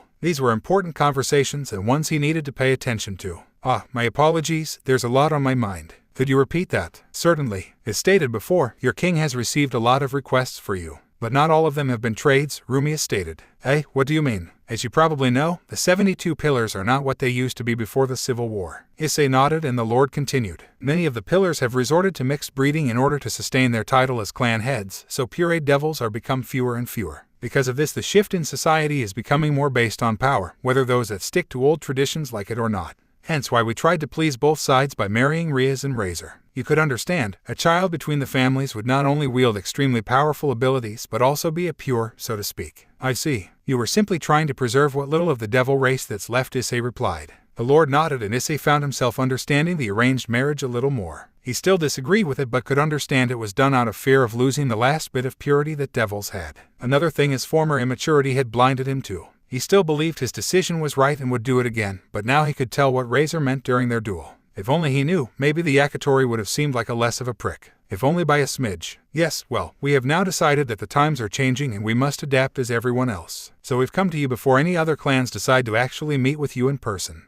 What do you mean? Issei asked. Issei-kun, Sairaorg not only has received trade requests, but has also received a number of marriage requests as well, Rias finally admitted. Issei's shout filled the room, echoing a few seconds after he shut his mouth. Marriage. The Lord and Lady nodded their heads. Issei turned to his king immediately, whipping his head at a speed that should have snapped his neck. The mentioned Bael nodded his head, confirming the Phoenix's answer to be the truth. But why? How? Issei asked, eyes the size of saucers. Just as Lord Phoenix stated, the political times in Devil Society are changing due to the difficulty of us holding on to our purity, Sirzech explained. With the difficulty to reproduce pure devils, due to our limited numbers and low birth rate, such things like are starting to become null and void as the days go by. So we now look to judge a person by their power and abilities rather than their race. The Mao's explanation made some sense and the brunette hummed in acceptance. It made sense that they were having to change, but the pawn was still confused as to why so many requests were for him to be married off. There were a lot of better options than him. Rekka could read him easily and a small smile adorned her lips. She could see why her daughter had a crush on him. It seems you're confused. Asking why me, am I correct? Issei blinked owlishly but nodded. Issei-sama, you are the Sekiryute first and foremost. Anyone within all of the factions would want that power on their side. Most would kill for the chance to have the Red Dragon of Domination fighting with them. Issei once again found himself astonished. Ddraig really carried that much power to make him such a sought-after being even long after he was sealed and placed in a gauntlet. The teen really did have a lot to hold up to. Not only that, but after your fight with Kakabil, I'm sure the clan's desires only increased for you. And I'm willing to bet they will do anything to get you to say yes, Rias added on. A small shift filled the air as the room was silent. Well, what would your reasoning be? Issei asked as he leaned forward, resting his arms on his legs. A husband and wife both looked confused by the teen's sudden question. You made it sound like the other clans want me because I can give them a powerful heir. Wouldn't that mean you're doing the same? He looked both of them straight in the eyes. For once it wasn't the nervous and confused boy they had seen the entire meeting. His eyes were sharp, his fidgeting had stopped, and his aura had shifted to that of his dragonic counterpart. In other words, the Dragon of Domination had suddenly perused over them without them being aware. Both Phoenix were surprised by the sudden shift. They had lowered their guard around him from all his confusion and nervousness that he had displayed towards them. Ravel, too, had been caught off guard from the brunette's sudden change in energy. It reminded her of the moment after the duel. The feeling of being dominated and put into place. And, for a second time, her underwear was ruined due to the sudden moisten from her loins. A few strands of hair slipped from Issei's forehead, covering one of his eyes. The other gained an ominous glow as he stared at them. You said it yourselves, you chose to marry Rias to the Yakitori simply to save your race. You also told me that everyone else is doing the same as you to claim a powerful offspring from me. What's to say you aren't doing the same? Everyone in the room took notice of his tone. The pawn had changed in demeanor altogether. Kuisha knew it better than anyone as she witnessed the same type of feeling during the brunette's fight with Kakabil. She looked down at his hand to see it holding hers, almost possessively. He had flipped her hand to Nobi resting in his lap and he held it very close to him. She couldn't help the blush adorn her cheeks and the slight increase in her heart rate after seeing what must have been a subconscious gesture. Issei-kun, we do not mean to use you as a way of political gain. It is unavoidable, but our reasoning is much different from what you have claimed, Rias answered, doing his best to try and defuse the situation. His reply was short and did little to ease his aura surrounding them. We understand what happened between you and Rias Gremory, and we were unfortunate to be there in your time of need. We only want to extend ourselves to show there's no bad between us. A long period of silence reigned over. Everyone watched Issei as he could be seen thinking over what the Lord had said. His eyes had never left from their forms, but his focus lessened a bit as his aura began to recede. Slowly, but surely, it faded, but just before it was gone his focus returned and, with it, the aura flooded over. It's best if you're completely honest with me, he stated. Sairaorg could be seen with a small smile of pride. His pawn was learning, and even if he trusted the phoenixes, that didn't mean Issei had to as well. He was showing his prowess in politics, and that no devil ever did anything without getting something in return. You saw right through us, Rias answered back. It's true, that isn't the full truth. While we want you to be a part of our clan, that doesn't mean we do it just for the sake of it. We one day hope you give us a strong child from Ravel so that we can continue the prosperity of our household. Please understand that we have little more to gain and that we merely want to have good ties with you from this day forward. What of the Bael clan? Wouldn't that also place you in good terms with them? It would be great, considering the great king is Zekram Bael himself, Issei explained. The kid was good, everyone in the room had to admit it. He adapted fast and was covering all corners. The immature brat from the engagement party who wanted to save the princess wasn't there, now replaced with what they all can say was the true Red Dragon Emperor. We already have a good relationship with the Bael. We have little to gain in that aspect. The pawn took another moment, but it wasn't long before he closed his eyes and sighed. The aura then vanished completely and the room returned as it once was, the group all relaxing just a bit. Issei then slowly opened his eyes and turned to Ravel. She had been quiet the entire time and had put in no input despite the entire exchange involving her future. Ravel, Issei spoke calmly. The girl jumped from suddenly being called. Why yes, Issei-sama, she squeaked. The young lady was still trying to recover from the overbearing power of the dragon. It was much more potent than the first time, only proving how much stronger her possible fiancé had become. What are your thoughts in all of this? He asked her. What she seemed confused by the question. Well, you know the reasoning behind why I interfered in your brother's and Rias's engagement. So before I even give a response, I want to know if you even want this, he explained, sounding as genuine as he could. The group could see and feel the warmth from him. Another turn and he was back to the loving person some got to see in, or no. It was quite a trait to be able to do so. A dangerous one to anyone who challenged him farther down the line. And while the young blonde fidgeted in her seat, looking away with a light blush, he wouldn't mind it was her reply. It was quiet and she said it with extreme shyness. Issei heard it, however, inside while scratching the back of his head. I see, Lord and Lady Phoenix, he spoke suddenly. Yes, this isn't something I can answer at the moment. I still have some thinking to do and you have given me more to add on to that. So I am unable to give you a proper response as of today, he responded professionally. The Lord and Lady smiled with understanding. We see. Well, whatever you decide, please allow us to be the first to know. Issei only nodded his head in response. The trio then stood together. Lucifer-sama, it has been a pleasure. Likewise to you as well, Issei-kun. The respective parties nodded or bowed in response. The signature magic circle then appeared below the phoenix's feet. Ah no, Issei-sama Ravel spoke up as the circle began to glow brighter. What is it? If it is alright with you, could I visit you again? She was very timid, twirling her finger through one of her hair drills. The boy grinned brightly. Sure, come by any time. The young girl smiled in return, relief and happiness seen on her face as she nodded enthusiastically. Then a plume of flame shot up before disappearing along with the three phoenix. As soon as they were gone, Sirzech stepped forward towards the trio of young devils. I'm very surprised by your answer, Issei-kun. Why is that? Ravelchan is quite cute. I thought you'd have accepted the proposal after some thought since it was a dream of yours to create a harem. You had a guaranteed wife and yet you chose to not answer at all. Issei sighed and rubbed the back of his neck. Yeah, well, things have changed. I'm not the blind pervert I was before and I won't fall for the tricks some of these devils are trying to play. I will not be used again. Issei's eyes had flashed green and Sirzech took note of the momentary change. It seemed there was some disdain held towards his sister. It was still understandable and the brunette gave no signs of wanting to enact revenge against her. That was good. Sairaorg seemed to have helped him a great deal. Yes, that is good then. We can't have that when trying to promote you to mid-class, can we? The Secretary paused. He was just about to add something else but the words registered a bit faster and caught him a few seconds before. Sirzech and his two companions chuckled from the look on his face. Grafia, too, couldn't help the slight upwards turn at the corners of her lips. You see, Issei-kun, as I'm sure my sister has explained, there are 3 ways a devil can be promoted, Sirzech begun to explain. Completing contracts, participating in raiding games, or military accomplishments, Issei replied, remembering his former king's explanation. Correct. The last one you mentioned is the easiest and hardest. You can fly up the ranks through war but there also has to be a war for such a thing. Seeing as there's no war, the other 2 have become the only options most devils have. Issei hummed as he began to realize where the Mao was going with the explanation. His only negative thought was how devils love to build suspense. Of course, a rampaging Cadre-class fallen angel does raise a lot of red flags, Sirzech noted with a raised finger. Seeing how even I was unable to get there in time, you were able to buy enough time for help to finally arrive. You fought and saved the lives of 2 heiresses and a number of allies and humans in the process and helped preserve the ceasefire we've kept together for many years. So it is befitting that we reward you with this achievement, Issei Hayaru.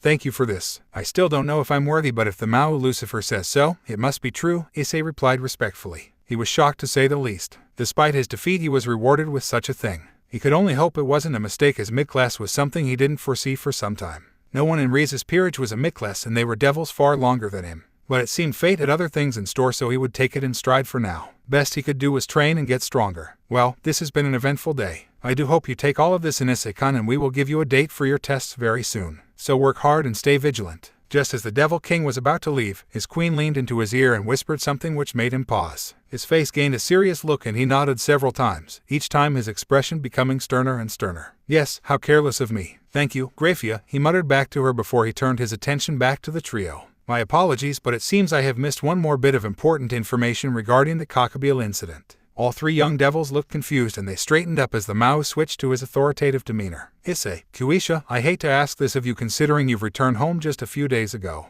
but upon the request of the 3 factions you 2 and Ladora will need to return to Kuo. Cameras were going off, lights flashing one after the other. All that was heard was the constant clicking of buttons and flashes of lights as a horde of male students pushed and shoved each other to get a shot of someone on a stage. Upon closer inspection, one could see said person spinning, twirling, jumping, and posing for the camera. It was a young lady looking very giddy as she did her best to look at each and every camera with a new pose too. She was a beautiful, young-looking girl with long black hair tied into twin tails. She had blue eyes that resembled crystals and slightly pale skin that only seemed to heighten her beauty. Her body was almost that of a child's, but she possessed large assets that drove the hormonal teen boys wild, their eyes never leaving as they jiggled in her tight clothing. The woman was dressed in a pink-colored magical girl outfit, consisting of a pink shirt, skirt, gloves, and boots. She also wore thigh-high black and pink striped socks and wielded a pink wand to match, waving it around as she continued her impromptu photo shoot. But, just before it got too intense, someone quickly came in to put a stop to the commotion. Another teen boy, this one with dirty blonde hair and gray eyes, stepped in front of the young woman, blocking her from the cameras. "All right, that's enough," he shouted, sounding very irritated.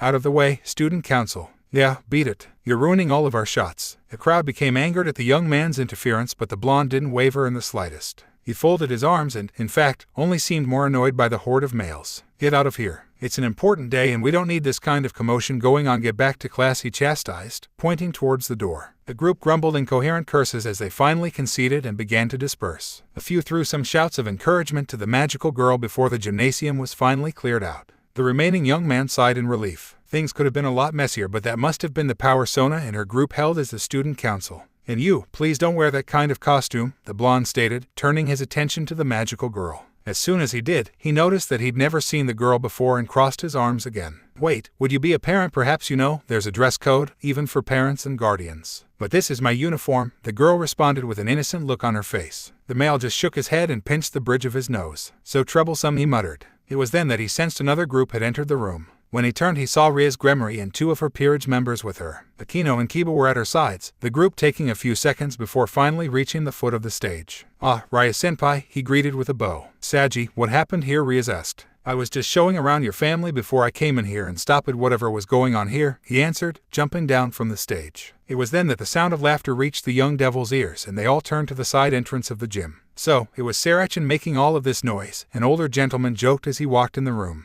He had long red hair with a matching goatee and blue eyes that were very similar to Rias. Behind him, Sirzech and Grafia followed, the former equally amused as the gentleman. The latter held a monotone expression but inside was sighing from the Mau Leviathan's antics. "Ah, Xiat and Sairaorg," exclaimed from behind the pawn. "I'm super excited that you and Sirzech got to be here as well. Did Riot and tell you? Because Satan didn't, and I'm super mad, but I still love her, so I can't be too mad." "Aha, still as exuberant as ever," the head of the Gremory household laughed out. The young woman always tickled him with her playful personality. "Tell me, how did you get away from your escorts, HM? It was very hard. Kuitan and Latin were so strict with me and wouldn't let me explore. I was lucky Dragonkun was there or I would have never met those nice photographers," the young woman complained. She even went as far as to shed a few small tears and whimper to gain the group's sympathy. "It's incidents like this, Lady Sairaorg, that give us a reason not to let you wander off," another voice spoke out. The group all turned to another entranceway opposite the building. Kuisha and Latera slowly walked towards the group, the female Mau sweating as the duo got closer. The former had her arms crossed and didn't look all too pleased.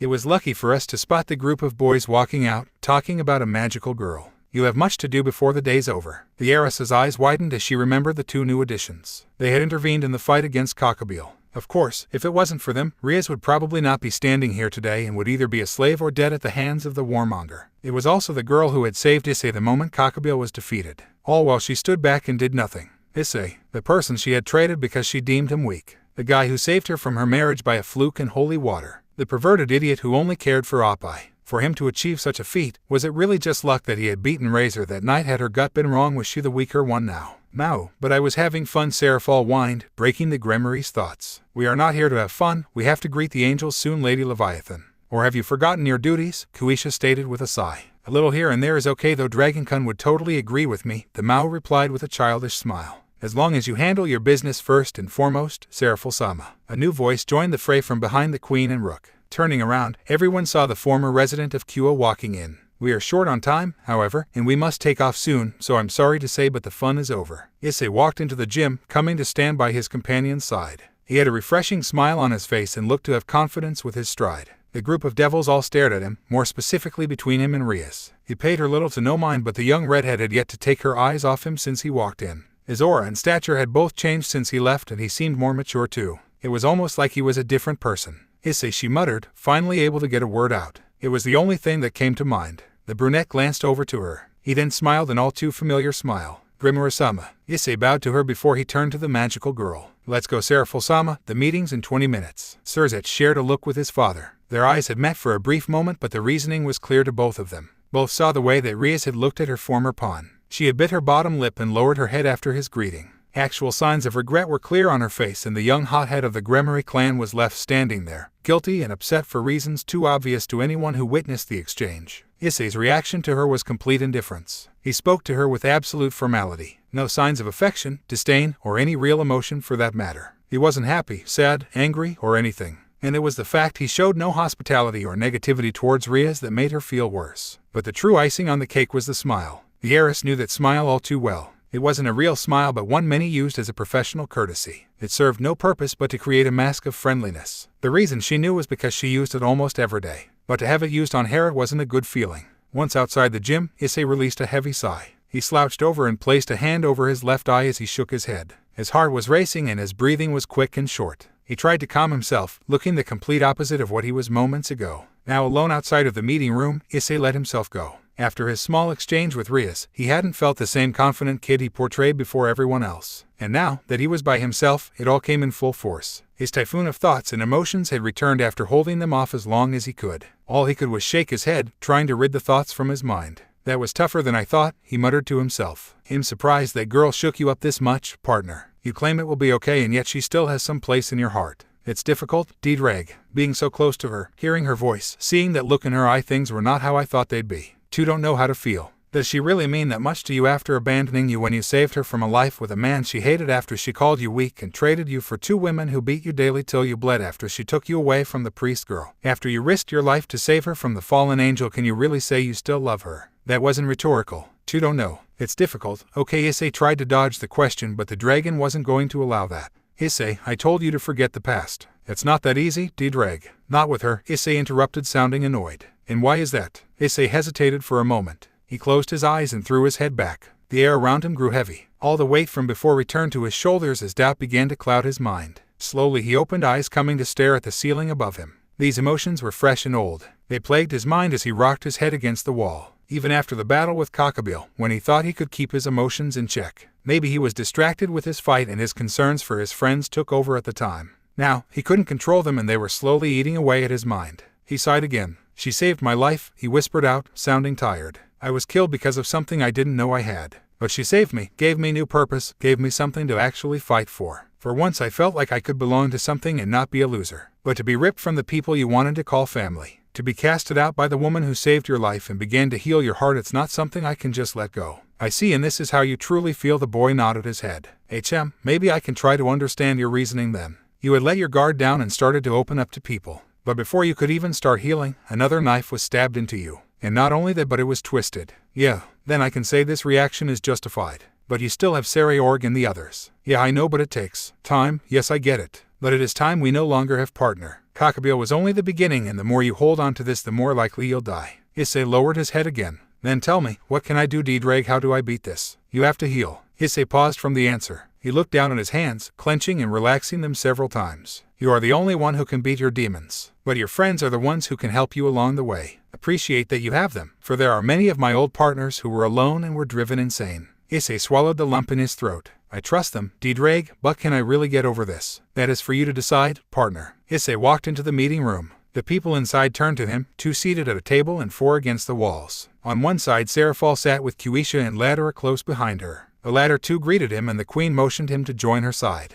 He did without a word and turned his attention to the 3 opposite the table. And so our final member has joined us, the one sitting at the table spoke. Behind him, the familiar faces of Irina and Zenobia stood. His childhood friend waved towards him while the brunette nodded her head in acknowledgement. A young man in the seat smiled gently at the brunette. He had long blonde hair and gentle green eyes. He was very handsome and exerted this feeling of friendliness. Behind him, 12 white wings sat on his back, giving away that he was an angel. But not just any angel, a seraph. It was the highest level any angel could hope to achieve. Issei was in awe as he looked at the wings. 2 more than Kakabil, and the warmonger was stronger than Issei. That meant this anger was much stronger and way out of the boys' league. But despite the difference, the holy aura he was emitting was warm and welcoming, showing the angel had no hostility towards the pawn or his allies. My apologies for the delay. Issei Hayatu, it is a pleasure, he greeted with a deep bow. Yes, you would be the one I heard about then. I am Michael, the current leader of heaven. You have gained quite the reputation defeating Kakabil, young man, he praised. It wasn't me who beat him, but your words are truly kind, Issei replied. He was thankful for Kuisha and Sairaorg's assistance when it came to speaking during political meetings. His king was an heir, so it was inevitable that he would learn proper etiquette, and now it was paying off. You're very humble, Hayao-kun. My 2 subordinates tell me you, quote-unquote, kicked his ass up and down the battleground, so to speak, he joked, even using his fingers to create air quotations marks. Issei turned to the duo. Irina laughed awkwardly and Zenobia looked away with a heavy blush on her face. It was obvious who said it, and Issei couldn't help the awkward smile appear on his lips.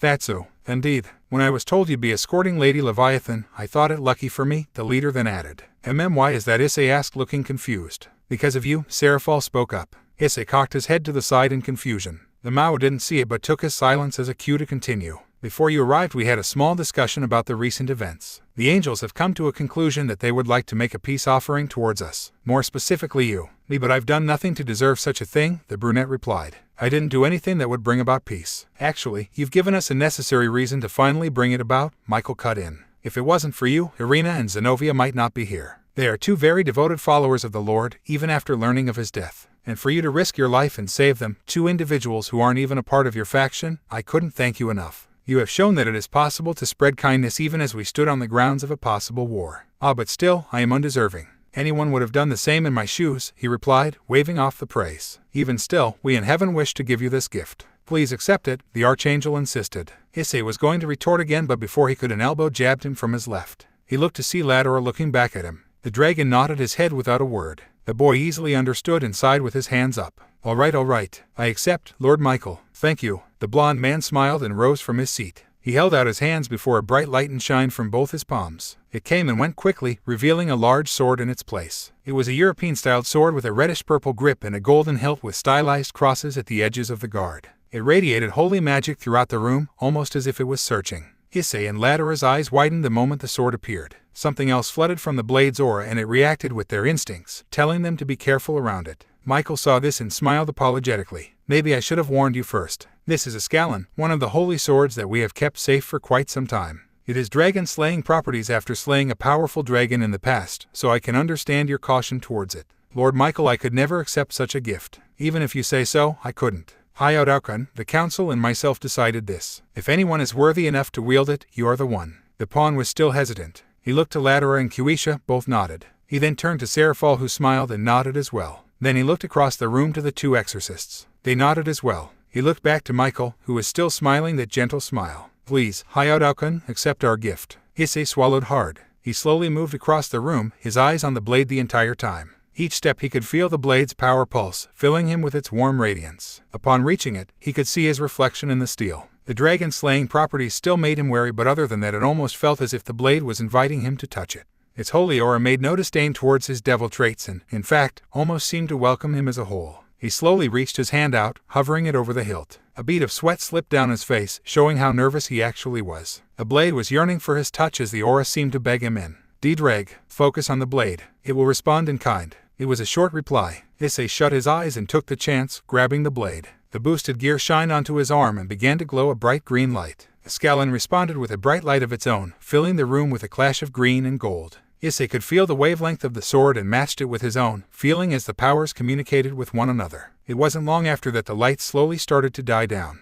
The sword vanished from the boy's grip and the gem on the back of the boosted gear glowed in an arrangement of colors. Then the blade appeared, attached to the gauntlet. It emerged, Issei revealed once he opened his eyes. Everyone else followed suit and marveled at the combination. They all could feel the new wave of power surging through Issei and could tell that he had become stronger from it. Well then, my job has now been completed, Michael spoke up. The group turned to him. We have discussed all that we can for now and I have fulfilled my task of giving a scalon to you. Now we must take our leave and prepare for the meeting. So I must say, farewell. With that, the angel and exorcists made their way to the door. Michael was the first to leave, Irina waving to Issei once more and Zenobia following suit, albeit awkwardly. The trio then left, closing the door and leaving the devils alone. That went well, Sairaorg spoke up first. She stretched with a happy hum, sighing as she relaxed into the chair. Dragon, you've really made an impression on everyone, huh? Hey, Issei could only chuckle bashfully and scratch the back of his head with his free hand. It is truly amazing that you were given a holy sword, Kuisha added. She stepped closer, being careful to hold the blade in her hands. Ladora also came closer but didn't touch as he was still cautious of the dragon-slaying undertone the blade emitted.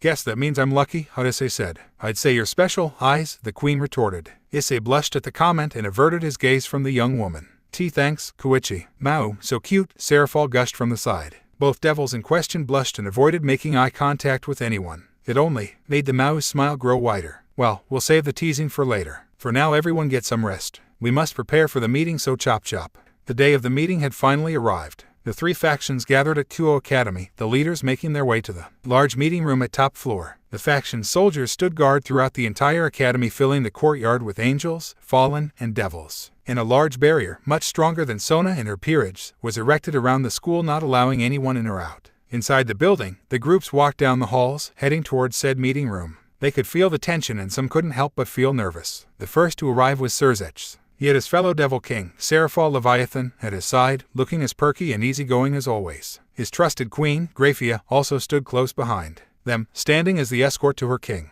Along with her were the escorts of Sairaorg, Kuisha, Issei, and Ladera. The three stood close to the Queen of Lucifer, a professional and monotone atmosphere about them as well. That was excluding the hand-holding between the Queen and Pawn of Sairaorg. Issei had discussed with her and the rook of his nervousness and anxiety since returning to his hometown, following Ddraig's advice. The young woman was more than happy to offer him a gesture of comfort, so they stood very close, fingers intertwined. The dragonkin offered his comfort as well with a hand on his fellow devil's shoulder. It was enough to say the trio had become quite close. Rias and her peerage, as well as Sona and her queen, Tsubaki, stood at a wall not too far off from the trio. The heiress of Gremory never took her eyes off her former pawn since she walked into the room, and the moment she caught sight of his hand holding with the queen's, her heart felt a small twinge of pain. Regret surfaced once more inside her and she started to question herself once more. Issei did his best to pay her no mind, keeping a professional air about him as he discussed light topics with his two companions, all the while staying under the gaze of Rias and her peerage. Next to arrive was Azazel and his lone escort. The fallen angel was dressed in a long burgundy trench coat with black belts around his abdominal, arms, and wrists. He also had gray pants and black shoes, with a necklace just for added flair. Behind him his bodyguard stood, leaning against the wall without a care in the world.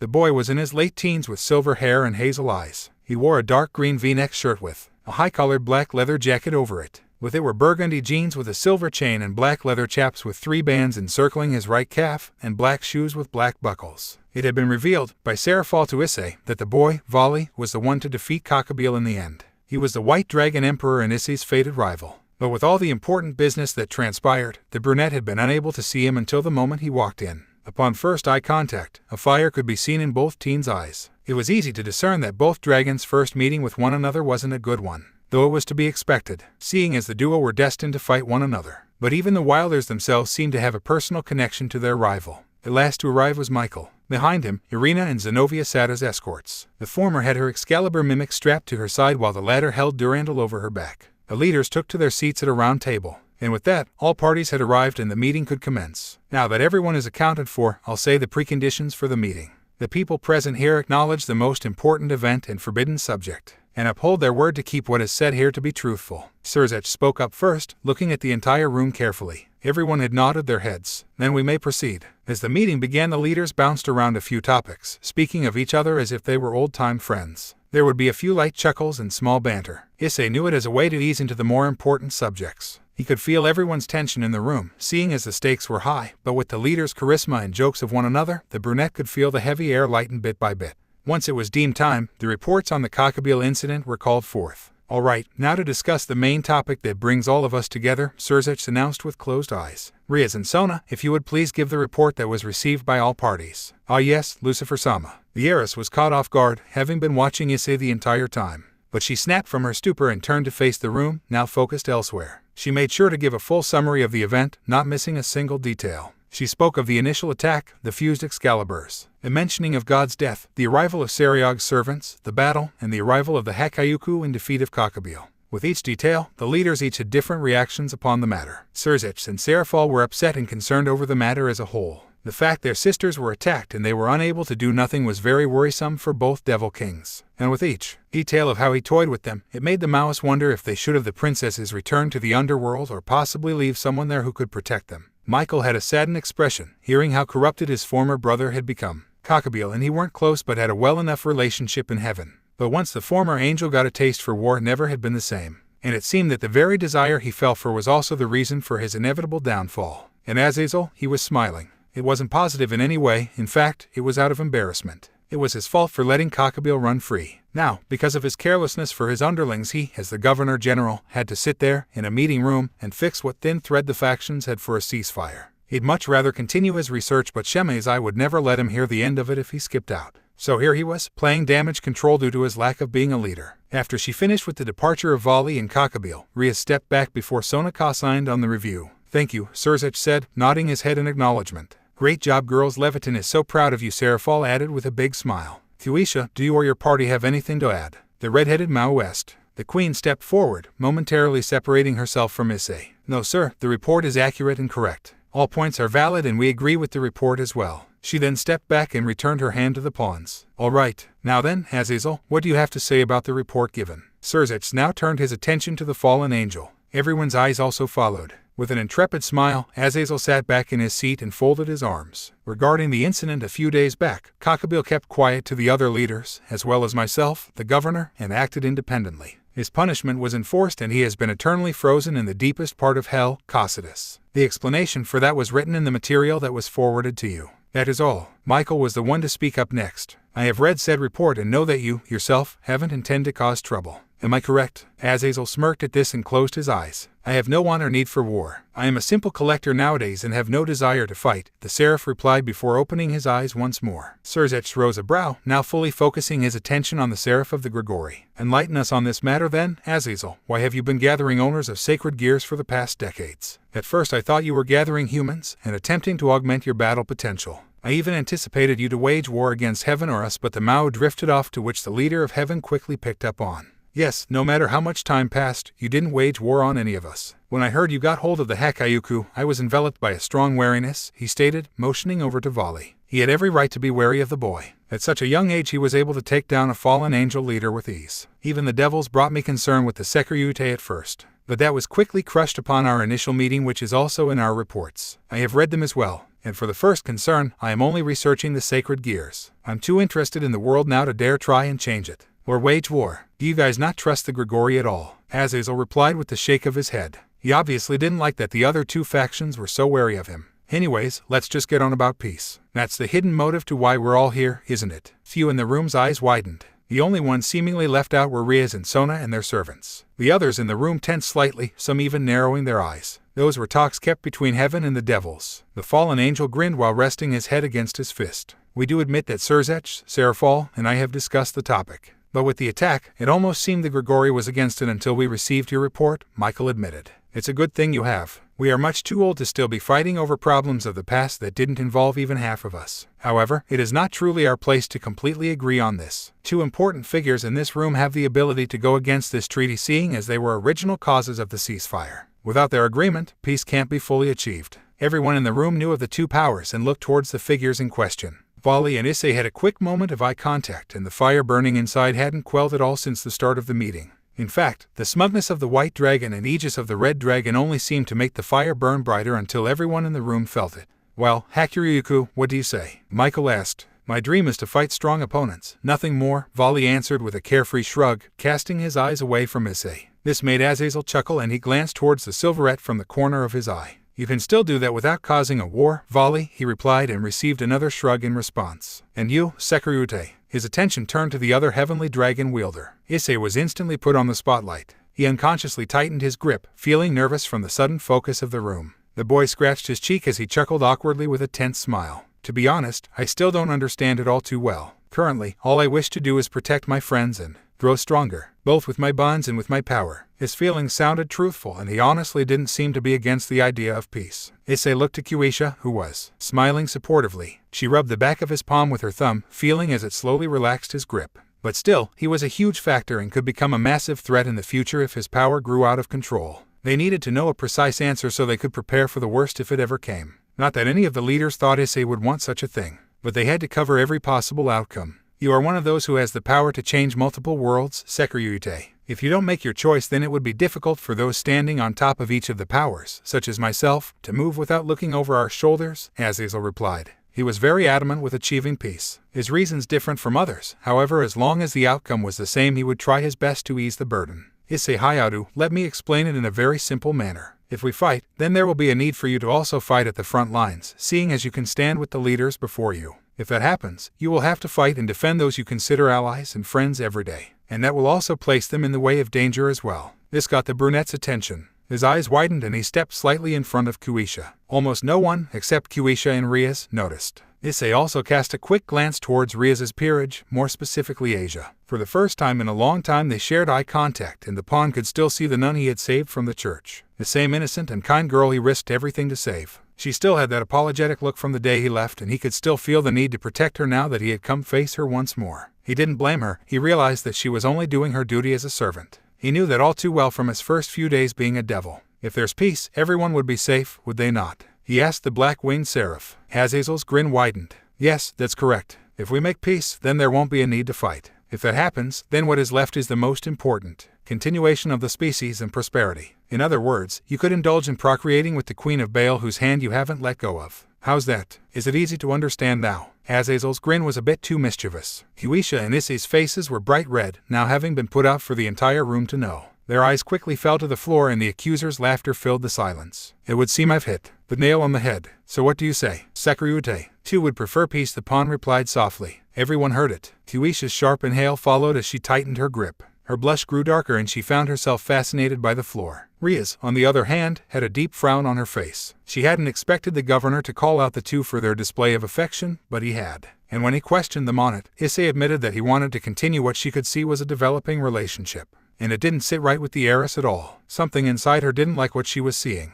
It left a bad taste in her mouth at seeing Issei happy after leaving. He was supposed to be weak and worthless. Her gut feeling told her that he was a mistake. But here, in front of her, he had proved that wrong. He grew stronger, created new bonds with a new family, defeated a cadre-class angel, and now was starting to grow closer to another woman. Why hadn't she stuck by him? Would he be this strong if she didn't trade him? Would he have those feelings for her as he does the queen? Would the bonds between him and her peerage have been stronger than before? Would he be happy if he had stayed? Sadly, Rias knew the answer to none of these, and it actually began to pain her that he was achieving so much more. She regret her decision more and more each day, but now, standing so close to him and witnessing these changes, she truly didn't know what to think. So all she could do was stare at him, almost envious. Maybe, just maybe. But are you? Kiba had leaned forward and placed a hand on his king's shoulder. He watched her the entire time and could see her distraught. Before he could finish his sentence, a quick shift was felt in the air. There was no warning or no hesitation. Less than a second was all it took, and not a single person in the room had been able to react to the sudden feeling that flooded the room. Time had been frozen then and there. The leaders were all unaffected, as well as Grafia, Zenobia, Kiba, Voli, Issei, Kuisha, Rias, and Arena. But everyone and everything else around them had stopped moving completely. The clock that sat on the far wall to the right no longer ticked, proving their point further. Hey, Akino, Murayama, Kadis, Rias spoke as she turned to her peerage members. None of them responded. So, they made their move. Azazel suddenly spoke grimly. Who? Sairaorg asked. Most of the room, those who were unfrozen, turned to the fallen angel again. He looked towards the window and sighed.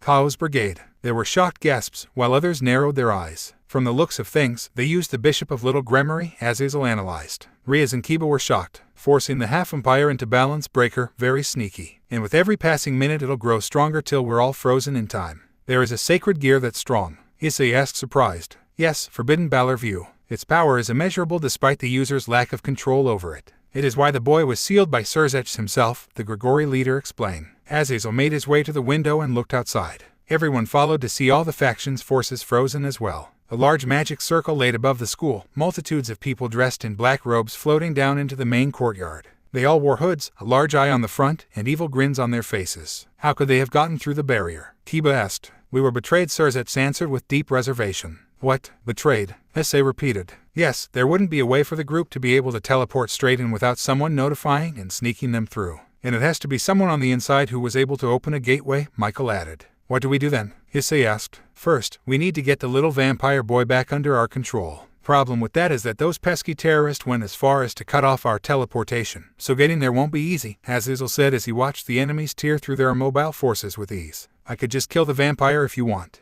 Blowing up that little school building should be a... No, we don't want to start off on a bad note, Voli, Azazel chastised, looking back at the grinning boy. If you have that much time on your hands, why not use it on those magicians out there? Issei Hayadu, you should go too, Azazel spoke up. I'm sure having the Hakuryuku and Sairaorg out there will surely put a hole through their defenses, wouldn't you say? Voli and Issei shared another death glare, but this one eventually settled as they simultaneously closed their eyes and sighed. The dragons silently agreed and nodded their heads, seeing no point in sticking around to gaze at each other. Plus, it was a good way to let off the steam they had been building towards one another. Vanishing Dragon Balance Breaker. Welsh Dragon Balance Breaker. Both heavenly dragons' voices boomed before the duo donned their scale mail armor. They looked to each other before turning and looking out the window. It was a second of silence before they both burst through to the outside. Sounds of explosions sounded immediately and the bodies of mages began to fall. A few others were obliterated as a few were blasted by a dragon shot or incinerated by Voli's magic. It was a complete massacre as the two dragons were making quick work of the mages. Those two are actually exceeding my original assumption, Azazel praised with a smirk. It would seem they are in competition whilst creating an opening for us, Sirzech explained, smiling himself. It was obvious both leaders were prideful in seeing the heavenly dragon of their faction dominate the terrorists outside. Yes, well, we still have to wait for the rescue of the bishop before we can begin our counter-attack, Michael spoke up, being the man of neutrality. So, how will we save Gasper? Kiba asked, bringing everyone back into the room. What about castling? Rias suggested. This caught everyone's attention. What's castling? Irina asked, cocking her head to the side. Castling is when you trade the king's position with the rook piece in one move, Kiba explained. We do have the rook piece in the clubroom, if I'm not mistaken. Bachu, take me with you. Gasper needs us as we're the only ones able to calm him down. Yes, he's my bishop and we need to save him. Rias, I'll send you two back then, Sirzech said, to which the younger sister nodded. Azazel then stepped forward to the two. He fished something out of his pocket before handing it to the blonde knight. Once you secure the vampire, put this on him. It'll bring his power back under control and turn time forward. Kiba looked to see it was a bracelet. He clenched it tight in his hand before he placed it in his pocket. He had to step up. After witnessing Issei's power twice, he realized he had been left behind. This was his one chance to do something. Asia was right in her accusation towards Rias. She was too soft on them. They had to work hard, just as Issei had, otherwise they would die. All right, I'll begin the trade then. The Grimoire magic circle appeared beneath the knight and king's feet before shining and quickly fading. Once it did, it revealed a white rook piece sitting where they once stood. Good luck. A few moments of waiting passed as the large-scale, one-sided battle roared on outside. The screams of hundreds of magicians were heard and the source of blue and red lights were seen flashing across the sky. The leaders watched analytically while the teens could watch in awe at the power the two dragons unleashed. Suddenly, a new source of magic filled the room. Everyone easily noticed it, due to the power being flared as if it was trying to intimidate them, and they turned to the source. From a magic circle similar to the one outside, a young woman stepped out with a wicked grin. She was a tall, bespectacled woman with a voluptuous figure. She had dark skin with long brown hair tied into a bun. She wore a dress that was extremely low cut and had a high slit on both leg sides, which exposed a large portion of her ass, thighs, and behind. Kateria Leviathan, Sirzech announced without a hint of friendliness. What brings you here? Sairaorg asked seriously. The woman laughed heartily before she spun her staff and rose it. I'm here to bring the first steps of chaos and destruction, she replied as if it was obvious. Her staff lit up, catching the group's immediate attention. DDDOOONNN. An explosion destroyed the entire room, smoke and fire now rising as the initial attack settled. The newcomer fell back to the sky, marveling at her power. She barely used a fraction and yet she had rocked the very foundation under her targets. While it wasn't enough to kill them, they were sure to have been shaken. When the smoke cleared, it showed everyone inside of a barrier quickly set up by Michael, Azazel, and Sirzech. Sairaorg and Grafia had also taken quick action and covered the kids who were still frozen in time. All around, everyone was safe and unharmed. Aha, so the three great powers put up a combined defensive barrier. How beautiful, as well as pathetic, Kateria mocked. From inside the barrier, everyone could see she easily destroyed a good portion of the school. They moved to the school grounds outside and released the barrier. Why are you doing this, Kateria? Sairaorg asked. The brunette growled at the female Mau. Sairaorg, she spoke lowly. You stole my title and now question my motives. A pretty little mouth like yours should be blasted off. I'll be sure to kill you and take my title back, the old Leviathan declared. It's safe to assume we're not in a devil's coop dead at. Azazel asked, making his presence known. No, more like a world domination scheme, Michael answered. The terrorist then began to laugh once more with a large grin on her face. Michael hit the nail on the head, the brunette congratulated sarcastically. I will kill all of you here and overthrow these corrupted parties. No longer shall devils be mocked as we shall rule heaven, hell, and everything in between. We, as the true Maoists, shall reform this decaying and destructive realm into how we see fit from this point forward. You know, that's similar to those cliché lines villains use before they're defeated by the good guys, Azazel joked as he stepped towards the terrorist. He unleashed his wings and began to fly up to the height of Kateria. When he came face to face with her, the devil could only openly laugh as if she was tickled. You have jokes, Governor General. It seems you want to fall at my hands first, huh? If you're willing to settle for little old me, Azazel replied with a smirk. The woman quickly lost her own as she settled for glaring instead. The air between the two became thick as they begun to release their power. The amount they exuded told everyone in the area that things were going to get serious, and anyone in the way would only get caught in the ceasefire. When they released the first burst, any mage within the zone was killed instantly. So be it. I'll kill you, then the rest of you will be next, Kateria announced as she readied her staff. Azazel summoned a spear of light in return and held it to his side. Then let's get to it, shall we? Kateria fell back from her and Azazel's exchange. She had put a large amount of power into her attack and yet the Grigori leader was unfazed. She grit her teeth, angered at the fact that the seraph looked to be taunting her. It would seem you're low on juice. Tell me, did you really think you stood a chance of taking all of us on? Even now, when you can't seem to stand against little old me. Azazel spoke with a grin. Yeah, he was definitely taunting. Shut your mouth, Azazel. I have more than enough power to kill everyone standing here, the brunette shot back. Fringes of hair fell onto her face, breaking the last bit of regalia she had. Now she looked no more than a deranged devil. Her eyes were wide, her teeth were grit with such anger, it was hard for her to uphold what little prestige she had left. She held up her hand and a magic circle appeared in it. In a quick flash a jar was seen in its place. The fallen angel narrowed his eyes, not at the jar but at what was inside of it. There, perfectly coiled and slumbering, a black snake sat inside. It took a second before it opened its eyes, revealing purple orbs that seemed void and empty. It rose its head and glanced around before it leveled its gaze at the governor himself. It released a sharp hiss, showing off its long and jagged fangs that dripped a purplish glowing liquid. The fallen could feel an ominous power coming from the reptile. It was something foreign and yet familiar to him. He felt that he knew what that creature was but couldn't quite place his finger on it. And what made it more confusing was why such a thing was in the hands of Kataria. "Aha, I see this has caught your attention," the Leviathan cackled, motioning to the jar. "It is the final piece that will allow me to bury you and the other falsified leaders who dare stand against me." The woman popped the cork that sealed the jar. The snake didn't take its eyes off Azazel as she lifted it and began to open her mouth. The leader rose a brow at the realization that she planned to swallow the reptile. The fallen let his curiosity get the better of him as he made very little attempts to try and stop her. Instead, he opted to reach for the specialized dagger stashed in a sheath under his coat. It looked like he would need Fafnir if things were going to get out of hand. And there was no telling due to the endless abyss feeling that the snake gave off the longer it stared at him. "Hi, shatter!" The sudden shout sounded throughout the battlefield. Shortly following was the sound of glass breaking and a hiss of pain. Both Azazel and Kataria were surprised when a needle of green energy shot past the latter and broke the jar in her hand. The snake had the needle embedded in its eye as it writhed in the air before bursting into particles of black. Both leaders turned to the source of the attack to see the red scale mail-cladded devil. He had his arm outstretched, giving the obvious conclusion that he was the assailant. He had no idea what he destroyed, but a feeling overcame him during his rampage against the mages. Some deep feeling told him to turn, just in time to see Kataria uncork the jar. Once she did, every fiber of his body screamed for him to destroy it as the power radiating off the creature sent a shiver up his spine. The Leviathan switched from shock to furious the moment her eyes landed on the boy. Any last hope that she had of defeating the leaders was now gone. Her mana was just about depleted and she still hadn't taken out the Grigori leader, still leaving Michael and the Maoist left. That snake was supposed to be her ultimate boost that would allow her to obliterate the city itself, but now that was impossible. "Heh, nice job, kid," Azazel said with a toothy grin. "I would have liked to see what that snake would do, but you also just saved me the trouble of having to get serious." Kataria growled as her focus switched between the Grigori leader and the Sekiryute. She couldn't decide which she was seething at more, the former, who was openly mocking her, or the latter, who got in her way. Crack crash. The sounds of shattering filled everyone's ears. They looked up to see the massive gateway crack before breaking just as the jar did. The air surrounding the group began to flow again and the odd feeling, from when time stopped, disappeared. It was now obvious that Kiba and Rias had freed Gasper. It was further proven when the trio and Kaneko appeared outside the old school building through a magic circle, revealing that they could teleport once more. All of the ones who were frozen were unfrozen and many looked confused as they looked around.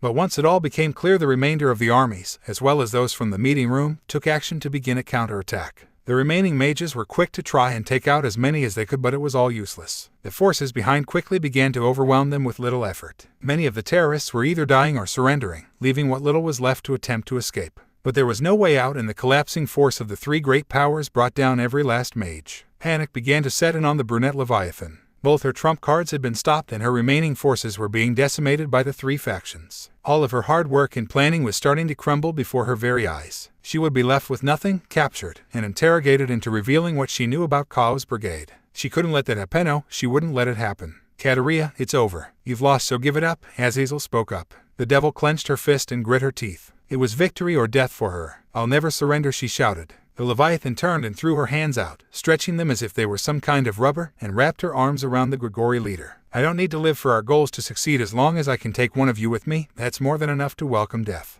While death is okay for you," Azazel paused momentarily before summoning a light spear. He sliced through the appendages with ease, shocking Kataria at the lack of fear in her opponent's eyes. "I still have a lot left to do, and your little parlor trick has punched your one-way ticket to the other side. Farewell." With that, he threw the spear, piercing right through the terrorist's skull. There was no time for her to scream as she was vaporized within the same second. Azazel folded his arms and sighed. "If you had spent more time training instead of seeking vengeance, maybe you'd have stood a better chance," he chastised to the fallen devil. There was no way for her to hear him, but he simply wanted to talk out loud. Issei had watched the final moments with wide eyes. He was in awe at the power the fallen seraph possessed. It was on a totally different level from Kakabil, and even that terrorist devil was stronger than the 10-winged warmonger. He could sense the power leaking off of them, and the potency coming from the governor showed Issei he was no match for him at all. It was actually scary that such a lazy and nonchalant man had that much power at his disposal. "Hey kid," Azazel called out. The angel had his back to the boy but could feel his eyes on him. "Eyes," Issei snapped in reply, caught off guard. "What you did saved me a lot of annoyances. My curiosity took over and could have endangered others. You knew that snake was dangerous, didn't you? The leader asked, turning to face the pawn. Anu, it gave off this weird power, something dark and endless. It was like staring into the abyss without having to look at it, Issei replied, scratching the back of his head. I felt something ominous once she summoned that thing. My body kind of moved on its own and destroyed it. Azazel cupped his chin in his hand. He closed his eyes and hummed in thought. It had to have been his instinct. But for such a young and inexperienced child to have that kind of instinct in the midst of fighting all those mages. The governor's curiosity began to peak, but for the security that continued to amaze him. Boom! In the midst of his thoughts, a powerful blast struck Azazel in his back, sending him into the ground. Issei's eyes widened before he turned to see Voli as the assailant. The Hakurikoi hovered above him, hand outstretched. Voli, bad boy, how could you? Azazel asked, pulling himself from the small crater he created. He sounded the least bit hurt and, actually, had a look of expectancy on his face. Had he already known of Voli's betrayal? Sorry, Azazel. Things looked a little more fun on this side, the Silverette replied. Is that so? The angel asked, dusting himself off. He stood from the crater and leapt into the sky, coming up to level with the betrayer. Let me ask you this then, the one you're working for, said Oppai. Everyone had shocked looks at the question. It wasn't possible for the Ouroboros dragon to involve itself with such trivial matters. What reasoning could make that dragon come out and create a terrorist organization? Yes, Oppai is the one who leads Kao's brigade. She gathers the strongest from the ends of the earth, all with one goal in mind, Voli explained with ease. So it wasn't a kept secret on who lead them. It wouldn't happen to be a conquering kind of thing, right? No, neither her nor I have such desires for any of that, Voli answered swiftly. Our dream has aligned for defeating something much bigger than you and I, nothing more. I see. With how you worked with Kateria, and how you brought her here of all places and time, it would have been a calculated guess that you wanted your title back as well. The group's eyes widened once more. Wait, he's a descendant of a former devil king. Sairaorg voiced everyone's thoughts. I am Voli Lucifer, great-grandson to the former great king of the underworld, Lucifer. But I am a mere half, born of a human mother, which allows me to also be the White Dragon Emperor. Voli then turned to Issei. Both entered to stare down as their eyes bore into one another. Those around them could see the fire building up again as their helmets did little to hide the growing flames between the two. Their moment of ceasefire was now over with the defeat of the mages. I have no desire to gain my title back. All I want to do is fight and become the strongest White Dragon Emperor to ever live. HMPH, hiding behind that woman while she did all the work doesn't back your claim, Issei shot back. His eyes were narrowed and his teeth grit. No one could see his face, but his tone and body language told 1,000 words. I had no reason to assist her as it was her own choice to do something foolish. Wasn't she your comrade though? Why hide when she at least stood her ground to the very end? I would not allow her foolish actions to affect me. Her rash actions warranted death, Voli said back, an ice-cold glare leveled at the brunette. It only brightened the fire in Issei's eyes. So you'd let your comrades die. You could have done anything to help and yet you sat there and did nothing. Flashes of white began to appear in Issei's mind. The first showed Issei when he was stabbed by Rainier. It showed his last moments before the sudden flash of red came that was Rias saving him. Flash. The second was Issei holding Asia just after she died. Tears were flowing down his face as he cried out for her. Flash. The third was during the raiding game. It was when Karniko was blasted by Yubaluna in a surprise attack. He held her injured body, fear for her safety evident on his face just before she disappeared in his arms. Flash. The fourth was Aquino. She was defeated by her fellow queen, having lost by Fennec's tears. The pained and hurt look on her face as she fell from the sky was still in the back of Issei's mind. Flash. The fifth was Kiba. The moment Yubaluna struck again just after they defeated a large portion of Razor's remaining pieces. Flash. The final was at the end of Kakabil and his fight. The look of fear and horror on Kuisha's face when the warmonger drove his spear through Issei. It was a look he never wanted to see again.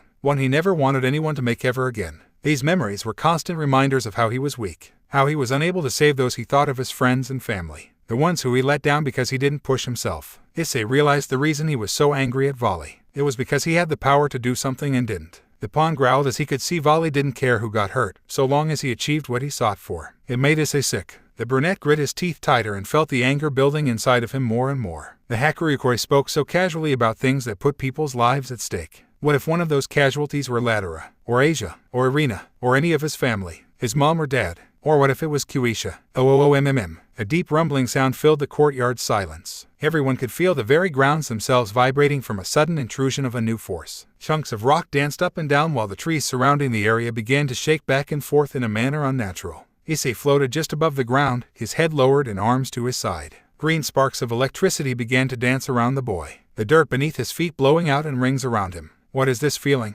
Sirzech asked aloud. Everyone was thinking the same thing, their eyes glued to Issei. CRK. A crack appeared on the dragon armor. CRK. Two more followed behind it. One on the left gauntlet, just right of the green gem. the other forming across the helmet, between the eyes. Sairaorg. The next one was a large crack that shot diagonally across his chest plate. It stretched from the ball of his shoulder down to just above his hip. Everyone watched in silence. None of them could say a word even if they wanted to. The power that was coming from Issei had any form of speech caught in their throat, and the fact that his armor looked to be breaking under such a power increase was unheard of. People lost their lives. So many people. Many you were supposed to call comrades. Issei spoke, his voice a very scary calm. Voli seemed unaffected by it. Mere pawns to a bigger picture. A bigger picture, you say? The Sirzech could feel the brunette's power rising higher. His smile got wilder, more excited, more exhilarated as he could feel his rival's emotions fueling the aura. He, too, couldn't help raising his at the anticipation of the massive fight about to ensue. Tell me, Voli, does this bigger picture have you in it? Issei asked ominously. The fellow dragon's grin widened. He was ready. Of course. Why wouldn't it?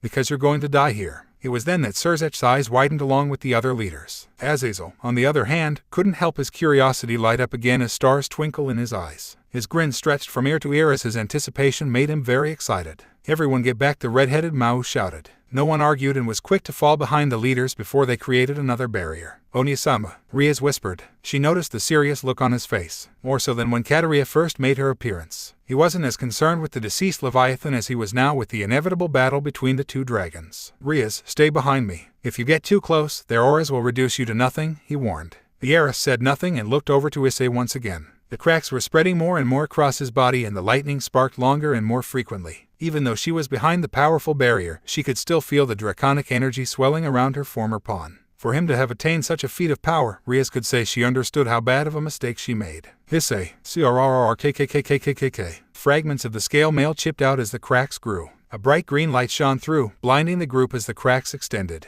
Issei held out his finger, pointing it at Voli, whose hands twitched with a readiness to finally fight. All of this for simple weaklings being sacrificed. I wonder if you'll get even stronger if I kill that blonde bishop. Oh, or possibly that woman who seems close to you. Kuisha, right. The ground below us caved into a deep crater. The energy took a darker crimson color, now mixing with the green bolts. You've guaranteed death. Krek. The green light enveloped Issei completely as his armor shattered into tiny shards. The backlash of energy shot across the entire courtyard, obliterating the school building until nothing remained. The grounds beneath him shot up in massive chunks, lifting up roots and pipes along with it. The barrier that surrounded the school cracked and shook but held together with what little strength it had left. Amidst all of this, a lone governor could be seen laughing. He stood inside his own barrier, looking at the explosion of energy with complete fascination. Never before had he witnessed such a thing before. No books, no matter the surplus amount he read, had any mentioning of such a thing before. Not even Voli, the projected strongest white dragon emperor, had achieved such an evolution in his sacred gear before. And, as such, his curiosity and anticipation for the final results matched that of the Silverette, who was a catalyst to call forth such a change in the brunette. After 30 seconds, the light began to fade. PMPH. Voli had been unprepared for the attack. He had severely underestimated the speed and power of his opponent. His anticipation had clouded his judgment of the enemy, and his desire to fight left him without an actual plan or counterattack. Looking down, Voli came face to face with the evolutionized Issei Hayadu. The brunette had red scales on his cheek and neck. Few of his teeth looked sharper, giving him fangs, and his eyes were now slit like a reptile. His nails were also sharper, taking on a reptile's claws. His armor had completely disappeared and his shirt from the meeting was now shredded and wrapped around his waist by a few threads, leaving him with only his pants and shoes. This formed such power, Voli said with genuine praise. Looking at him, the pawn looked to be between evolutions, as if it was an incomplete form. And yet he had so much strength behind that one punch. The Silverette looked down. The spot where the brunette's punch landed had completely destroyed his armor. It was long after that something raced up his throat and the Lucifer descendant coughed up a decent amount of. It had been some time since he last bled. I'll make sure you regret ever trying to harm any of my friends again, Issei stated coldly. Ascalon. SHKK. The Hakuryukoi's eyes widened to full size. At the call of the red dragon, an unbearable pain filled his entire being. His eyes fell to the source of the burning pain and his mouth fell open from it. In Issei's hand, the holy dragon-slaying sword lied, and it was stabbed directly into the gut of the Silverette. He was caught completely off guard and hadn't expected for a fellow dragon to wield a weapon that was deadly to their kind. He had no words for this and, for once in a long time, didn't feel so confident. Issei only looked at him with cold eyes. He kicked his rival off the blade, sending the dragon to the floor. He swiped his blade to the side, splattering that stained it into a crescent on the ground. You talk of pawns being sacrificial pieces and how the weak are only here to die to the strong, Issei spoke as he slowly walked towards his enemy. No one made a move, not even Azazel, everyone stunned from the change in Issei's personality. He wasn't the same from before. The Sairaorg stood above the Hakuryuku, his eyes piercing into his opponent's. Voli stared back, pain clear on his face. The brunette didn't care and placed his foot directly on the spot where the wound was. His response was a grunt of pain from the Lucifer. Now, you'll know how it feels to die by someone who is both a pawn and was called weak by everyone around him. Issei rose the blade, ready to plunge it directly into the dragon's heart. His grip tightened and his muscles tensed as he prepared to drive it through.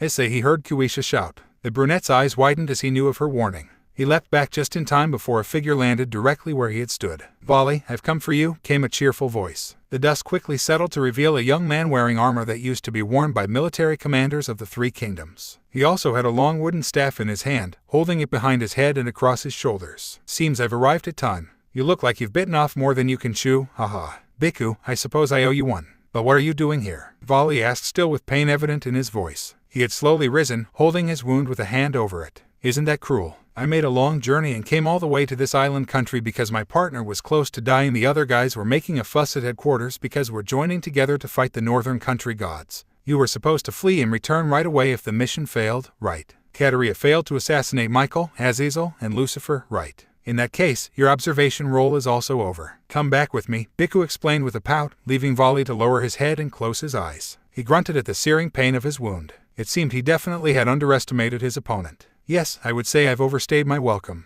Who are you? Issei asked the new arrival. Descendant of the victorious fighting Buddha, Son Goku. Name's Bhikkhu, pleasure Sairaorg, the monkey man replied, still as carefree as ever. HM, so you're related to the Son Goku. Issei wanted to be in awe, but the situation didn't call for it. Especially since he still wanted to kill the man hiding behind the staff wielder. I'm different from my ancestor, who had became a god. I just live doing as I please, as that is my dream, Bhikkhu replied, waving lackadaisical. Enough, it's time to go. I must get this treated, Voli ordered, grunting as the dragon-slaying properties lit him up with pain once more. You think I'm going to let you go? Issei asked, lifting a scalon once more. It was then that he felt a hand on his shoulder and looked to see Azazel. The fallen gave him an uncharacteristically serious expression that warned him from attacking. During that time, the monkey yokai slammed his staff into the ground. A black portal appeared below the duo's feet and the two sunk into the earth. Their eyes locked with Issei's once more, the brunette begrudgingly letting them go. But the fire roared even brighter behind the eyes of both dragons. It was obvious that their rivalry would be a destructive one. Once they were gone, Issei released his new form and the scalon disappeared along with it. He stared at where his rival was a few seconds ago and could still feel his boiling. His words of threat towards Kuisha rang in his ears and a deep possessiveness rose inside him like no other. He clenched his fist and his jaw tightened. The pawn came to a quick conclusion and made a promise to himself the very second the thought crossed his mind. No one will take her away from me. No one. Azazel, why did you stop me? Issei turned to the fallen with a sharp glare, one that still held that intense fire behind those hazel orbs. Azazel swore he saw a hint of green. Whoa kid, easy, I'm not Voli. I'm not going to hurt your woman, the governor replied with raised hands. He even looked back at Kuisha, mentally approving the Sairaorg and his tastes. She's. The brunette tried to snap back but paused. He realized his thoughts had led him to think and say a few possessive things about his fellow member. But he didn't know how Kuisha felt and had been talking as if their feelings were mutual. His eyes flashed over to Rias, who was looking over Gasper, and he remembered how, even in the end, gestures weren't a confession. That kiss that fateful night proved that fact. He then looked back to the blonde queen and felt his heart tightened in a vice. Could those gestures simply be the same? Something that would be seen as simply platonic. She's not my woman. The pawn lowered his head with his hair shadowing his eyes. After beating the white one with ease, now, he looked completely defeated. His downtrodden mood was met with boisterous laughter and a hand placed firmly on his shoulder. He looked up at the governor, who looked to be amused by the conflicted boy. Aha, you've got a lot to learn about women, he said cryptically, squeezing the brunette's shoulder. It went over Issei's head as he cocked an eyebrow. Listen, not all of them are the same. Some may surprise you in ways you wouldn't expect. You're dodging my question, Issei spoke up, trying to get the topic off of him. You caught my ploy, Azazel said, retracting his hand. What you were about to do, call it reassurance. Reassurance? For what? The governor's expression then grew serious. So that you don't do something you regret. Issei went to speak but bit his tongue just before he did. Those words made him pause before he opened his mouth. The seraph noticed it and nodded his head. Smart boy. I understand you're trying to protect your friends, but what you were about to do wasn't that, Azazel stated, folding his arms. You had him beaten, there wasn't much he could do after that. Voli is strong, but a scalon is a very powerful sword that was made to fight dragons. The mages with Kateria, you acted in self-defense against. Voli, you knew you had already beaten him. He deserved it. I acted in self-defense against him as well. Did you? Or were you really looking for a reason to plunge that sword into the retreating enemy? Issei knitted his brows. Then, they started to relax as he started to think rationally. As he thought more on the fallen angel's words, the more they made sense to him. Anyone who has ever killed out of aggression has never been the same afterwards. Hell, killing in general changed a person. And, now that he thought about it, he slowly realized that Voli was beat. He saw hatred in the half-devil but also fear. His fellow dragon would be cautious from this point forward and wouldn't challenge him the same again.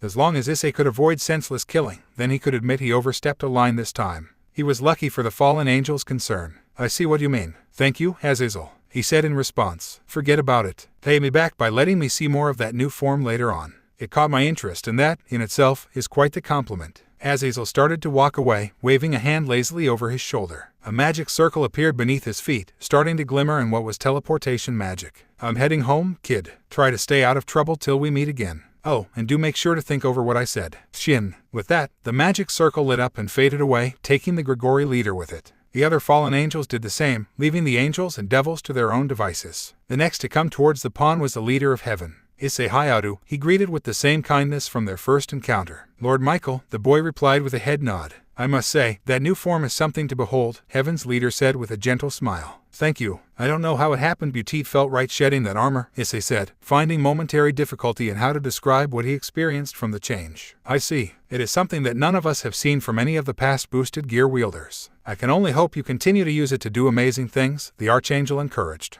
Your words are too kind. The attack against Voli only worked because he underestimated me and because of a scallon, Issei replied. He'd rather not have what happened from Kakabil happen again. He got lucky, that was it. He still had a lot of training to do before he reached his goal, and people getting the wrong idea would cause future problems he didn't want to deal with at the moment. If not at all. Hayaudakan, a scallon is a powerful sword, yes, but its true power lies within the wielder themselves, Michael spoke sage-like. Someone of the Hakuryukoi's strength could take multiple strikes and still be able to fight. But for you to have him retreat with the little you did, it speaks volumes of your connection to the holy sword. It was the best decision to give it to you. Issei's eyes widened at the kind words. The leader of heaven believed in him. His smile was genuine and his words were very comforting. It was almost unbelievable that they were supposed enemies before. But it seemed he, along with the other leaders, truly wanted this piece to work. Such actions as gifting him the sword and working together against a common enemy made it easy for even a simpleton, like Issei, to understand. Thank you, Lord Michael. You are very welcome. May you continue on your path to a higher resolution in life. Issei nodded his head vigorously. Looking back at the angel, Issei then noticed something move behind the leader. When he saw what it was, more specifically who, he thought on something before looking up with added resolve. Lord Michael, if you would please hear the request of this lowly devil. What is it, my son? The archangel showed intrigue after noticing the look in the pawn's eyes. Issei motioned him closer, Michael complying. He leaned in and whispered something into the leader's ear. The angel nodded every few seconds before his eyes finally widened. A smile quickly followed as he pulled away. I see. I do believe it is something within my power. Is that all you truly desire? He asked. The boy nodded immediately and his smile widened. You are truly kind, Issei Hayaudu. If I heard you that night, I would have rescued you myself without hesitation. Your words comfort me, Lord Michael, but I feel it's my obligation to do so. I can only imagine all that she's been to up to this point. Yes, and I still regret what I had done. But I'm glad to know that she has someone like you watching over her. Thank you. They shared a smile. Well, it is time for me to return to heaven. I do wish you luck in all that you do, Hayaudakan, and hope that, with this alliance, we all grow closer and stronger together. Likewise. And with that, a bright golden light enveloped Michael and all of the other angels. And, like Azazel, they were gone once it faded. All that was left were the devils. Issei made his way over to the one person he had been meaning to talk to. It had been some time and he was sure she had a lot to say to him now, especially with all that's transpired. Step, Asia, he said softly, stopping a few feet away from her. The former nun looked back at him. She had been waiting patiently to talk with him since she heard of his return during Kakabil's attack. Then when he appeared at Kyo Academy during the parents' visitation, she grew upset that she missed him again. And now, she had waited the entire meeting and the invasion to finally be able to speak with him. The bishop had finally witnessed how much the boy had changed, not just with his strength but mentally as well. He wasn't as perverted anymore, nor was he childish. He had matured and had goals that someone could actually be proud of. Other than himself, of course. And all of that made her realize just how far he got from her, both in power and as a person. She had been training diligently to try and be more useful, but she could only do so much with her fellow peerage members. Yet even with all of that, she still found herself leagues behind the one she was trying to aim for. It made her question if she really deserved to be by his side. So, when he opened his arms and smiled at her, she felt her legs grow weak and her eyes sting and moisten. She leapt towards him without a second thought and wrapped her arms around his waist. Issei-san, she replied carefully. His smile widened and he nodded. Drip. Her tears started to spill as she saw that same warmth from the day she was revived in the church. She dug her face into his chest, uncaring of the fact he still lacked a shirt, as she cried.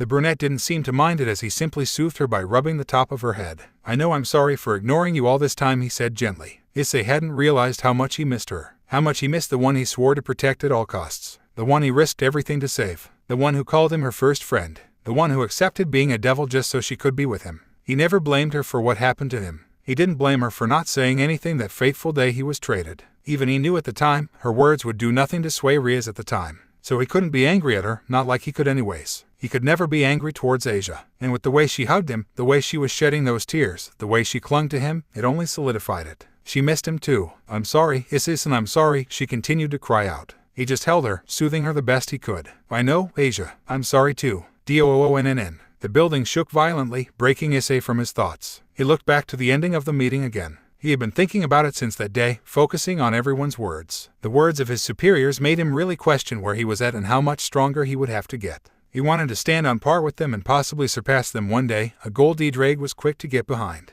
And, with that in mind, he decided to up his training. His training with Ladora and Gandoma had become much more intense. Ladora now used his dragon form and Gandoma solidified his defenses by summoning the rocks beneath him as reinforced armor. They would then begin a spar, 2-on-1 of course, till Issei's scale mail shattered. Then he was to resummon it and they would start again. He was able to do it 2 more times but was extremely exhausted afterwards. They were on a limited time, after all, and Issei was doing his best to first master the scale mail before trying to utilize his new form. It was still an unstable state and he needed to grow stronger first. Libin and Baruka had also upped their training regimen with the pawn. Now, with Ascalon, they had no fear of shattering the boy's blade in their duels. They made sure to advise against using his scale mail form so he wouldn't become reliant on it. As much as Issei hated that, they made a valid point that he wouldn't always have his armor as a secondary defense. So, it was better he got used to defending and deflecting attacks without having to fall back on the armor to protect him. Finally, Mastita and Coriana would finish off his training. After Issei's new evolution, they noticed an increase in his magic reserves. With this, they immediately began to have Issei meditate and learn to tap into the new reservoir of energy. It was also unstable, having come from his new evolution, so they couldn't do much, but it was something that, with time, could turn Issei into an unstoppable force on the battlefield.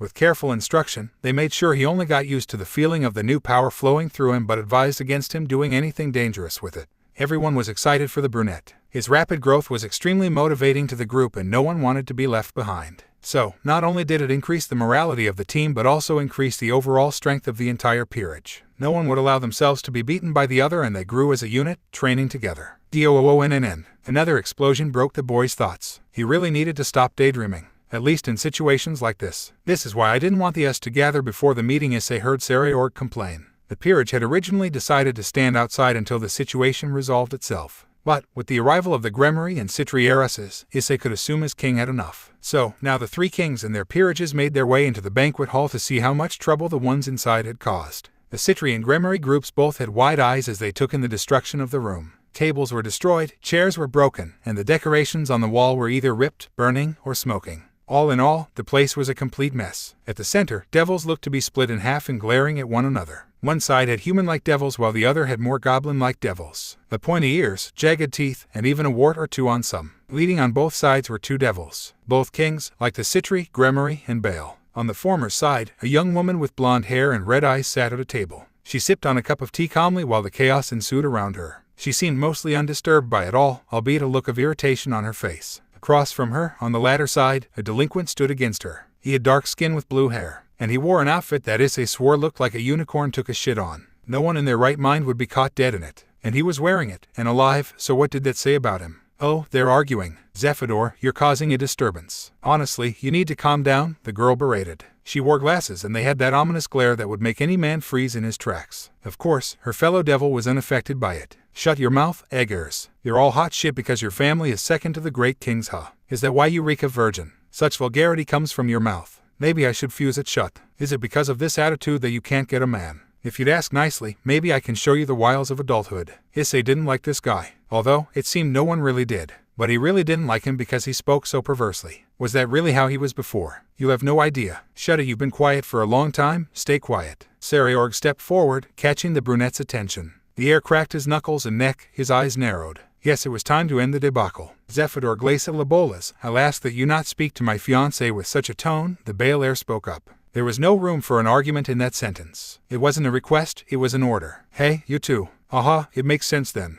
You both always seem to have sticks up your asses, so it's perfect. The dark-skinned teen seemed to not pick up on the tension building. Issei could see the look in his king's eyes and was quite surprised to see such a look of anger. He could tell his master didn't take kindly to someone mocking someone he cared about. I'll kick your ass, then take Sikvera and show her what a real man. Goonnn. Krek. The goblin devil couldn't even finish his sentence. The moment he spoke of the Aegir's heiress, Sairaorg moved and buried his fist deep into the boy's gut. He was further embarrassed when the heir sent the delinquent flying into the wall. It was obvious Zephyr had lost consciousness by the fact his eyes were rolled into the back of his head. His peerage was forced to remove him from the wall and carry him off to be treated. The Bael had barely held back and might have broken a rib or two, but it was better than what he originally wanted to do. I take it you have nothing to say? He asked, turning to the blonde heiress. No, he was bothering me and I simply wanted him gone. Thank you, Sikvera replied, setting her teacup down. All right, have everyone repair the hall. I'd rather not have a mess before the Maoists and elders arrive. Sikvera nodded her head. As you wish, my love. The little teasing tone she had made one of Sairaorg's eyebrows twitch, but he then closed his eyes and smiled. Sikvera Aegir's of the Aegir's household. Rank, Archduke. Rias Gremory of the Gremory household.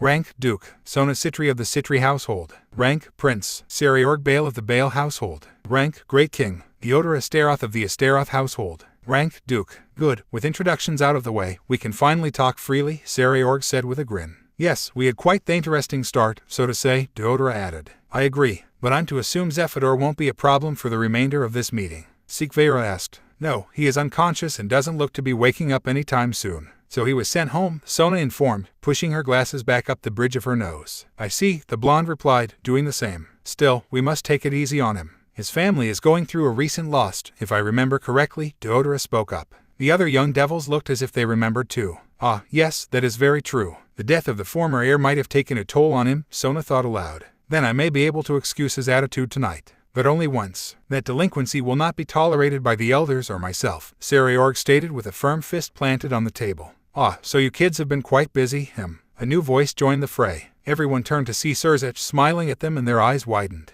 Mayusama. After the meeting had concluded, devils started taking their leave. The Maoists and elders were first, seeing as they still had many tasks left to complete. Deodora and Sona weren't too far behind, the latter wanting to get an early start on her training for the upcoming raiding game against her best friend. Issei had found himself wandering off. It had been difficult for him since his return to the underworld. More specifically, the words of a certain governor. Azazel had spoken to him about his relationship with Kuisha, but it left the brunette more confused than at ease. And why shouldn't it? It seemed that women didn't take kindly to him at all. At least, once they got to know him. Since he started high school, women hated his guts. Teachers, students, faculty, moms, sisters, there wasn't a single female who found interest in him but to see what his head would look like on a pike. But the pawn would chalk that up to his perverted tendencies. Looking back at it, he did come off as stalkerish and creepy. In all honesty, he should have been arrested. One of the main examples, however, was when Yumano Rainier had shown up after she had asked him out. Issei made a promise to himself. He wasn't going to do anything perverted on their first date. No leering, no groping, no creeping, none of that. He was going to be a gentleman.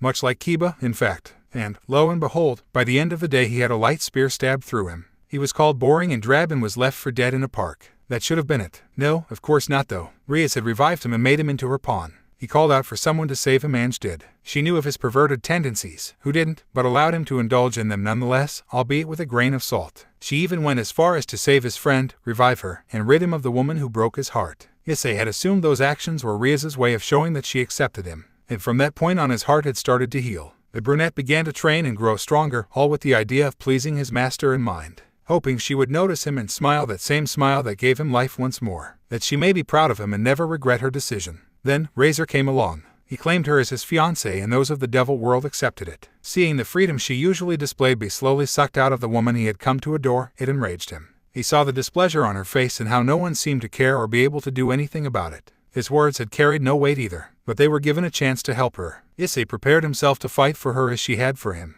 to rid her of such an awful man that was Razor Phoenix. And, for the first time in Issei's life, he hated a fellow pervert. Then they failed. No, Issei had failed. The boy told himself that he didn't try hard enough, that he didn't give it his all during training, that everyone was counting on him and he let them all down, because he was weak and just a mere lookless devil. So he sacrificed a piece of himself. He sacrificed his arm, just to have a slim chance at saving her. He sacrificed his heart to her, hoping to communicate his admiration towards her in this last burst of effort to free her. And he sacrificed what was left of his already shattered pride in an attempt to make sure no one tried to come after his master again. And he won. Issei beat Razor. Despite using a cross and holy water, he had won. He saved his king, he saved her freedom, and he saved that smile. And he was rewarded with a kiss that meant more than anything in his life. A kiss that he had hoped would lead to what he had been wanting for all those years. Love. Love that showed he belonged somewhere. With someone. To be with till the end of time. Issei simply wanted to be loved. The only reason he spoke of a harem as he did was because he wanted a lot of it. His parents weren't the kindest when he was younger and he was starved of what one would call love. His grandfather was the only one, and he told Issei of this mysterious emotion that gave people the power to change reality itself, all for the sake of this one other person. Issei wanted to have that kind of love with many others, and it morphed him into the harem king dreamer he once was. But all those dreams had come crashing down in smoke and fire. He came to the club in bright spirits to leave in low depression. His master, his savior, had called him out on luck and cheap tactics and wanted nothing to do with him. So she cast him aside, traded him away to try and right what she thought was wrong. And, with such an action, had unknowingly shattered Issei's still mending heart into dust. But with it, his aspiration of any female actually finding any affection towards him had been imprisoned in the recesses of his mind. Issei. He had been caught off guard again. His daydreaming was becoming a real problem. He turned to the person behind him and was quite surprised at who he saw. Reikno-senpai. The beautiful woman was dressed in a stunning, elegant kimono. It fit her perfectly and embellished her beauty flawlessly. Issei would be speechless by the attire if not concerned by the worried look he saw on her face. Issei. The pawn was confused until he finally felt a wetness on his face. He reached up to his cheek before pulling his hand back to look at it. A few droplets of a clear liquid sat at his fingertips before sliding down and dropping off. Drip. And then he realized it and his eyes widened. Issei was crying. Issei quickly wiped his tears, turning away from his former senior. Well, technically she was still his senior devil at least. Issei, you were crying, she said from behind him. He could hear the heels of her shoes clicking as they grew closer to him. They rung in his ears like warning bells, drowning out any thoughts in his head. The brunette turned to face her. She was already in his personal space once he did, and one of her hands shot to his cheek. She wiped a stray tear and glanced at it before looking back at him. Issei, why are you crying? She asked, sounding sincere. Genuinely sincere. The boy paused for a moment. He didn't expect such a tone from the queen. Usually she was flirty, sadistic, or just plain playful. But she sounded so concerned that for half a second Issei almost told her what was on his mind. Almost. Just before he opened his mouth, Issei looked down at her, his eyes locked on hers. He noticed he had grown taller than her by an inch or two. Looking at her, Issei noticed the glass expression on her face. The same one she usually had towards anyone other than Rias and the others. The same look Rias had when she was dealing with people she didn't care for. The same one both women had always given him when he was around, being an idiotic pervert. Swat. The pawn batted the woman's hand away. Akina was shocked by the action. She shouldn't have been after seeing how Issei had changed. Just standing there she could feel the difference between the Issei she used to know and the Issei now. But still, seeing the former ultra-pervert shoot her hand away. Issei, I'm trying to. You hide your emotions every day, senpai. How can you try to understand when you bury your past behind the woman who saved you? Issei spoke heavily.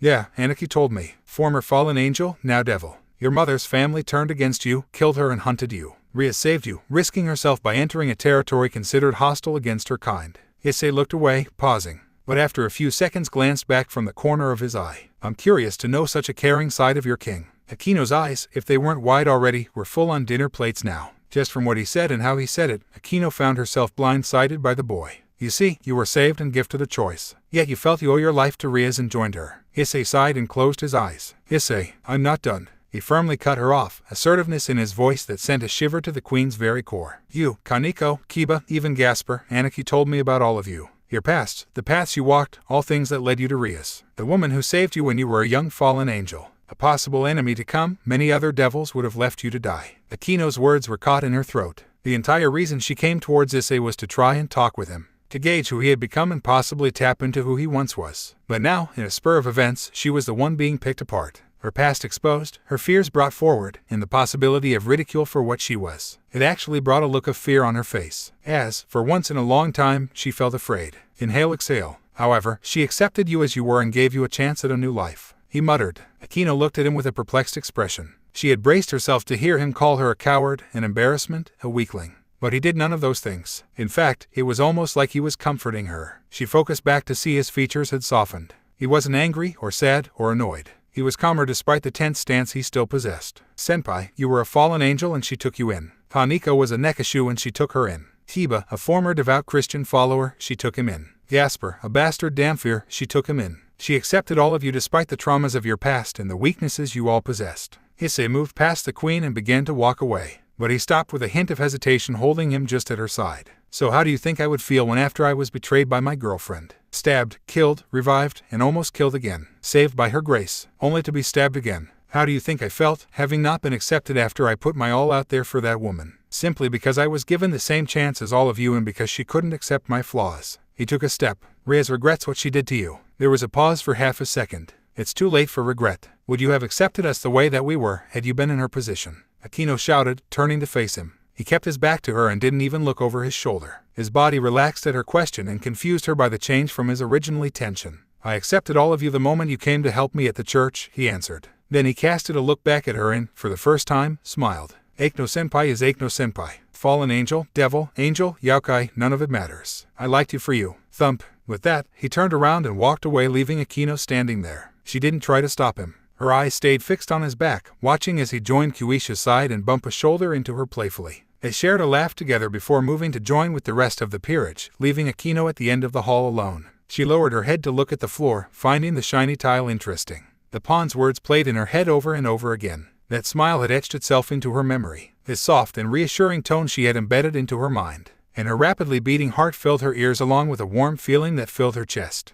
Aquino rose a hand over her heart, the hard pounding ringing from her palm to her fingertips. Ara, saying such things to a weakened opponent. So I'm never going back to school, huh? Issei chided with a deadpan expression. Being a peerage member of a high-class devil comes with situations like this, Issei, Sairaorg replied from behind his desk. The school understands the importance of what we do and excuses you from your prolonged absence, which is why I've tutored you in our spare time to try and keep you up to date. I guess I can understand that. But still, I'd like to finish high school first and foremost, Issei replied, rubbing his arm. I promised my parents I'd do well. Understandable. School is on summer break, so there are no immediate worries at this very moment, the Bael replied. And we'll continue to do our lessons when you return. Issei smiled softly. Thanks, Aniki. No need to thank me, Eyes. I appreciate all the hard work you've done since joining. You've come a long way since then. Thanks. There was a pause between the two, a good one that they both welcomed happily, but they had a briefing to finish discussing. So, what is the mission? Issei finally asked. It is a very important one. It was given to me by the Mao, Leviathan-sama, Sairaorg answered.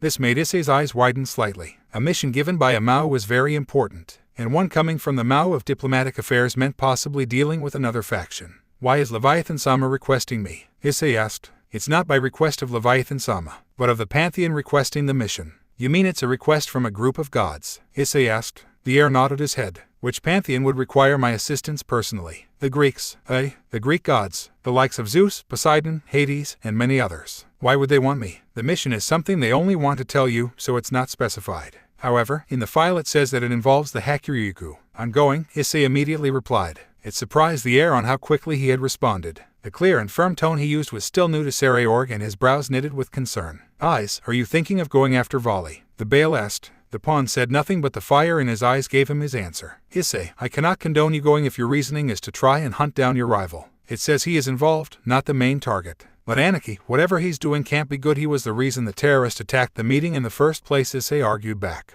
I understand that, Issei, but that was then and this is now. You need to focus on the mission at hand or I will have to deny this request, the Bael stated. His eyes were narrowed and his voice was firm. Issei stared back with defiance. With Voli involved, Issei wanted to get involved immediately. He no longer questioned the motives of why the assignment was given to him. If the Silverette had anything to do with it, Issei needed no other influence to go after him. After his fight with the fellow dragon at the meeting, Issei knew it was only the beginning of their encounters. He and Voli were fated to fight, or so the saying goes. Would Issei believe that? No. But if the gods of another faction were requesting his assistance against the boy, he wouldn't deny his chance to stop him from harming others. Luckily, Azazel's words still clung to him as well. Whatever Voli has done, he's crossed a few lines he can't come back from. Issei would be lying if he said he hasn't done the same. The difference between the two is Issei knew what Voli was doing wasn't for anyone else's benefit but his own. And that meant that he didn't care who could get hurt along the way. Issei wouldn't allow that. I will be going with him, Sairaorg-sama, a new voice spoke up. The two men looked back at the door to see Kuisha leaning against the door frame.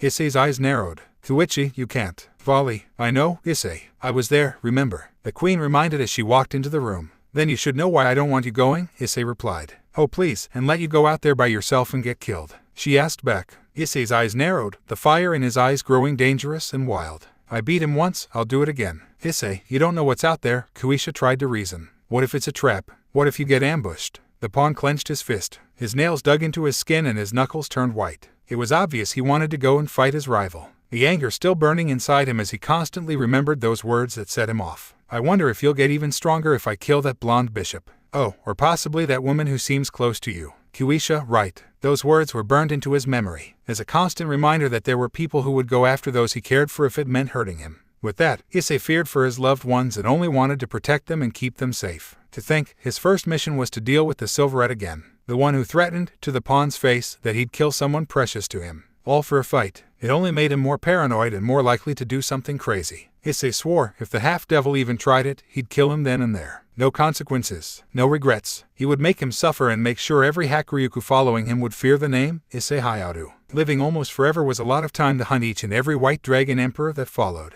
Issei felt a hand touch his cheek. He shot from his thoughts and looked to see Kuisha in front of him. Her eyes were filled with concern and her thumb rubbed against his cheek soothingly. Issei, Azazel talked about how you can't let your anger fuel you, she said gently. But Voli, forget about him, she said sternly. Issei promptly shut his mouth from the force behind it. Issei, you have to remember, I'm not weak by any means, and I have you there with me if he even tries anything. Issei could feel the tension leave him as she spoke. His eyes softened and his fists unclenched. She slowly calmed him, but just for a moment. But what about Asia? My parents? It's not just you but anyone who's close to me, he said, looking deep into her eyes for an answer. He wanted to be angry but she wasn't allowing him to, so he looked to her to help him find an answer. Eyes. Voli wouldn't dare attack anyone you love, Kuisha reassured, a soft smile breaking through her concerned expression. The power you displayed has him scared. You and I both saw the fear in his eyes. Issei only saw the rage from the silverette's humiliation. And with rage came vengeance. It was only a matter of time before he returned to take it, whether it was directly on him or someone close. But Issei, going out of your way to look for him won't be good for your health, especially when we don't know what his involvement in all of this is. Issei stared at her, still uncertain.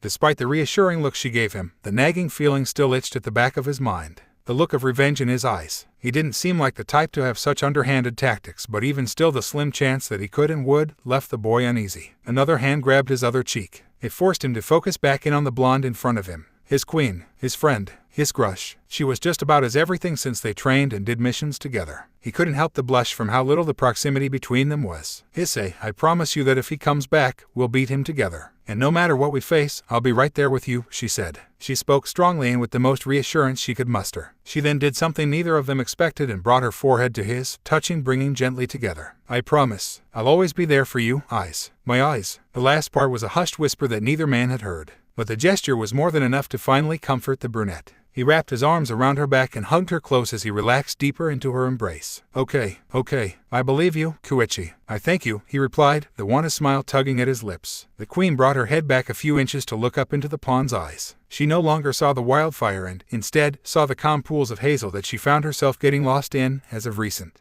Her heart quickened the longer she stared and her cheeks grew warmer as well. It was funny how Issei was the only man who could do this to her, and even funnier how she loved the new and weird feeling it gave her. Maybe he. Seems you two have grown extremely close in your time away, Sairaorg teased from behind them. Both were snapped from their trance and shot to face their king. He had an amused smirk as he rested his cheek on his fist. The duo were blushing furiously and found equal interest in the floor. They had let themselves become a bit too distracted and had forgotten where they were. All of it had just been put on like a drama show, all in front of their leader. I approve if you two decide to take things further, he further teased. Aniki Issei shouted in embarrassment. Come on, Issei. She's exactly what you wanted in a woman. Hourglass figure, largesse, perky posterior, and her homey personality matches to your chivalrous protective one perfectly. Issei couldn't form a response. His embarrassment left him tongue-tied, unable to defend himself as his desires in a woman were put out to the one woman he wished didn't hear them. Yet, the brunette feared what the blonde's reaction would be. A grip tightened on his heart as he was reminded of the last 2 times his feelings were shattered from women he had grown affection for. And he knew that if Kuisha denied his feelings, he would probably kill himself. Nothing would be left of his heart and his emotions would spiral out of control. He was 100% sure it would drive him to insanity and he would take his life at that very moment. Gathering his courage, the boy looked out the corner of his eye. He expected to see disgust, anger, maybe even pity. All reactions that would confirm his fear that she was not interested.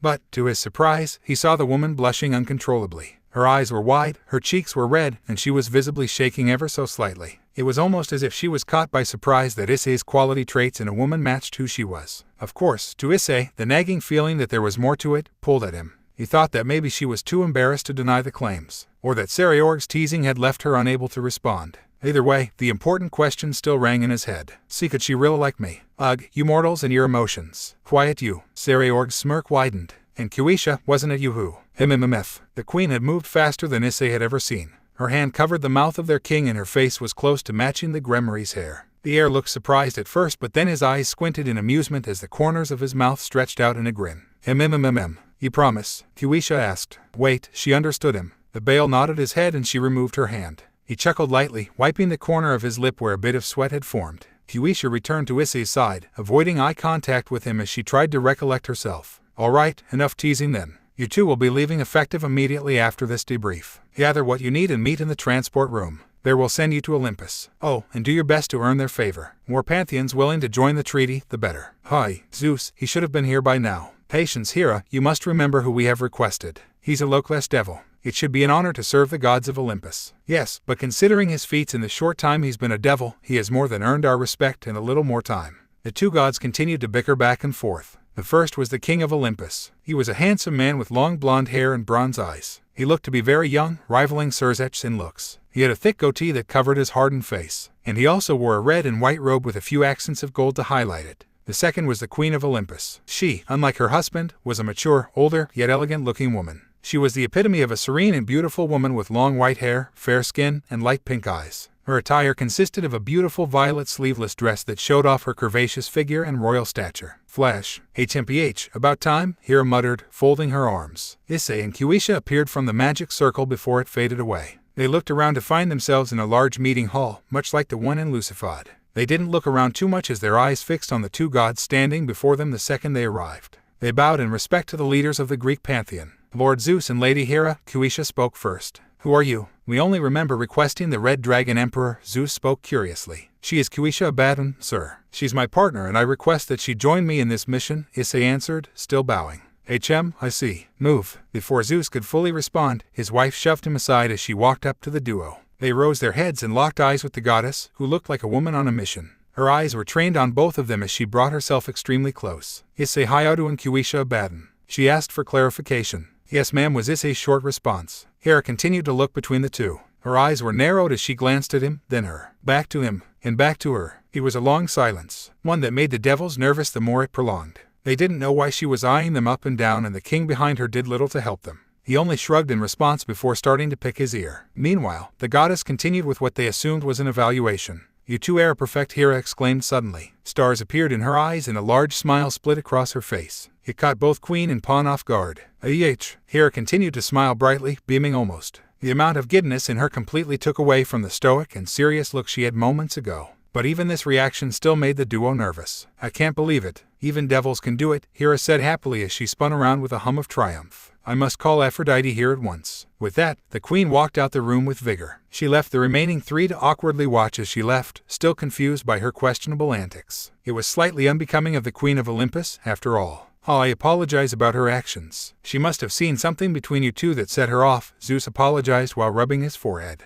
It's no big deal, is she always like that? Issei asked with a sweat drop. No, but I'm to assume whatever she picked up, it was momentous. I haven't seen her that ecstatic about devils ever, the god explained. I see. Do we need her for the mission briefing? No, thank you for reminding me, Zeus replied. Now, I'm sure you're curious as to why I've called you here. Issei nodded his head. All I know is that Voli is involved. If you talk of the White Dragon Emperor, then yes. My messenger, Hermes, spotted him on one of his runs out across Greece. Why he's here, we don't know, but there is a stench in the air that has the gods a little on edge. It also gives me an idea of what they may be planning.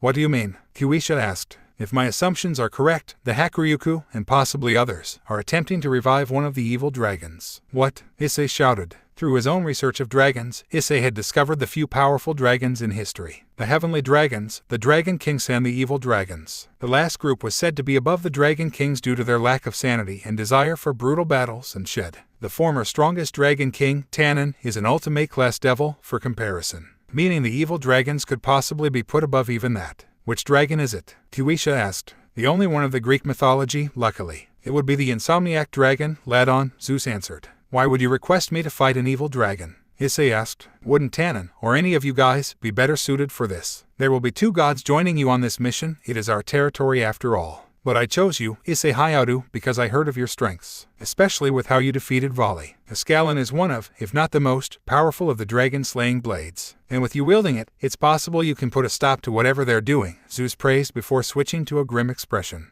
As for why we cannot handle this personally, I have to have as many eyes as I can watching Hades currently. Hades, the ruler of Greek's underworld. Yes, he has been silent for quite some time. And while silence is usually bliss, it does not follow that code when it comes to my brother. He's a crafty god and I have reason to believe he may be involved in this somehow. I see. Then I'll respect your wishes and do what I can, the pawn replied. Zeus smiled for the first time. Thank you, young emperor. I will give you more details once the other two gods arrive, which should be right about. Bang. Now, the doors to the hall burst open and the trio turned immediately. I told you we had to be here on time, argued a woman. Well, I couldn't just leave my symphonies unfinished. I have a schedule to keep as well, mind you, retorted a man. This isn't a meeting to push off, you idiot. This is an important mission in cooperation with another faction. Yes, I understand that. Which is why we're here and we'll get this done as soon as possible. Artemis, Apollo, you've arrived, Zeus greeted. Father, they both replied. Apollo was what anyone would imagine. He was a tall, young, and handsome man like his father. However, he was gifted with curly black hair and rare orange eyes that burned like the setting or rising sun. He was dressed in a male's chiton and brown sandals that were strapped up to his shins. Artemis was young-looking and beautiful woman. She had long, slightly curly violet hair that was tied back into a loose ponytail and sapphire blue eyes. She wore an elegant green dress that stopped at her thigh on one side and carried to her ankle on the other. Over that she wore light armor which consisted of a chest plate and arm guards. The twin gods turned their attention to Issei and Kuisha. Both raised an eyebrow as they hadn't expected their companions to be children. Father, they are more than capable, Apollo. He already knew what they were thinking.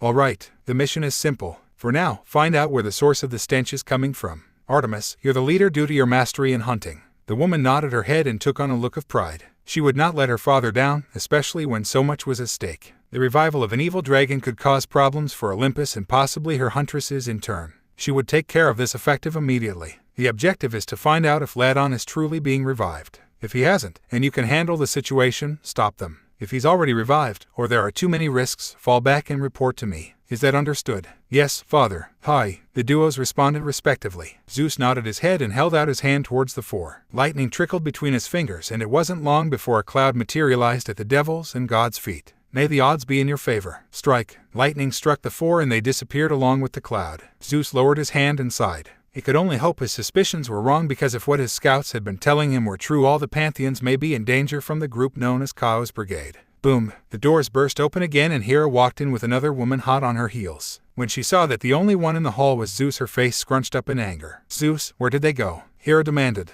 The king had completely forgotten about his wife going to find the goddess of love, Aphrodite. The look of fear on his face as he now had two very angry women glaring at him made him wish to have gone with the four, who off to their mission. He squeaked out. It was a complete opposite of how he was just moments ago. To become fatherless so soon, Aphrodite said from behind the now enraged queen. Hera began to stomp towards the god of lightning and, in turn, said god began to cower. Honey, please, I'm sorry, it had slipped my mind, the mission had distracted me, I had lost my train of thought, I love you. They'll be back soon, I'm sorry. Repent. DOONNN. Issei took a slow breath. Oxygen entered, filling his lungs and calming his heart to a slower rate. He then released the carbon dioxide, clearing his mind of any lasting thoughts. He held from taking another. He straightened his back, positioned his feet properly, dug his heels in, and steadied his aim. His target, a wild boar. His weapon of choice, a bow and arrow. 2 fingers held the string, his other hand tightly on the grip with his pointer finger outwards. The arrow was thin with a curved arrowhead. Easy to shoot, hard to get out. Good Issei, whispered a voice a few feet behind him. Keep your eyes on the target, check for wind changes, and wait for the perfect opportunity. The pawn did as instructed.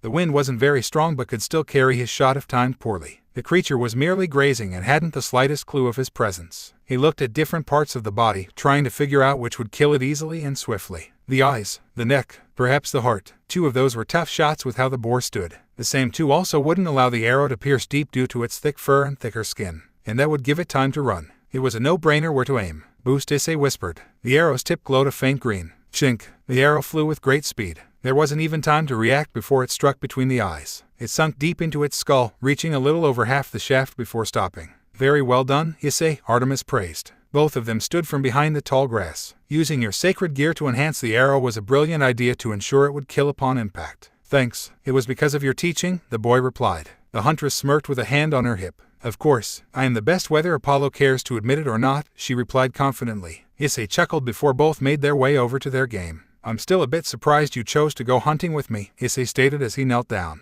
He began to remove the arrow, being sure to not ruin the meat. You have to say that every time we go. It's been 3 days, Artemis replied playfully. Are you saying you don't like training with me? Issei shot around and quickly began to deny the accusation. No, I never said that, it's just he looked off to the side. The devil had indeed been training with the goddess of the hunt since they started their quest. Each and every day they had the same small talk of why she was training him, and every time she would ask him the same thing. He had avoided asking the question that was on his mind in favor of not incurring her wrath. But today she seemed like she wouldn't let the subject drop this time. The look in her eyes told him to come clean. He sighed. I just thought that you couldn't stand being around a man, let alone choose to train one. The pawn prepared for the worst. Would she smite him, turn him into a stag, leave him on a small island surrounded by deadly creatures? Sigh. The woman instead released an annoyed breath. It made Issei blink before he looked back at her. The huntress was shaking her head with a tired look on her face. She also looked annoyed and overall upset, but none of it was towards him. I guess I can understand now, she muttered. Raising her head, she made direct eye contact with him.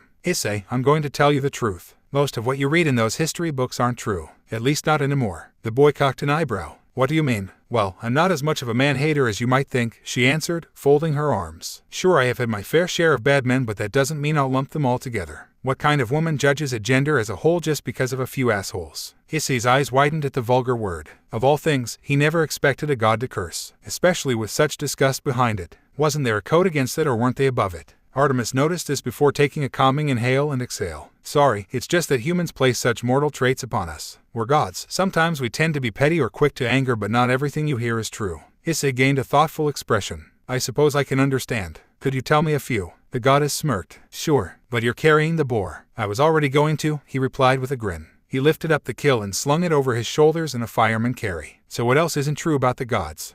Artemis pondered. Then her eyes lit up. Well, my father Zeus isn't the playboy everyone thinks he is. At least, not anymore. I heard of that. Hera had always taken her anger out on the women he cheated with. With no real indication if Zeus ever got punished, Issei replied. Trust me, she didn't let him off so easily. The huntress shivered at the memory of her father's constant pain-filled wails atop Mount Olympus. It was a month of thunderstorms for Greece. As for some of the women, they weren't all punished as extreme as you think. Some were banished, others turned into peacocks, and a few just had to sacrifice to Hera for forgiveness. Ah, so she is merciful, when she wants to be. Of course, doesn't that go for all of you? Issei asked jokingly. He received a light-hearted laugh. You would be right. A comfortable silence reigned between the two. It was as if they knew each other for quite some time. Like they were old hunting buddies finally meeting up after many years apart. Artemis didn't put it off as coincidence, however. She knew it was Issei who created the atmosphere. Just being who he was, it attracted people and made them feel at ease around him. His protective aura practically wrapped around her, and while he was not at the level of a god, it comforted her knowing he would back her up if the mission came to a fight. So, Issei, Artemis spoke up after a few more minutes of silence. Not to pry into your personal life, but would Kuisha be your girlfriend? She asked. This made his eyes widened. Nohat gave that away. What do you mean? You two are practically joined at the hip, the woman replied like it was the most obvious thing in the world. You two have an amazing chemistry together. I even overheard Hera practically screaming to the higher levels of heaven about you two on her way out to find Aphrodite. The pawn's face was bright red. Had he been that obvious with his infatuation towards the woman of his affection? Artemis talked as if he was being blatant about that. So would that mean that Kuisha knew as well? If she did she just put up with it for his sake? Would she talk to him and deny his feelings? Oh Mao, he may have royally ate up. What is stopping you? It was all he could get out in response. He looked over to see her asking with a genuine look of confusion. The way you two act. What's stopping you from dating? She asked again. They had stopped walking by this point and stood in the middle of the forest. All that could be heard was the light breeze tickling the grass beneath their feet and the birds singing happily in the trees. Issei lowered his head. Two women appeared in his head the moment she asked that question. He still had difficulty looking at their faces, the memories coming back full force. He was lucky neither were there with him, as the sheer thought of them made his body feel so heavy. He felt so tired and, most of all, felt like nothing. Just an empty husk that walked and talked, but was controlled and manipulated by the ones he thought he could have a true connection with. What a joke. I've seen those eyes before. Issei focused to see the blue eyes of Artemis. He instinctively tried to move back but was caught by the hands of the huntress. She held them in place by his cheeks as she seemed to stare deeper into his eyes. Artemis, he spoke, not liking the intent focus of the goddess. Yes, I know these eyes very well, she continued without acknowledging him. He decided to let her do whatever it was she was doing. Sooner it was over the better. Stare. Old Issei would have been a mess of putty in the very beautiful woman's hands, but the Issei now was more concerned for the intense eye contact. She kept saying that she had seen his eyes before, but he had no idea what that meant. The intensity coming from them was also quite intimidating to him as well. It dug deep, as if looking into his soul, searching for an answer as to why. Issei didn't want to dig deeper on this, but Artemis, she wouldn't stop. Could it be that she just enjoyed the fact his eyes were hazel? But it was a pretty common eye color in the human world. Was it the way his eyes looked? He couldn't tell because he really didn't know what his eyes looked like at the moment. Probably wide with confusion and fear. Maybe there was something caught in them. No, that's stupid. Release. She finally let him go when he wasn't expecting it. He shook his head and moved his jaw a bit, stretching it. The woman had incredible strength despite her stature and had kept him immobile the entire time. His cheeks were a bit sore and he'd rather not have his jaw lock up. The sheer physical strength of a goddess was no joke. My apologies, but I think I have figured out why you haven't made Kuisha your lover, Artemis spoke up. The shock of her words made Issei drop the boar. His eyes widened and he looked back at her to see a firm look on her eyes. She knew, just from a little eye contact. You hesitate, she revealed, pointing a finger at him. Issei blinked twice. That wasn't the answer he expected. What? You hesitate to tell her how you feel. You fear her rejection despite the obvious signs you notice. You're unsure if she's trying to play you, ease you down, or you're just plain unsure if it's friendly or more. So you constantly have this paranoia that has been built from a traumatic experience from your past. Because of that you won't make the first move because any step you pushed before ended bad. Would I be correct in assuming this is the case? The dragon's mouth opened and closed several times before any sound actually came through. He couldn't create a coherent sentence. His mind had halted as he had been picked apart. All she did was look into his eyes and knew of his exact dilemma. Even without naming anyone, she knew where the problem lied. Was this the power of a god? How? It's quite simple. You two are joined at the hip, but the laughing and joking you do isn't sibling related. Friends have those conversations, but the longing look in your eyes told me there was something more. However, when something that allowed for further affection was presented, you declined abruptly and backed down, leaving you and her in an awkward setting.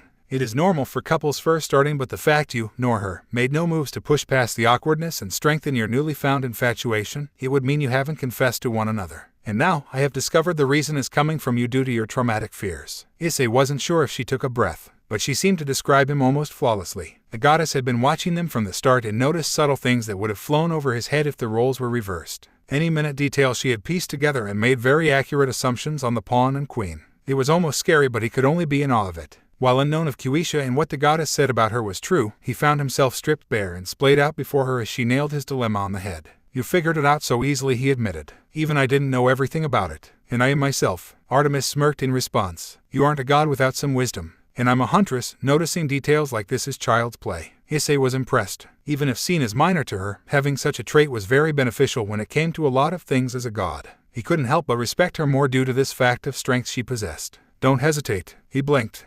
He focused back on the huntress. Her head was lowered and she looked to be having thoughts of her own. Don't hesitate anymore. I know better than anyone that hesitation can spell the end. Sometimes for Yao, sometimes for the ones you love. She casted a sideways glance at him. He could see the pain in her eyes, having thought of something similar to the situation. Issei pondered if anything like that was written in the history books. False or not, it could give him something to try and comfort the goddess. She did encourage him, and he couldn't leave a maiden who looked on the verge of tears. And then he quickly remembered Orion. Oh, he bit his lip. Two faces appeared once more. But what if she's? That is not for you to assume, she said with a slight frown. What if she isn't? And the longer you hesitate, the more you hurt her. This made Issei pause. He never really considered the idea of her actually liking him back. The idea that he actually might be hurting her by hesitating and not being honest. He never truly looked at the glass half full, it would seem. Such thoughts had gotten him killed or traded the last 2 times, so he didn't want to jump the gun again and reap similar results. Rainer had asked him out. She was the one to initiate it. She laughed at his jokes, held his hand, and was actually very touchy in general. She even created a few grope moments, such as brushing her ass against his arm or even grazing her hand over his package. He would assume that was as frank as a girl could be when she liked a guy, until she stabbed him and left him to bleed out.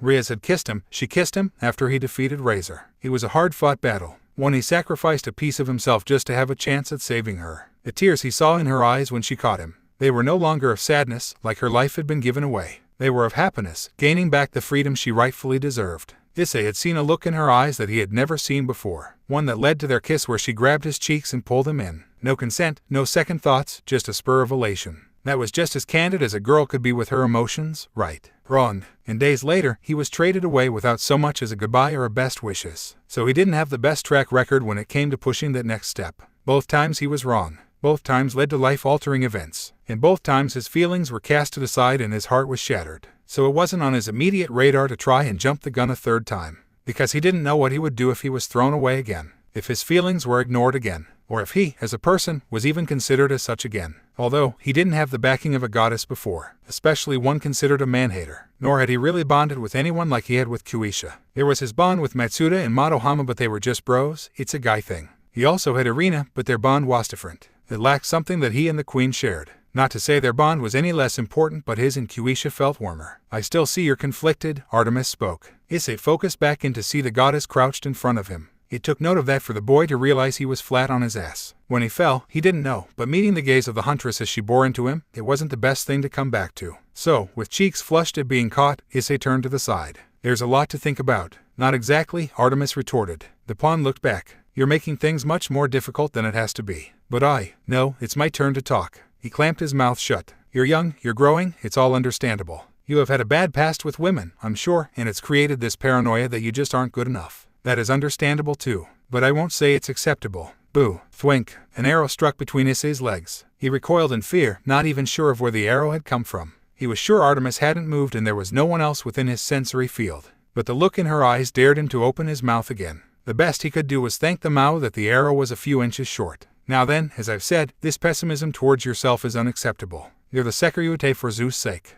No headache. Yes, the king of Olympus was lenient. Close your eyes. Issei looked at her to see she wasn't joking. He sighed but complied. Now, when you think of Kuisha, what do you feel? Warmth, he said without hesitation. The brunette was surprised, but his mouth continued on without a need for thought. Compassion, care, safety, peace, sanctuary, among many others. Have you ever felt this way about other love interests before her? Issei didn't have to think very hard. No, it was no more than a crush with Rainier. Falsified affection due to my outrageous lust at the time. And it's a no towards Rias as well. Looking back, I may have felt one way or another. But now I know her feelings were just lies and illusions to hide that she was merely using me. So Rainier and Rias are their names, Artemis mused. Shall I kill them for you? What? No, he blurted back, his earlier emotions dropped for shock. Why, I've taken a liking to you. They hurt you, so I hurt them. It's as simple as that, she replied with a nonchalant shrug. Was she actually being serious? Issei pushed past the fact the goddess admitted to him that she liked him. As a genuine friend, he wasn't an idiot to think anything more. Still, he'd rather not mention the fact she'd be committing a serious crime if she tried to kill the Mao, Lucifer's sister. There's no need, he answered, waving his hand side to side to defuse the situation.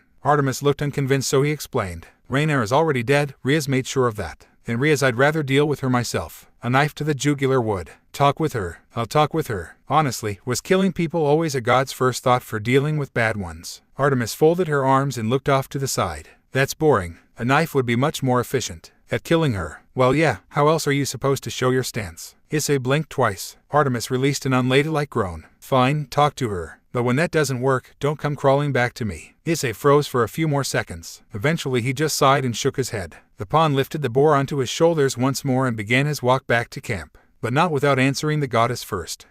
He replied sarcastically. I'll be sure to come to you for your expertise of knives and stabbing. He had walked all of 2 steps before a pair of arms wrapped around his head and pulled him back. Oh, I can't stay mad at you, he heard the older woman coo. He felt 2 soft mounds envelope his face as he was yanked back around and dropped the boar once again as he was squeezed tightly. You have so many options and places to stab depending on what reaction you want. I can show them all. Issei tried to cry out his disposition. The superior goddess strength made it impossible to get out a single word, and he was left to suffocate in her torturous sign of affection. Artemis misheard his cries and thought them cheers of encouragement. Yes, we'll stab her together. 5,000. That's right, together. Kuisha sat across from Apollo. A look of strain was on her face as she concentrated on what was within her hands. A black sphere was spinning wildly between her palms, its energy spiking at random places, some striking her, causing the devil to wince. You mustn't force it. The energies have to flow naturally, or... Before he could warn her, the sphere collapsed in on itself and fizzled into nothing. A few sparks grazed her skin, causing her to flail her arms in an attempt to alleviate the stinging sensation.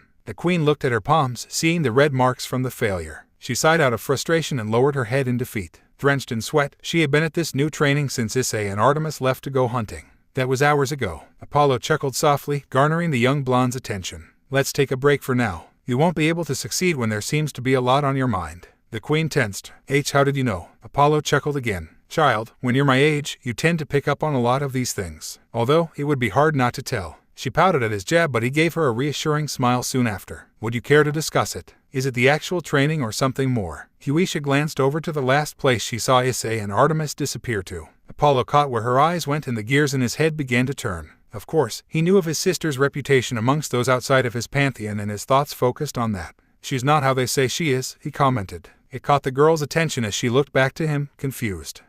My sister. She's not the man-hater everyone portrays her to be. She, more than likely, just hates me, haha. He tried to get the laugh to spread to her, but it didn't even get a smirk. Soon enough, his own smile disappeared as he continued to study the girl and her conflicted expressions. She sat there, looking down at her feet, a frown marring her face. I'm sorry if that joke was in poor taste, the god apologized. No, it's nothing like that. It's more so. Kuisha paused. She bit her bottom lip, conflictions continuing to rage in her mind. Is it Issei? He then asked. Kuisha's eyes widened like a kid being caught with their hand in the cookie jar. He almost missed it due to her hanging her head low. You worry for him. Kuisha sighed. There was no reason to hide it. The god would probably keep digging if she did. I'm worried for him. I wouldn't worry much. My sister knows these forests like the back of her hand, and she is more than capable of handling whatever beasts dare challenge them. The queen released another sigh. It's not like that. Issei is strong, really strong. At least physically. I fear more for his mental and emotional state. This made the god raise a brow. But Issei seems to carry himself highly. He's quite the man to follow. Yes, he carries himself well in front of others, but that is because it took a moment for the curly-haired male's words to reach her. Her immediate reaction was to blush, knowing exactly what the being meant. Wait, me and Issei aren't that way. Apollo rose a brow. Oh, I would assume by your chemistry with one another. We're just really good teammates. But you wish to be more? The god cut in. His first response was the queen turning a deeper shade of red.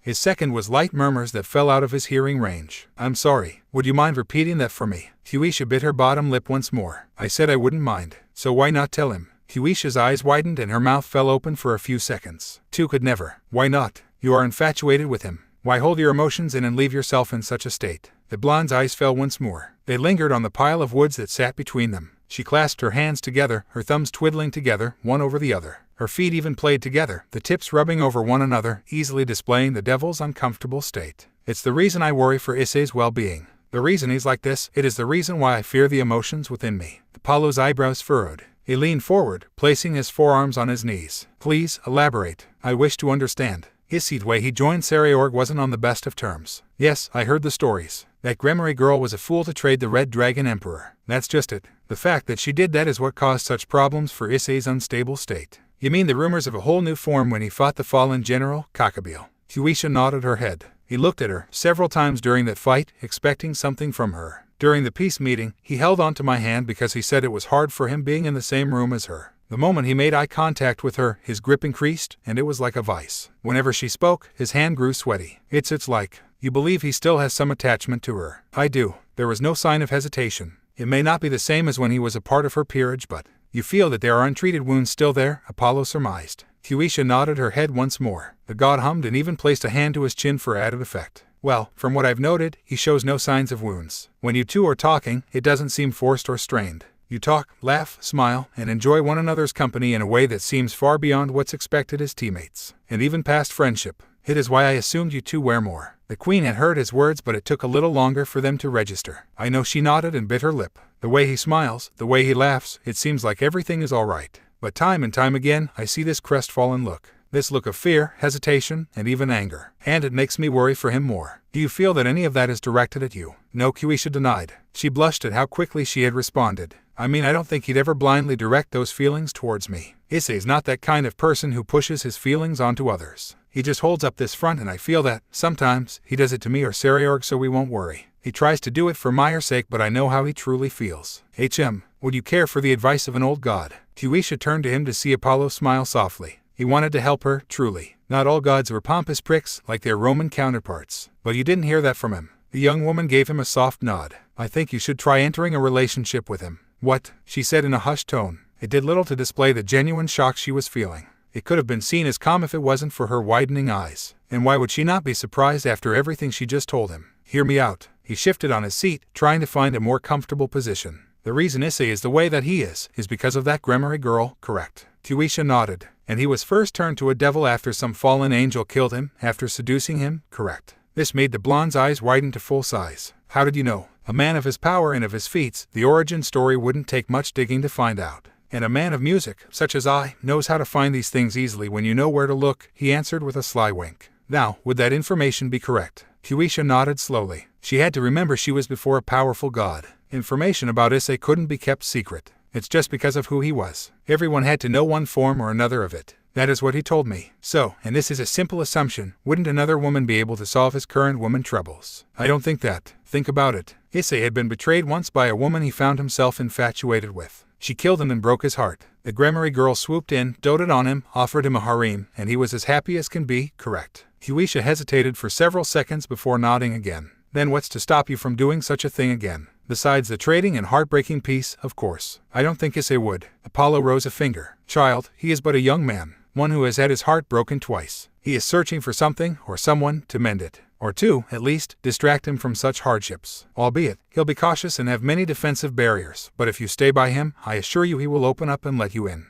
How can you be so sure? What if he doesn't see me that way? Trust, I know how men are. I have created love, broken couples up, brought them back together. Tartarus, I'm the reason my sister has staved off men. I know that you would do more than heal him. The god then leaned forward, resting his cheek on his fist. And if he somehow doesn't see you in that light, would you truly hate staying as friends? No, she answered immediately. Her fist tightened as they rested on her thighs. Then you should have no fear. Kuisha looked up at God. Friends, teammates, partners, lovers, it shouldn't matter. You seem to care mostly for his happiness. I do. Then focus on that. But don't be afraid to also be a little selfish as well. A being of his caliber won't be able to stay single for long. Kuisha looked into the god's eyes. She could see a mischievous twinkle, the slight upward turn on one side of his lips. It was even more pronounced by how it was mushed upward by his own fist digging into his cheek. You're teasing me, she concluded. I merely state facts. He is a dragon and they are known for their power. And with power comes enemies and potential mates. It's up to you where you wish to stand, near him or with him. Kuisha looked down at her hands. They were still clenched into fists. There was still confliction inside of her. Her emotions, her thoughts, and yet it all revolved around Issei. He never stayed out of her mind for very long.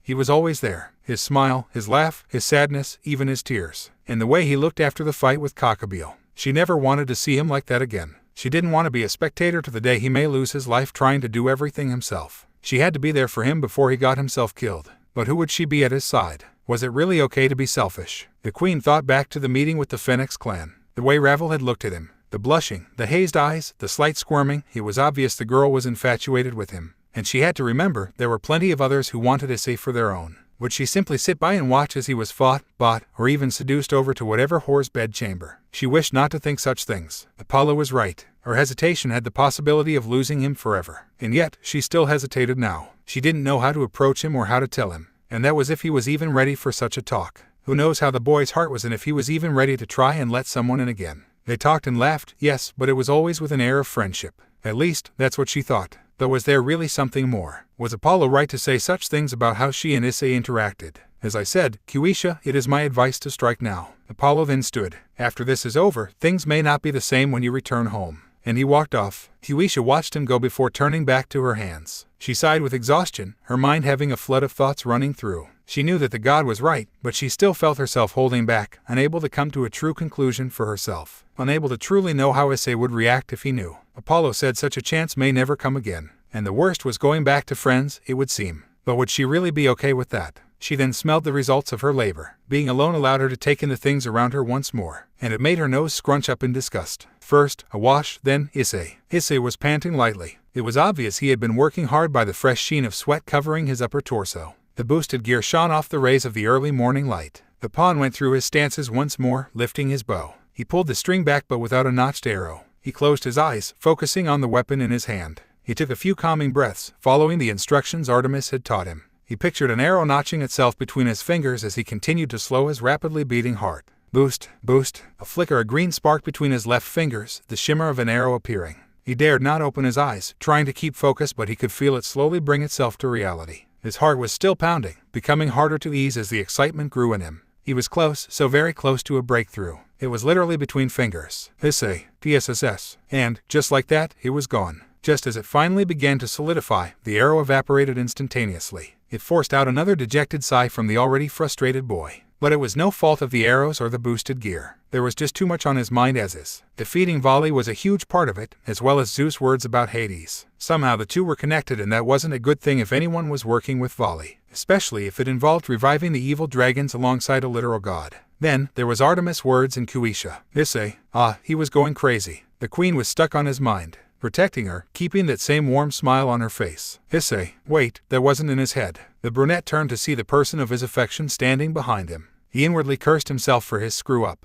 He didn't even notice her presence, having been too caught up in his thoughts. Although, he wasn't all that bad. She looked so beautiful in the morning glow. She looked almost angelic if it wasn't for the clear fact she was a devil. Devilishly gorgeous. Could he say that? Either way, he would have missed such a gift if he spoiled it by sensing her arrival. Oh, hey, been there long? He asked, trying not to be awkward, or be caught staring. It's such a beautiful day. Really have to appreciate nature sometimes. Explore and see all the beauty it has to offer. If we didn't have such an important mission, of course. Kuisha giggled. If the situation was different, I would have been happy to. The duo stood in a moment of awkward silence. It had become a sad normality for them. Who created the atmosphere, neither knew, but they had knowledge of the awkwardness that would ensue between them. A lot of their idle chatter always ended like this, just before a point that couldn't be taken back. It was always moments like this that led to them changing the subject or splitting away from one another. Neither felt they could continue forward, always waiting for the other. A sign, a suggestive glance, or open motion, something that would give them the okay to push for the conversation to be something more. Not like that, though Issei panicked while shaking his head. We don't have to be like that together, I mean, Ladera, Sairaorg, any of them can also come, And just like that, the moment had begun its decline, like usual. Issei's fears crept up again and he began to backpedal, fast. No matter how much he wanted it to be more, he still found the walls holding strong and him running behind them once more. The shackles of his past continued to pull him deeper into the abyss. Rias and Reina were looming over him, a look of cruel satisfaction on one's face and a look of disappointment on the other. Both hands wrapped around his heart, squeezing tight, filling him with fear. Fear of the past repeating itself. Actually, Kuisha spoke up. She stepped forward, taking Issei's hands between both of hers. Maybe it can be just the two of us next time. Wait, why you mean it? He asked in a hushed tone, disbelieving. He was unbelievably tense, his palms sweaty in her hands. But the queen couldn't tell if it was from his nervousness or his training. I mean, you don't have to do it for my sake. It's okay, I get it. Kuisha smiled softly. It was a warming smile for both her and him. She wanted to reassure him but also reassure herself. Apollo's words rang in her ear again and she couldn't help but see it clear on the boy's face now.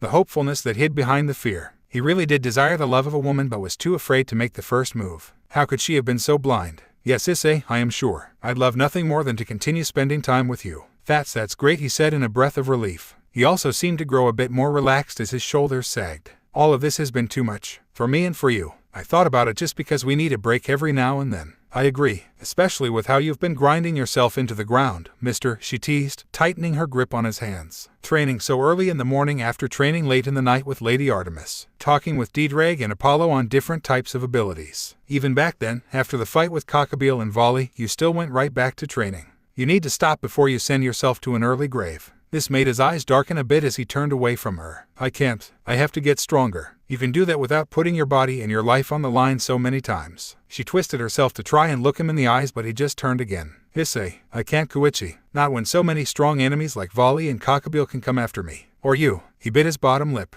I was weak against Kakabil and almost died. And then Voli, I got lucky because he underestimated me. But I don't want to go against someone who's super strong and rely on others again. I have to get stronger, strong enough to defend myself. Strong enough to protect you. Issei, I'm not some damsel in distress. Remember, I trained you. Even still, I want to be strong enough to be there for you. I don't want to let you, or anyone else, down ever again. It's something I have to do. I'd never live it down if you got hurt or worse. You can't keep placing this weight on just yourself. There was hurt in her voice and he dared to spare a glance back at her. We told you, we, every last one of us, are a team in this. You can't keep putting all this stress on yourself and leaving us out. Leaving me out. Issei bit down on his lip, hard. Kuichi, no Issei, you have to promise me you won't leave me out. He hesitated. He could feel her searching gaze. It burned into the side of his head. Her hands were now holding him in desperation. He could feel the slight trembles and had to turn away again as she tried to find his gaze. I can't. Why? She sounded hurt. More than any physical pain could give her. Why won't you let me in? Because I'm scared, he said, much to both teens' surprise. Both of their eyes widened and Issei turned back to see Kuisha's equally off-guard expression.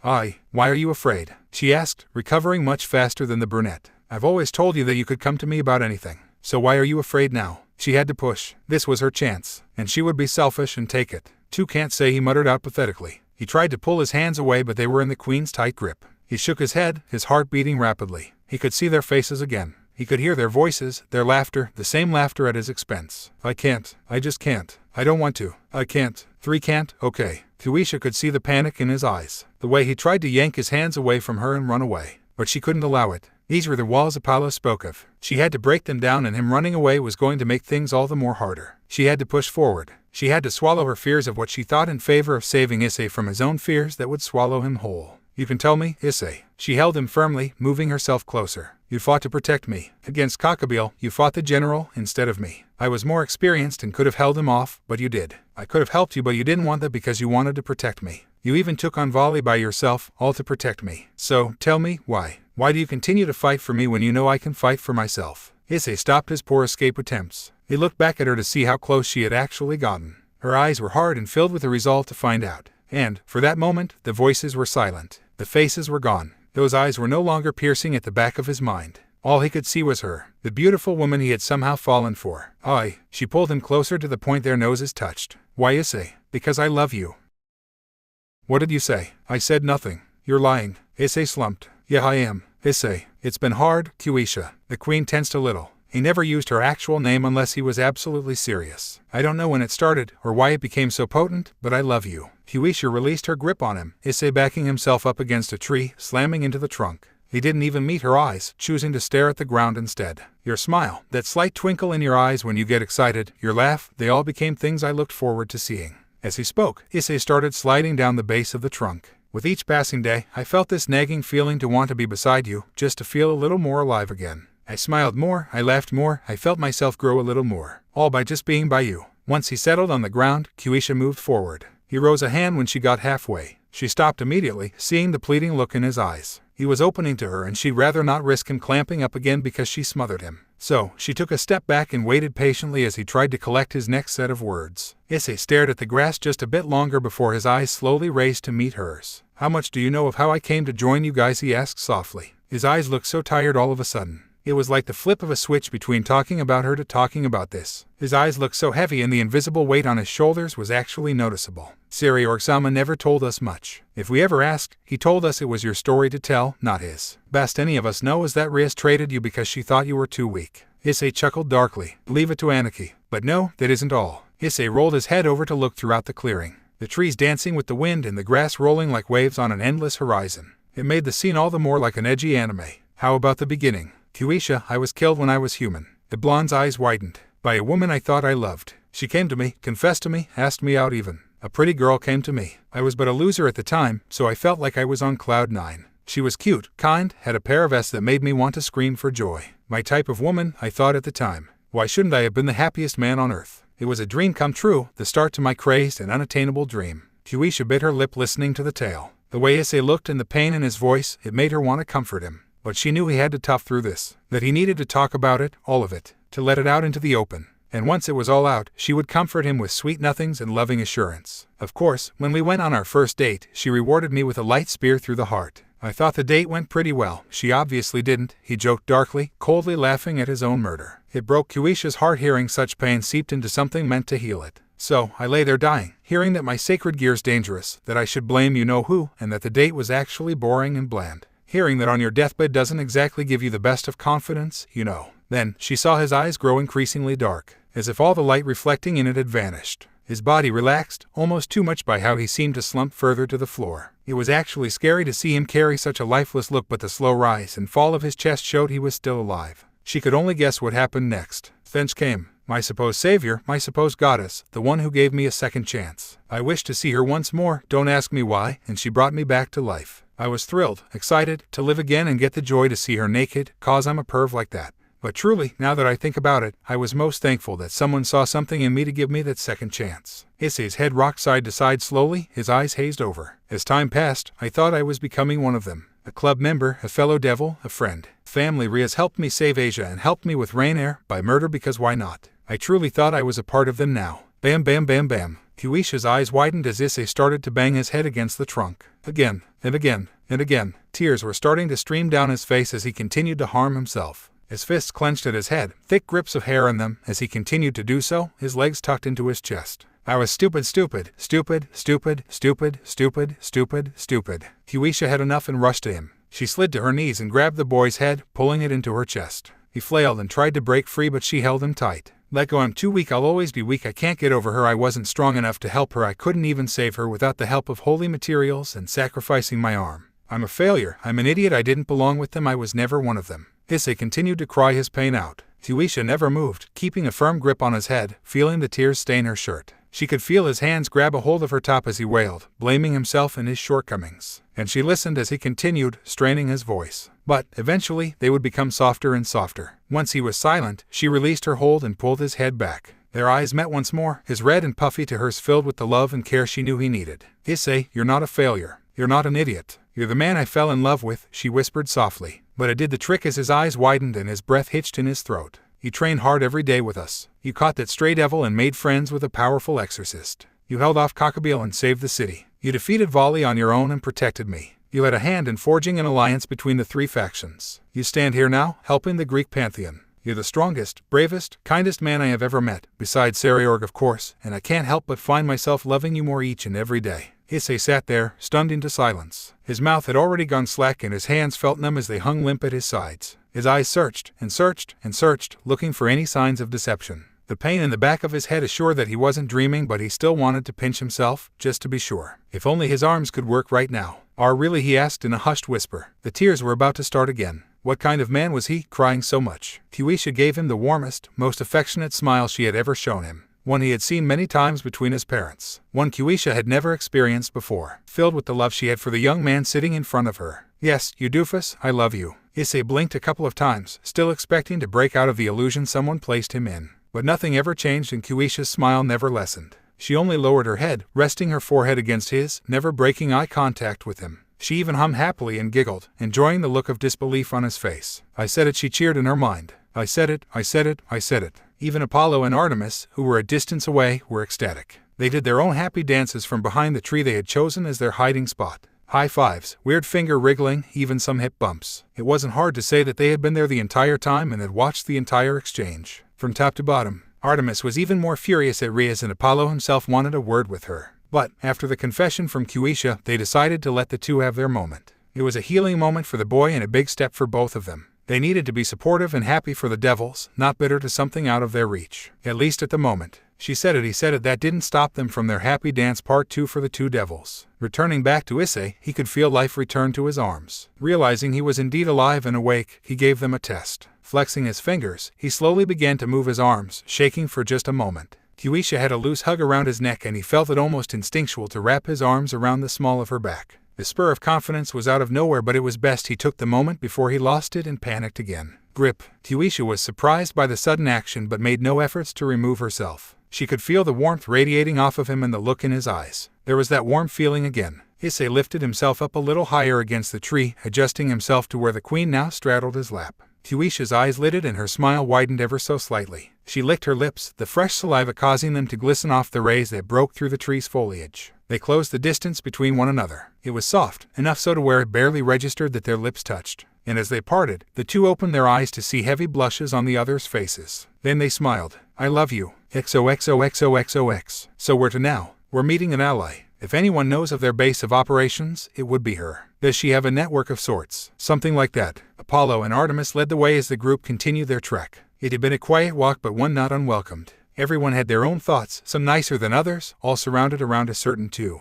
Issei still couldn't believe he was living in reality. Kuisha had just confessed that she liked him. His feelings felt reciprocated this time, and that fear of wanting more had been quelled by her acceptance. It was as if the stars aligned just for him. Now all he had to do was wait for the moon to hit the earth. However, it was hard to forget Rias, the woman who saved him and kinda led him on. Were there still feelings for her? Of course. Technically, she didn't have to save him, but did. Why, he still wondered. Whatever she saw, he was sure he would crush it. After all, her words still held weight over him and he had a lot to live up to if he was to shove it back in her face, to prove her wrong. For now, Kuisha had taken priority over that. She accepted him as his current self. All his faults, peeves, and everything else. Even being understanding to know of his ties to his former king that were really hard to let go. He couldn't ask for someone better. Kuisha had made a promise with him. A promise that as long as he needed her, she would be there for him. Until he fully healed, she would be his medic. As long as he wanted to be loved, she would give it to him. That as long as he desired her, she would stand by his side. And he'd be damned if he didn't hold the same towards her. Artemis, she found herself imagining how many ways she could torture the Gremory girl. The huntress had taken a liking to the dragon boy and his new girlfriend. At first, she was skeptical, but now they seemed like an extended family in their short time together. A little brother and sister to look out for. And she knew Apollo felt the same way. They were twins after all, albeit the younger twin's thoughts weren't as violent as his sister's. While his sister was known for her bronze and quick actions to beat and maim, he was the brains, dealing more psychological warfare if it came down to it.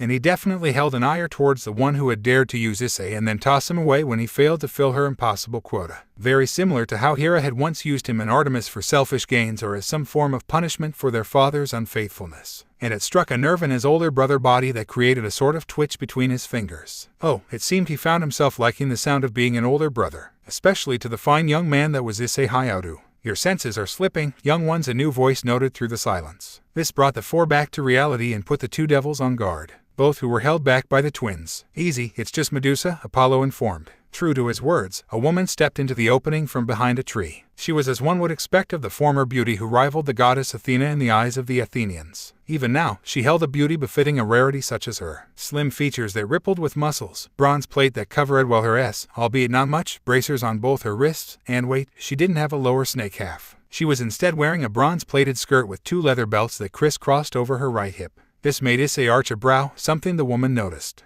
And, before his eyes, he saw scales form and her legs fuse together into a long serpentine tail, a rattler forming at the end that she shook with a hiss of giggles. Surprised, she asked, a playful grin on her face. He was also slender with high cheekbones and golden eyes that practically glowed. And, surrounding her face, a full head of snakes. All alive, all moving, all with their own separate being but all having their eyes trained on him. Still getting used to the whole meeting legendary beings thing, he replied honestly. Then, as a surprise to everyone, he reached forward and held his hands out to the head of snakes. Even Medusa was taken off by the gesture. Some of her snakes had the same feeling and backed off just a bit, hissing defensively. But there was one, braver than the others, who didn't move and stared down the appendage. Then, after a short stare down, it settled down into his palm, almost nuzzling in. And, with that, the others followed. You're all so cute, yes you are, yes you are. You adorable little boop noodles, hee hee. Issei smiled as the snakes took an extreme liking to him, drawing themselves closer to him. Knock it off, you guys, you'll make Mama angry acting without permission. The brunette recalled his hand with his little tease, grinning as he stepped back. He then turned to Medusa, who was still trying to recover from her initial surprise at his aggressiveness towards her. He noticed this, along with the shock of his team, and scratched his cheek with a light chuckle. Sorry, I've always liked snakes. I never got to have one, but seeing them up close, I couldn't resist. Medusa was actually the first to recover, her cheeks garnering a dust of pink. Well, I must say, that is a surprise to hear. Most fear me upon their first meeting, assuming I'll turn them to stone. Issei shook his head. If that was the case, I would have already been turned to stone. And I'm sure Artemis-sama and Apollo-sama would have informed us before meeting you. This made the snake woman pause, for only a second or two, before she giggled once more. Smart deduction. You're an interesting one. He's the boy, Issei Hayadu, correct? She chuckled towards him before aiming the question at Artemis. Yes, he is, her fellow woman confirmed. Even the huntress found herself chuckling at the sudden openness from her pupil. He had been quite reserved since their initial meeting, only sharing the bare minimum, even after her prying for more. She'd take it as a win. No need to ask questions and possibly lose the smile he currently held. Kuisha already cracked a bit of that shell. Good. Medusa slithered forward, her eyes staring deep into Issei's. The boy seemed a bit uncomfortable by the sudden proximity with the being who was said to turn anyone to stone with her gaze alone. But he held his ground, feeling a few of the snakes lick at his face. Do you really like my snakes? It's obvious they like you. Of course I do. They are all so adorable and add to your beauty, Issei spoke, his mind wandering as he played with a few of the reptiles. In doing so, he failed to notice the embarrassed look on Medusa's face. When he turned back, he could see a furious blush on her face. Are you okay? He asked, truly not knowing what he had said. Why yes, it's been some time since someone has complimented my beauty. Ever since the transformation, she admitted, looking away bashfully. Kuisha, who watched the exchange, felt an elbow nudge her. She turned to see Apollo next to her, a small grin playing at his lips. Be careful, dear. Seems Issei is a natural Casanova. Medusa might take him for her own if you don't stake your claim, he teased. He was swiftly met with a smack on the back of his head, courtesy of one twin sister. Stop scaring the girl. They just confessed to each other this morning. This caught the queen's attention. Wait, you two were watching. The twins quickly averted their eyes, looking everywhere but at Kuisha. The answer was obvious. Her eyes narrowed dangerously before she turned to Issei, who was still busy talking with Medusa. There was no way he was purposefully flirting with the snake woman.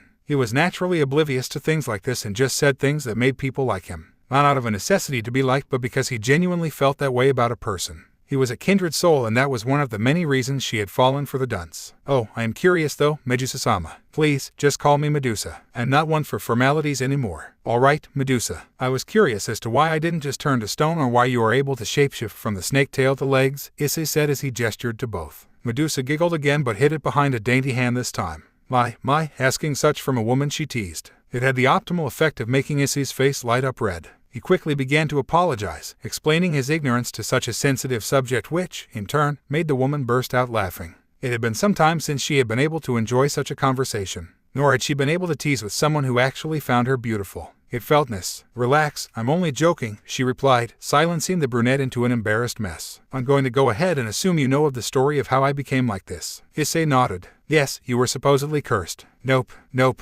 she confirmed. She put a hand to her hip, the other pointing to the air with one finger raised. Actually, this was a gift from Athena. This surprised both Issei and Kuisha. The latter was the one who spoke their thoughts first. But I thought you were cursed after Poseidon, after he raped me. Yes, Kuisha said softly. Medusa closed her eyes and took a deep breath. They really need to change those history books. Don't I know it, sister? Artemis grumbled from the side. Apollo chuckled awkwardly. Seemed he was the only one with an accurate record of his past deeds. Ignoring that. Yes, Athena was upset after I was raped by the prick of the sea in her own temple. But it wasn't at me. No, that would be stupid. She was mad at that asshole who dared act like he did nothing wrong. Even now her fist shook with rage, but she took another deep breath, calming herself once more.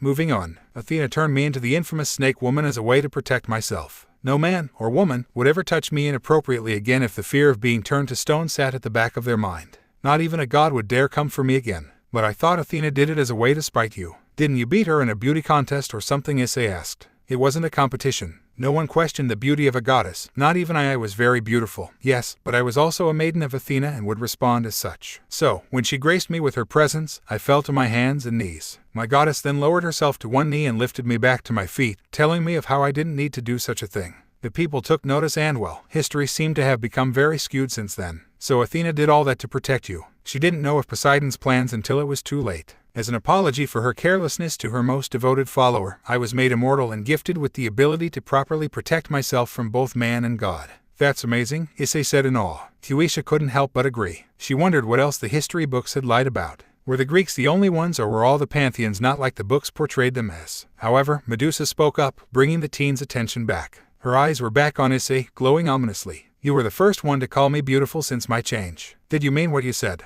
Issei blinked twice, confused by the question. Of course. Why would I lie? Medusa closed her eyes again. She mulled on his words, her snakes also looking to be in deep thought as they wriggled around. Issei found himself in awe at the feat. All right, I've decided, Medusa suddenly exclaimed, making the brunette jump. She giggled again before turning to face the twins. Do you two remember the deal we talked of for my assistance? Yes, but we were unable to come to an agreement. You said you would have thought of something before we met again. Yes, well, I believe I have decided. Granted, I just recently altered it. If it is within our power. Medusa's smirk widened. Well, you see, it's not within your power, she said cryptically. This confused the party even as she turned to face Issei. It's your decision. And mine, he squeaked. Yes, I've decided, she confirmed with a nod of her head. If you'll have me, I'd like to be your familiar, Issei. Issei's eyes widened and his jaw went slack. Kuisha also had wide eyes, but her jaw looked ready to hit the floor. Artemis couldn't help but facepalm as Apollo chuckled with a smug smirk. Yay, so arachne. Oh, her story is actually true. Wait, seriously. Oh yes, she is quite a. She still sings of how she is better than Athena, but no one much listens or cares. Her weaving skills are extraordinary, but her attitude just undermines that. Exactly. Shame. Most of her children are actually pretty peaceful, just sitting in their webs. I know they just sit there and hunt, helping rid us of pesky bugs, but have such a mother. Issei shrugged while lightly chuckling. I dunno, spiders still make me a bit tense. Even the smaller ones. Might be the eyes. Medusa smirked. You sure it's not the fangs? Some spiders have longer fangs than snakes when compared to body ratio. Yeah, but both do it as a defense when something bigger is pestering them or hurting them. I, at least, understand that much. Spiders just. The eyes and 8 legs. Yes, which is super weird because I'm cool with scorpions, Issei exclaimed, throwing his hands out in exasperation. Medusa hissed out a laugh. Is it so they have claws and a stinger? Serket would be happy to hear that, however. Serket, the Egyptian goddess, you know her? Issei asked with a slight tilt of his head. Of course, pantheon legends such as myself and the gods know and talk to others of the different pantheons. I couldn't tell. None of you seem to display such relations between one another. This made the serpent frown. Well, you would blame that of the higher gods and goddesses. Factions are so worried of joining forces due to the possible backlash from other factions. Your factions just happen to be some of the strongest that no one would dare challenge all 3 of you.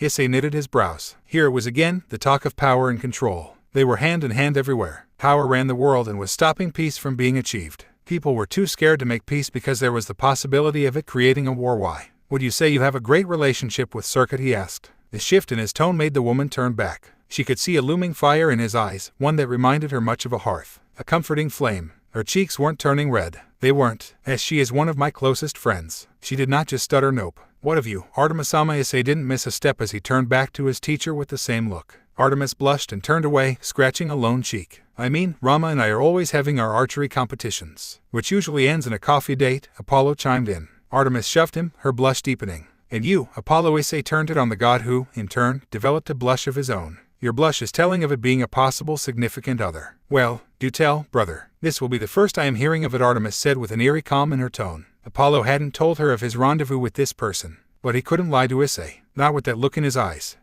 I'm sorry, mind repeating that? Issei asked. It's okay. One more time, so we can all hear. Apollo's blush was darker than Artemis had been. It's Skadi, okay. God of music, a blushing and mumbling mess. All over dating the goddess of winter from the Norse mythology. Kind of fitting, don't you think, Artemis? My brother does represent light and the sun as well. I would believe so. The huntress joined in with a teasing tone and smirk of her own. Apollo fell to his hands and knees with his head hanging low. I surrender. With a victorious grin, Issei held out a fist to which Artemis met with her own. Even Kuisha could be seen trying to stifle her own laughter behind a closed fist. A sight that made Issei's heart rate increase the longer he watched the bright smile on her face. When the queen noticed him staring, she averted her gaze and her own cheeks turned a bright shade of red. And there is also the relationship of the dragon of domination and a devil, Medusa noted with a teasing smirk of her own. Issei could only blush and turn away from Kuisha. It was still embarrassing. They had admitted their feelings just that morning and he still was reflecting on that. She was in love with him. Her in love with him. It still felt like a dream. But that smile, that laugh, the way she blushed, he couldn't be any happier. Grip. Issei hadn't realized how close she had gotten to him, nor that their hands were intertwined. They even had their fingers laced together. That was some advanced relationship play. And, judging by the heavy blush and surprise on her face, somehow the pawn was able to figure out that it was he who had made such advances towards his better half. So, what are you getting at? Issei, Medusa asked, arms folded. She wasn't jealous. Not at all. It was too early for her to desire such from her wood master. It was only a matter of time before he accepted her offer. He had called her beautiful, after all. Then, she would expect him to dote on her whenever she desired, as a master should. Ah, right, Issei replied, snapping back to reality. It was hard to focus when he looked into Kuisha's eyes. They were always so enchanting, and that smile. Phew, he was a lucky man. Well, my point is, why should you be afraid to talk and be with those just because they're of another pantheon? Love is love, friendship is friendship, peace is peace. And no one should be afraid to take that step. There isn't much we can do, eyes. The head gods wouldn't do such a thing, not with the looming threat of a war. That's the thing. Why would anyone start a war with two pantheons? They would have to make alliances of their own, wouldn't they? Artemis paused. Too mean. And if they made the alliances, wouldn't that defeat their purpose for starting the war? You do have a point. He shouldn't be something to fear. The slim chance of someone calling for war against you shouldn't stop you from trying to bridge the gap between all of you. There will always be people against peace. Always has been, always will be. And it's always that type of S that tries to talk louder than everyone else. But I can guarantee you this, those people do not make up the majority. You have to take that first step, or else no one will. Issei opened his eyes and felt his fist slacken back at his side. He had stepped forward several feet, separating himself from the group. His heart was beating faster than before and he even had a light sweat going. Had he worked himself up from his what could he call it, a speech or rant? Issei, Artemis spoke up. Oh boy, was he about to get lectured in godly politics? I think you're in the wrong profession. The goddess chuckled. Truly, with such passion for peace, and if you punched less, I'd honestly believe you were a prophet or pacifist. This had caught the boy off guard. For him to have been labeled a pervert earlier this year to now being called something as high as a prophet.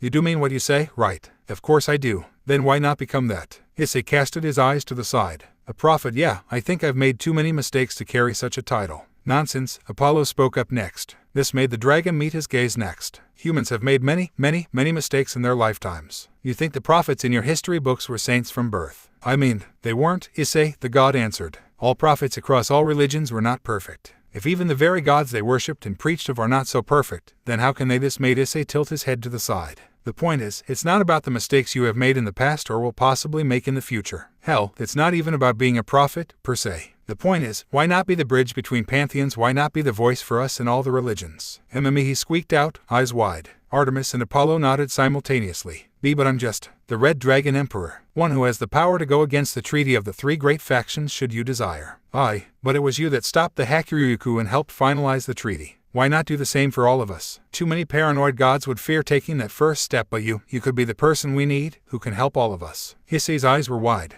He looked to the three legendary Greek figures. They looked hopeful, as if they could finally open up about their relationships between the other pantheons, as if there was a chance to find some form of peace. It was then that Issei realized that the pantheons had the same form of ceasefire as the three factions had. Those same ideas of a war starting if one pantheon tried to ally itself with another. But why? So, you have all arrived?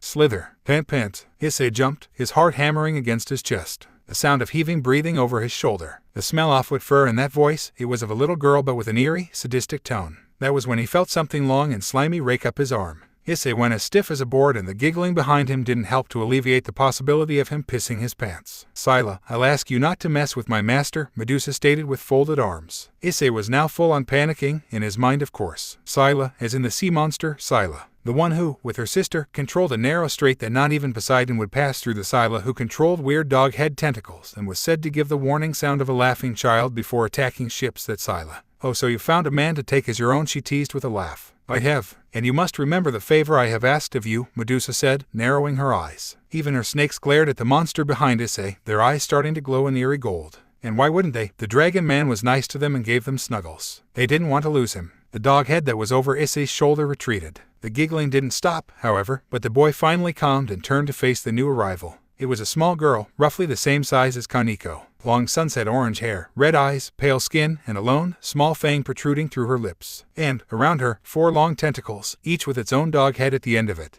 They had a mix between matted black fur and spiky green scales, all with matching glowing red eyes, just like Thermaster Scent or something like that, I guess. The connection was almost like Medusa and her snakes, if he had to take a guess. "Eee, you're staring awfully hard," Sila cackled. "Meeting mythological legends isn't a specialty of mine." I see, she replied. "So, you know of me, and your sister. Leads me to wonder why you're here." Sila's grin stretched wide, revealing the sharp teeth that decorated her mouth. They glistened white and with a dangerous sharpness that reminded Issei of a shark. "Don't fret, child him. Medusa called on me to assist you on your quest, Kaha," she cackled. "I've been dying for some entertainment and I owe her a favor. And I've always wanted to devour a dragon, hee." Issei took an instinctual step back. The glint in her eyes and the way she licked her lips did not seem comforting in any way. Medusa was close behind him, draping her arms over his shoulders. It was then he noticed she was in her snake form, allowing her to stand much taller than himself. "Sila," she hissed dangerously. The redhead laughed in reply. "Not your little dragon, dearie. No need to fear, hee." Issei looked over his shoulder towards Kuisha. Apollo had whispered something in her ear, receiving a slap on the back of his head courtesy of Artemis, and Kuisha pouting at him with folded arms. How was this his fault he hadn't been leering or perving?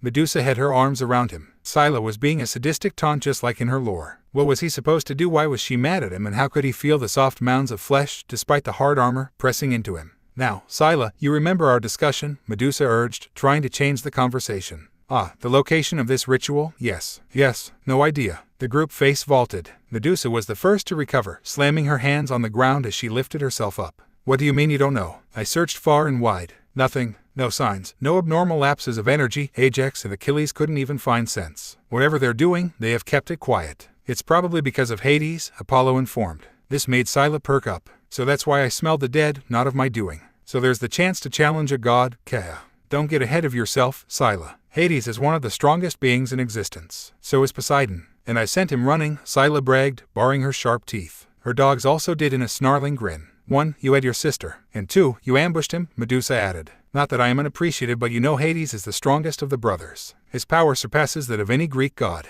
"Well, I'm not a god, am I?" "No, you are but a monster who feeds on humans dumb enough to pass through your strait." Sila pouted. "Pooh, you're no fun. So what do we do if we can't find them?" Issei asked, helping Kuisha to her feet. "We have to," Apollo replied. No one said it, but they all thought the one word on all of their minds. "How? What about following the stench?" Issei offered. "Excuse me, Sila, you said that the stench of death isn't yours, right?" "Indeed. It is a putrid stench not of my doing. Powerful enough to be of the only god who specializes in the dead. Then why not track it to the source? Follow that stench," Issei tried explaining. "I mean, if it's something new, he's obviously using it as a cover. What better reason than to mask Chaos Brigade's attempt to revive Ladon?" The 4 mythological beings blinked before sharing a glance. "He continues to amaze me," Artemis spoke first. "A fine leader in the making," Apollo continued. "Truly a man to follow," Medusa followed. "Kaha, I might want to devour him now," Sila chided. Medusa's pupils sharpened. "Sila, duo rumble." The ground shook violently. The group stumbled, but Sila was quick to send the 4 dogs to catch them before they lost their footing.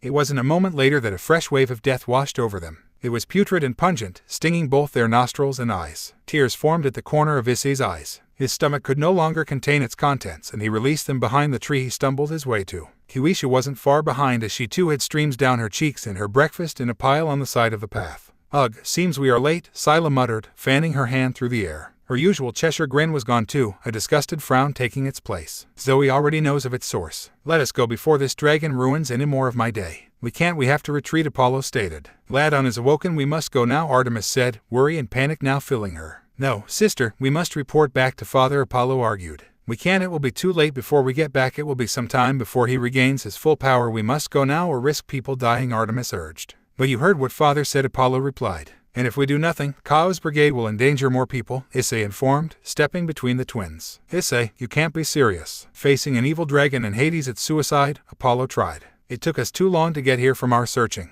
If we wait too long, they'll be gone before Zeus or anyone can do anything. If we're to stop Ladon, we need to go now." Besides, Hades may have created the cover for the ritual, but he isn't here. How can you be sure? Issei Kuisha asked. Issei blinked. His pupils sharpened, the hazel now glowed like gold, and his snarl revealed sharpened fangs. Because just like God of the Bible, Hades despises dragons. A blanket of light fell over the group. When Issei opened his eyes, he found himself inside a coliseum. It was filled with rocks, craters, crumbled pillars, and skeletons. A lot of skeletons. There were many, many skeletons. Some had missing bones, shattered bones, fractures, and pieces missing. No person having been left whole. The only similarity between these bodies was that they were all different warriors of the past, ranging from across the globe, across different timelines. There were Greeks, Persians, Vikings, and Spartans, African soldiers of the early 1800s, and even those of the Ottoman Empire. Issei could see soldiers of the Alliance, those of the Iron Cross, with and without the infamous swastika, and many, many more. It was a graveyard of soldiers and warriors throughout history, all in one place, and, in the very center of the grounds, a massive tree. The bark had been stripped, some of the roots looking ripped from the ground, and the head bare with just a few dead leaves. Issei felt a hand on his shoulder and turned to see Artemis. She had a dangerous look on her face. They constantly scanned the area, looking for the slightest movements. Sila and Medusa weren't too far behind.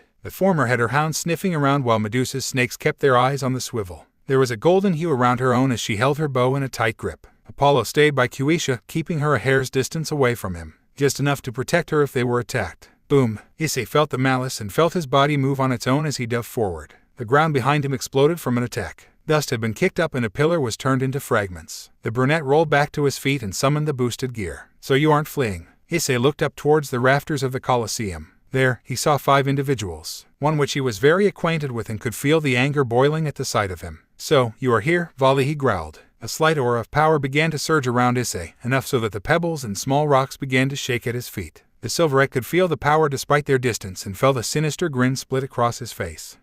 Still holding a grudge? Well, I'd be lying if I didn't say that I, too, have been dying for a rematch as well. Issei's eyes flashed green momentarily. There will not be another. Oh, the last time was mere luck, Hayaru. That sword will not touch me this time. Is that so? How about we test that theory? Issei growled, taking a step forward. Grip. Before he could get any further, Issei shot around to see Kuisha had moved to his side. The look in her eyes slowly quelled the rage burning in the boy's gut. He shut his eyes, taking several calming breaths as he did so. Her again. Are you afraid to fight me by yourself? Hayaru, Voli taunted.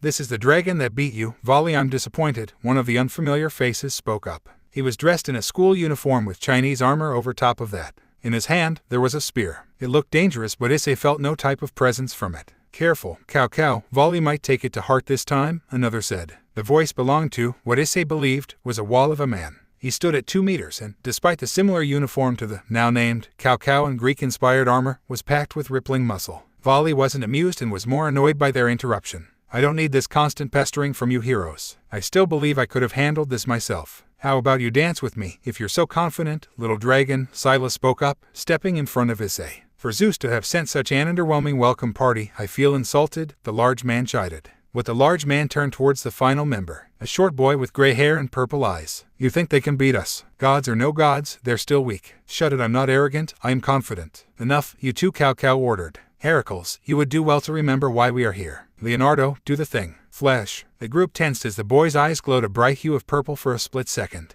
It was also in that moment that the air shifted, but, overall, nothing seemed to change. The only foreboding danger was the dead silence that followed as both sides stared one another down. Has anything actually occurred? Sila questioned. I don't know, but I'd rather not run the risk. Artemis and Medusa readied their bows and Apollo had formed 2 magic circles in the palms of his hand. A magic circle also formed underneath Kuisha and her hand started to glow. The other 4 also moved forward to stand by Voli. Issei recognized Bhikkhu standing next to the silverette. He was the one who had saved the coward at the meeting. However, there was still something tugging at the back of his mind. Something didn't feel right. And not in the dangerous type of off, but something else. Something related to the 5 up in the stands. Actually, it seemed it was all throughout the air. And there was still the question of where.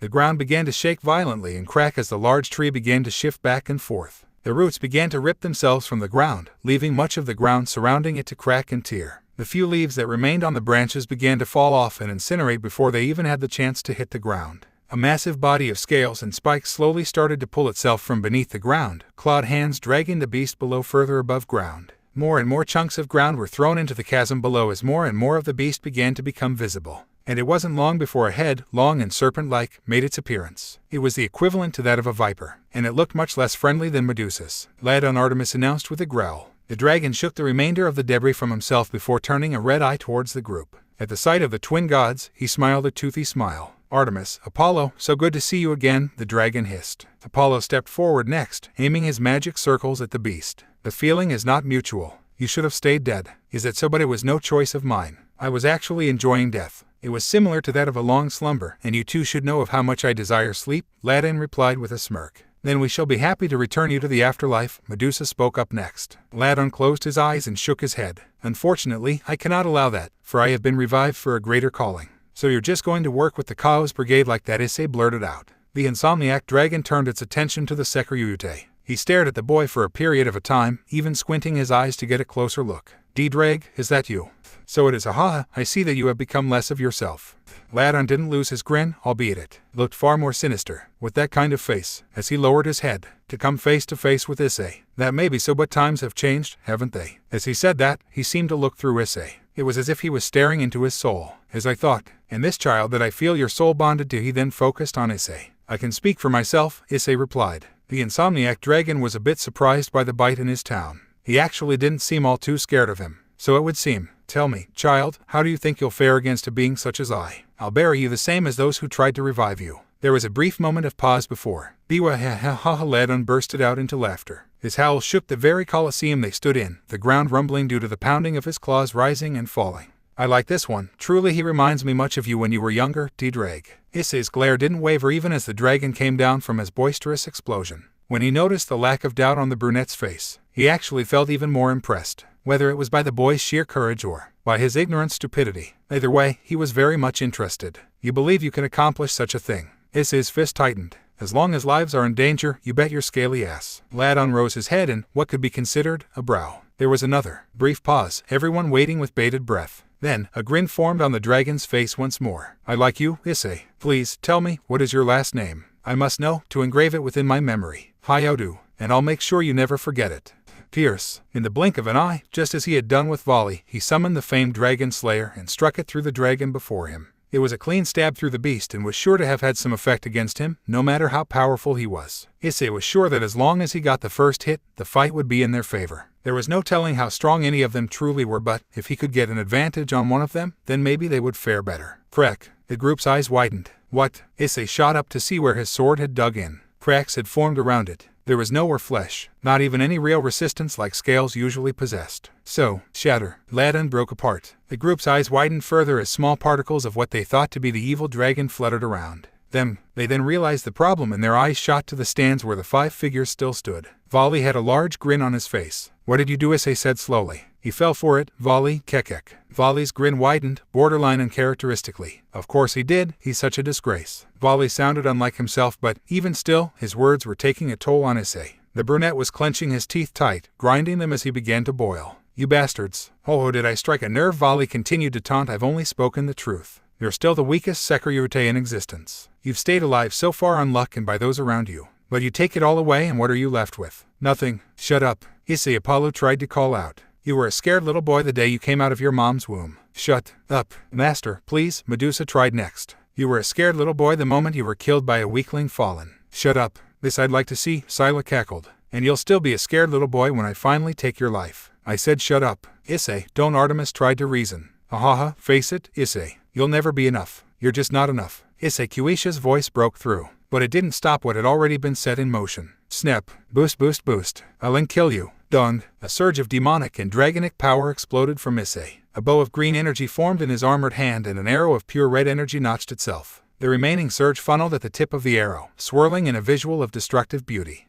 FWIP. The sheer force behind the released attack began to rip through the Colosseum grounds. Everything within its path was eviscerated even as the arrow arched upwards towards where the 5 stood. None of them moved and Voli still had that sickening grin on his face. BAM. Shatter. The arrow struck but, just as led on, the 5 shattered like glass. Along with it, the Colosseum walls began to shake. Pieces began to crumble and fall as if the attack had caused a domino effect. The fissure also began to expand and the many skeletons fell into it, piece by piece. Issei could care less as he was still boiling. He had never been as angry as he has today. Even at the cries of those around him, he couldn't stop himself from trying to kill his fated rival a second time. Was this what it meant to be under the curse of the heavenly dragons, to feel such a rage that he didn't hesitate to destroy his opponent? Even now, Issei held no regrets for his actions. In fact, he only felt more enraged that it was simply an illusion and not the real thing. Visions of red and black flashed across his mind, and he couldn't help the mixture of emotions beginning to swell inside him. His anger began to collide with the pain resurfacing in his chest. The realization that the enemy was long gone before they had even arrived. He was tricked again and had failed again due to his lack of ability. Unable to finish the job despite all the training he went through, all the help he received, all the resources, only for it to be for nothing. Damn it, hit, damn it, hit, damn it, hit. Issei looked down at his fist. He was on his knees, staring at the that trickled from his knuckles. Even as the cracks reached him and Sila pulled him away, he didn't react. He only stared into the nothingness. The group gathered in the magic circle Apollo created. Issei was wrapped by Achilles but hadn't taken in any of the information surrounding him. All he could tell was that he was angry, sad, and ashamed. But, at this point, he couldn't tell why he felt any of those emotions, nor who he felt any of those emotions towards. All he could see now was that the enemy was gone, they had failed, and the Chaos Brigade had come a step closer to their goal. Issei needed to grow stronger. Issei punched the magically enhanced punching bag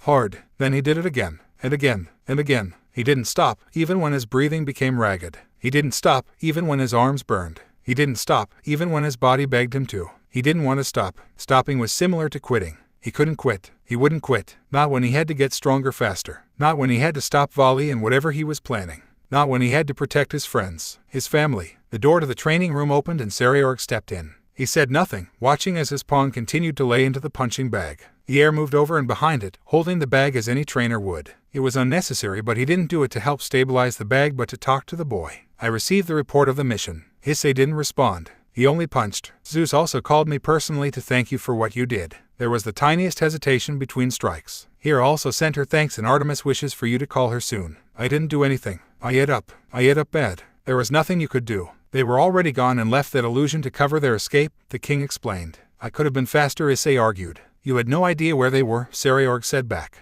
Not even Artemis had known. That was a forest not even she could navigate flawlessly. But I could have done something. Ladon had already been revived, Issei. Zeus told me of your orders to retreat. It was yours and Artemis's decision to still attempt to confront them, but I shall say it was a poor decision to make. Innocent people could die. So could you, Sairaorg replied. Issei froze, and without the continuation of motion, his arms finally dropped. Issei, I understand your desire to protect people, but you can't do that when you continuously put yourself in life-threatening situations. The last time you faced Voli, he underestimated you and you were surrounded by allies. This time, you did not know who would be with him, and he is not the type to make the same mistake twice. And that is not even mentioning the fact an evil dragon, beings with the power to rival the dragon kings, had been revived to its full power. You would have died pointlessly if that hadn't left before you arrived. Gods or no gods, Artemis and Apollo would not have been able to protect you and Kuisha and fight. Issei didn't reply, Sairaorg having stepped from behind the bag and into his face. And I also heard of your outburst. Had you stayed there, had Sila, Apollo, Artemis, Medusa, and Kuisha not stayed to eventually pull you out, you would have died from the Colosseum burying you.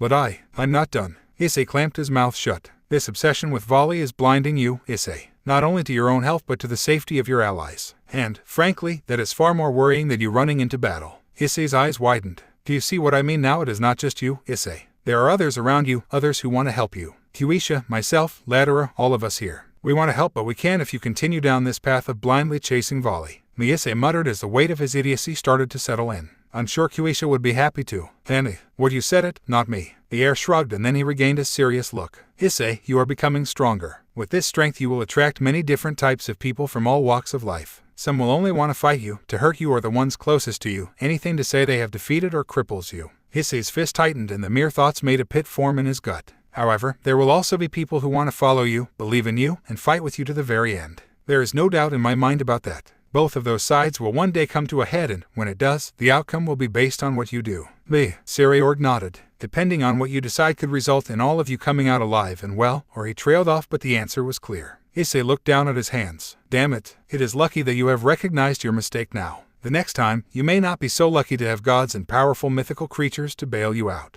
The dragon slowly curled his fingers into a fist and took a deep breath. Does it ever get easier, Anarchy leading? It does, but only if you work hard. A good leader will gather a team who trusts in you, the same way you trust in them. You create a bond where you will do everything for them and they will do everything for you. They will follow you through fire and brimstone, and that is something irreplaceable. And just like that, the heavy air became much lighter. Issei understood better of his mistakes and he knew of the bar set before him that he had to surpass. They should have retreated the moment Ladon had been revived, but he just wanted to fight Voli, even go as far as to kill him. Was this what Ddraig had spoken of when he told him of his rivalry with Albi? And if it was, Issei was not going to be a puppet with strings. Not to say Ddraig was forcing him on purpose, but centuries built on fighting one another, it probably was second nature to him. Well, not anymore. He just hoped Kuisha wasn't super mad at him. Thanks, Aniki. And I'm sorry, too, Issei finally said. I haven't been the best. Even after all this time, I'm still screwing up again and again. I'm sorry. It's not me who you should be apologizing to, Sairaorg answered. No one is perfect, Issei. When I traded for you, I did so knowing of the difficulties that would come with it. I knew Rias meant a lot to you, and once I learned of the baggage behind how you were reincarnated, I knew things would not be easy. However, I'm not going to abandon you simply because of this. I know you mean well in all that you do, and I know you want to be better, not just for Kuisha but for yourself. So long as I see you continuing to fight and to better yourself, you can keep being a screw-up for all I care. Hey, that was a gut punch. I jest, he chuckled. But slowly the smile faded and he looked towards the door. You know, you are not the only one who has been beating themselves up since your return, either. Kuisha has jumped into training harder, the same as you. She's picked up several more books and has begun trying and testing newer spells whilst trying to improve her own. She's even made a request back to Olympus to continue what Apollo had been trying to teach her. It's quite amazing when you see it, but I'm also concerned that she's been throwing herself into this despair that she can't seem to help you. Even after both of you had that heart-to-heart. Sairaorg paused, watching as Issei took in the information. I see. Yes, and seeing you kill yourself simply to protect her, you know it hurts her. So she has been training harder, pushing herself more, if it means you don't work yourself to death. And if she gets hurt, or even killed, well, she's mentally prepared herself for it. She can't do that. Why haven't you stopped her? Sairaorg shrugged. Because I understand where you are both coming from. Issei paused. Issei, I wasn't always the heir to my clan. I had it stripped from me when I was young, simply because I did not inherit the power of destruction you've seen Rias use. My father and my own clan, they shunned me and my mother because they didn't believe I was strong. So I became strong enough to regain my title, strong enough to protect her, strong enough that my own father won't raise a hand to me or my mother ever again. The heir ran a hand through his hair. It's nothing. The point I'm trying to make is that I know of the sacrifices you're making. The ones you've already made. I understand the desire to want to torture your body if it means being able to protect the ones you love. I, too, have nearly killed myself several times if it meant no one harming my family. I see this in both you and Kuisha and know that if one of you doesn't stop, neither will the other. But I can't stop. Issei struggled to speak. I couldn't bear the thought of Kuisha getting hurt. But I cannot stop training, not when there are people who will try to fight me, hurt her, or worse, he croaked. Kuisha thinks the same. It is why she continues to do the same. Possibly even more so now because of you. What? Issei, Kuisha was a fighter before you came. She fought like the rest of us, sweated like us, bled like us, and grew stronger. Just like us. Hell, there were times I'm sure she loved the fight more than me. You cannot stop her from doing what she has loved doing far before even I thought to invite her to my peerage. I see. Sairaorg turned and motioned Issei to follow him. They left the training room and started moving down the halls, the occasional maid bowing as they passed before continuing on with whatever chore they were initially doing. I am happy for you, Issei. Both of you. I had my thoughts when you first met, and with each time I saw you two together, I knew it was only a matter of time. You love each other and it is shown in everything you do. Even now, without even being face to face, you two still prove that you love one another to ends far beyond any love I could show either of you. I don't swing that way, Issei remarked. The older devil chuckled. Yes, I should hope not. Last thing I need is Kuisha killing me for stealing what's hers. But I digress. You two have both been working hard since your return from Olympus to the point you two haven't even seen each other in days, Issei. It hasn't been that long. He looked over at Issei. It has been almost a week. You have either trained with Ladora, Liban, or Coriana. That doesn't seem a tad suspicious. The brunette didn't make eye contact. Well, I mean, Kuisha is not that much better, the king sighed. She hides in her room, reading those books, and also seems to actively avoid any training room if she knows you're in it. Now this caught the dragon by surprise, and he couldn't help the jab of pain that his girlfriend had been actively avoiding him.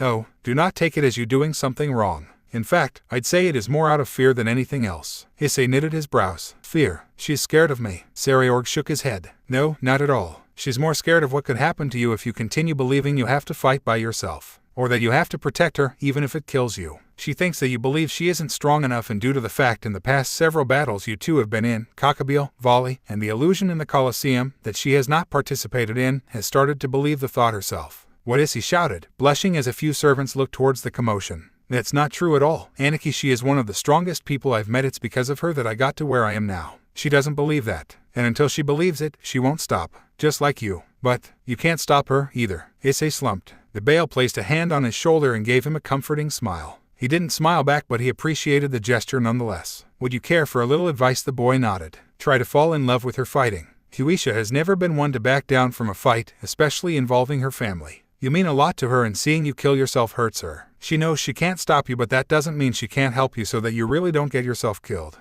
I'd say if you do the same, it will go a long way for her. But you have to talk to her, allow you two to voice your concerns, and listen to one another. Every relationship requires communication or it is doomed to fail. Right, thanks, Anarchy. My pleasure. And I do hope to one day see a little one running around soon. Annie. XOXOXOXOX. When he found her, he couldn't help the way his heart fluttered. She was sweaty, she was tired, and she was covered in marks, but she was beautiful nonetheless. He could see the results of her failed spells and the frustration on her face. Yet she tried again and again and again. No matter how many times she failed, she continued. It was breathtaking. As he stepped into the room, she turned to him, releasing the spell she had been working on. He moved towards her, feeling a warmth and closed on him as he grew closer. He could even see a smile pull at the corner of her lips. Kuisha, Issei. They both began to blurt out their apologies at the same time. Kuisha giggled. Please, let me go first, she said. Issei, I know I haven't been the greatest girlfriend or senior devil to you. I have had you fighting all of these battles by yourself, and all I've ever done is watch you risk your body and your life while I stand back.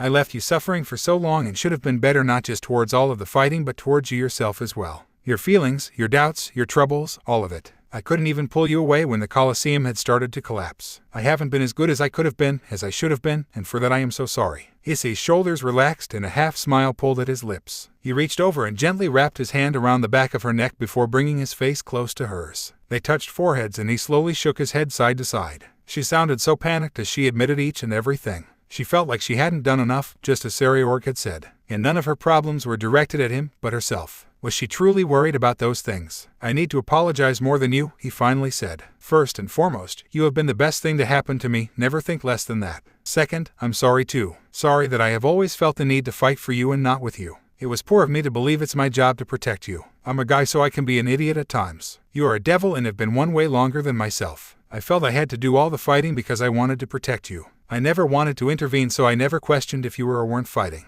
And, for a moment, I truly wanted nothing more than keeping you as far from fighting as possible. But that sounded no better than locking you in a cage and throwing away the key. I am Sairaorg's queen and a devil by birth, Kuisha commented before jokingly continuing. Fighting is what we know. I understand that and will try my hardest to come to accept that. I won't stop you from doing what you love just because I worry of what might happen. Like you said, you're a devil and Anarchy's queen. Fighting is all we know. It was actually Anarchy's suggestion that I try and fall in love with your fighting. I already love your kindness, your sincerity, and your perseverance. Might as well love the part that kicks all kinds of ass. Kuisha giggled as she wrapped her arms around his neck. Our king, actually giving sound dating advice that doesn't require punching or apples. I never thought I'd see the day. Issei shrugged. I've got no complaints if it means we become closer. Does that mean you'll only have eyes for me? She teased, batting her eyelashes. Without question, he replied, without a hint of hesitation. Kuisha couldn't help but giggle. He was cute when he was serious. Wasn't it your dream to have a harem, to be the harem king? He told you that, Issei asked with an embarrassed chuckle. It was a dream. Hell, it still kinda is, but if you were to tell me that you wanted me for yourself, I wouldn't argue.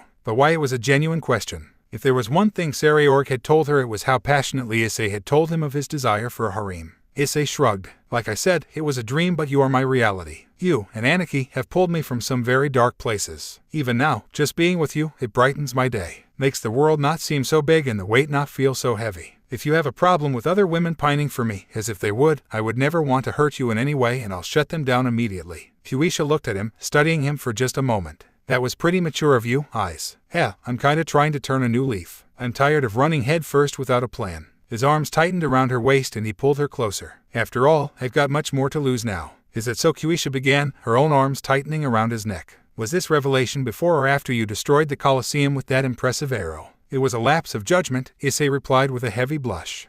She hummed with a playful smirk. Then she gave him a quick peck on the lips. Long enough for him to taste but not long enough to enjoy. Why, you're pretty aggressive today, he stuttered out. Best to stake my claim now before the others. Others? You can't be harem king without a harem, right? But I thought, it was only a question. She unwrapped one of her arms and placed her hand over his heart. Issei, we are devils. Strength and power attract many different types of people. Not only that, you're a dragon, and that is its own level of power that attracts many more types of people. When I knew I loved you, I knew that I wouldn't be the only one. I have already come to accept that I can't handle you on my own. Then the smirk returned. You're already quite vigorous and we have yet to lay together. It took a moment for him to understand what she meant. But once he did, her lips stretched into a grin, a few teeth showing. Don't tell me you haven't thought of us together, Issei. She drew circles in his chest with a lone finger. Wabi but I. She gave him another peck, same as the first before pulling away. Because I haven't, while my heart isn't ready right now, I do look forward to the day. His brain short-circuited not too long after. It took moments to reboot, moments. Kuisha was very patient to wait, grin still on display. Who are you and what have you done with my girlfriend? She laughed, though that smile never left her face. He could feel his entire face heating up. He knew his girlfriend was cute, but this was downright why. Sairaorg spoke to you. I had also been talked to. She continued to draw circles. BBY who he wanted to thank whoever it was and wish them the best in life. This was definitely the turn he needed after his time in Olympus. That would be. Master, a pair of hands wrapped under his arms, placing themselves on his chest as two soft mounds pressed into his back. He tried to look over his shoulder, but the familiar feeling of slithering and forked tongues across his neck gave him all the answer he needed. Him, Medusa. Yes, Master. That's right, the legendary Gorgon had returned home with them. She had still desired to be his familiar after everything. And he had been neglecting her just as he had avoided Kuisha. A pit opened in his gut as he realized just how much of an ass he had been. He was a terrible boyfriend and master. Squish. Kuisha had moved closer, pressing her own generous bust into his chest. Yuha, mister. No more feeling sorry about yourself. I told you before, you're not in this alone. That's right, Master, Medusa continued, her hands running up and down his chest and stomach sensually. You are the best we could ask for, and I know you'll only get better. Her snakes also seemed to agree as they licked at his neck, tickling him. He couldn't help but laugh. Aha, okay, I get it. He slowly came down from his fit of laughter and, when he did, he gave both of them a comforting smile. Thank you, both of you. I really needed it. It is not an issue. However, next time, I may not be so gentle, Medusa teased with a smirk. A bead of sweat slipped down Issei's brow. Please don't. Maybe a sharp blow will be what I need. What shall we do now? Kuisha asked, grabbing hold of his hand as she did. He scratched a lone finger against his cheek. Actually, and please don't hate me, but a few of the guys are taking a training retreat. And we leave tonight. What? Surprise.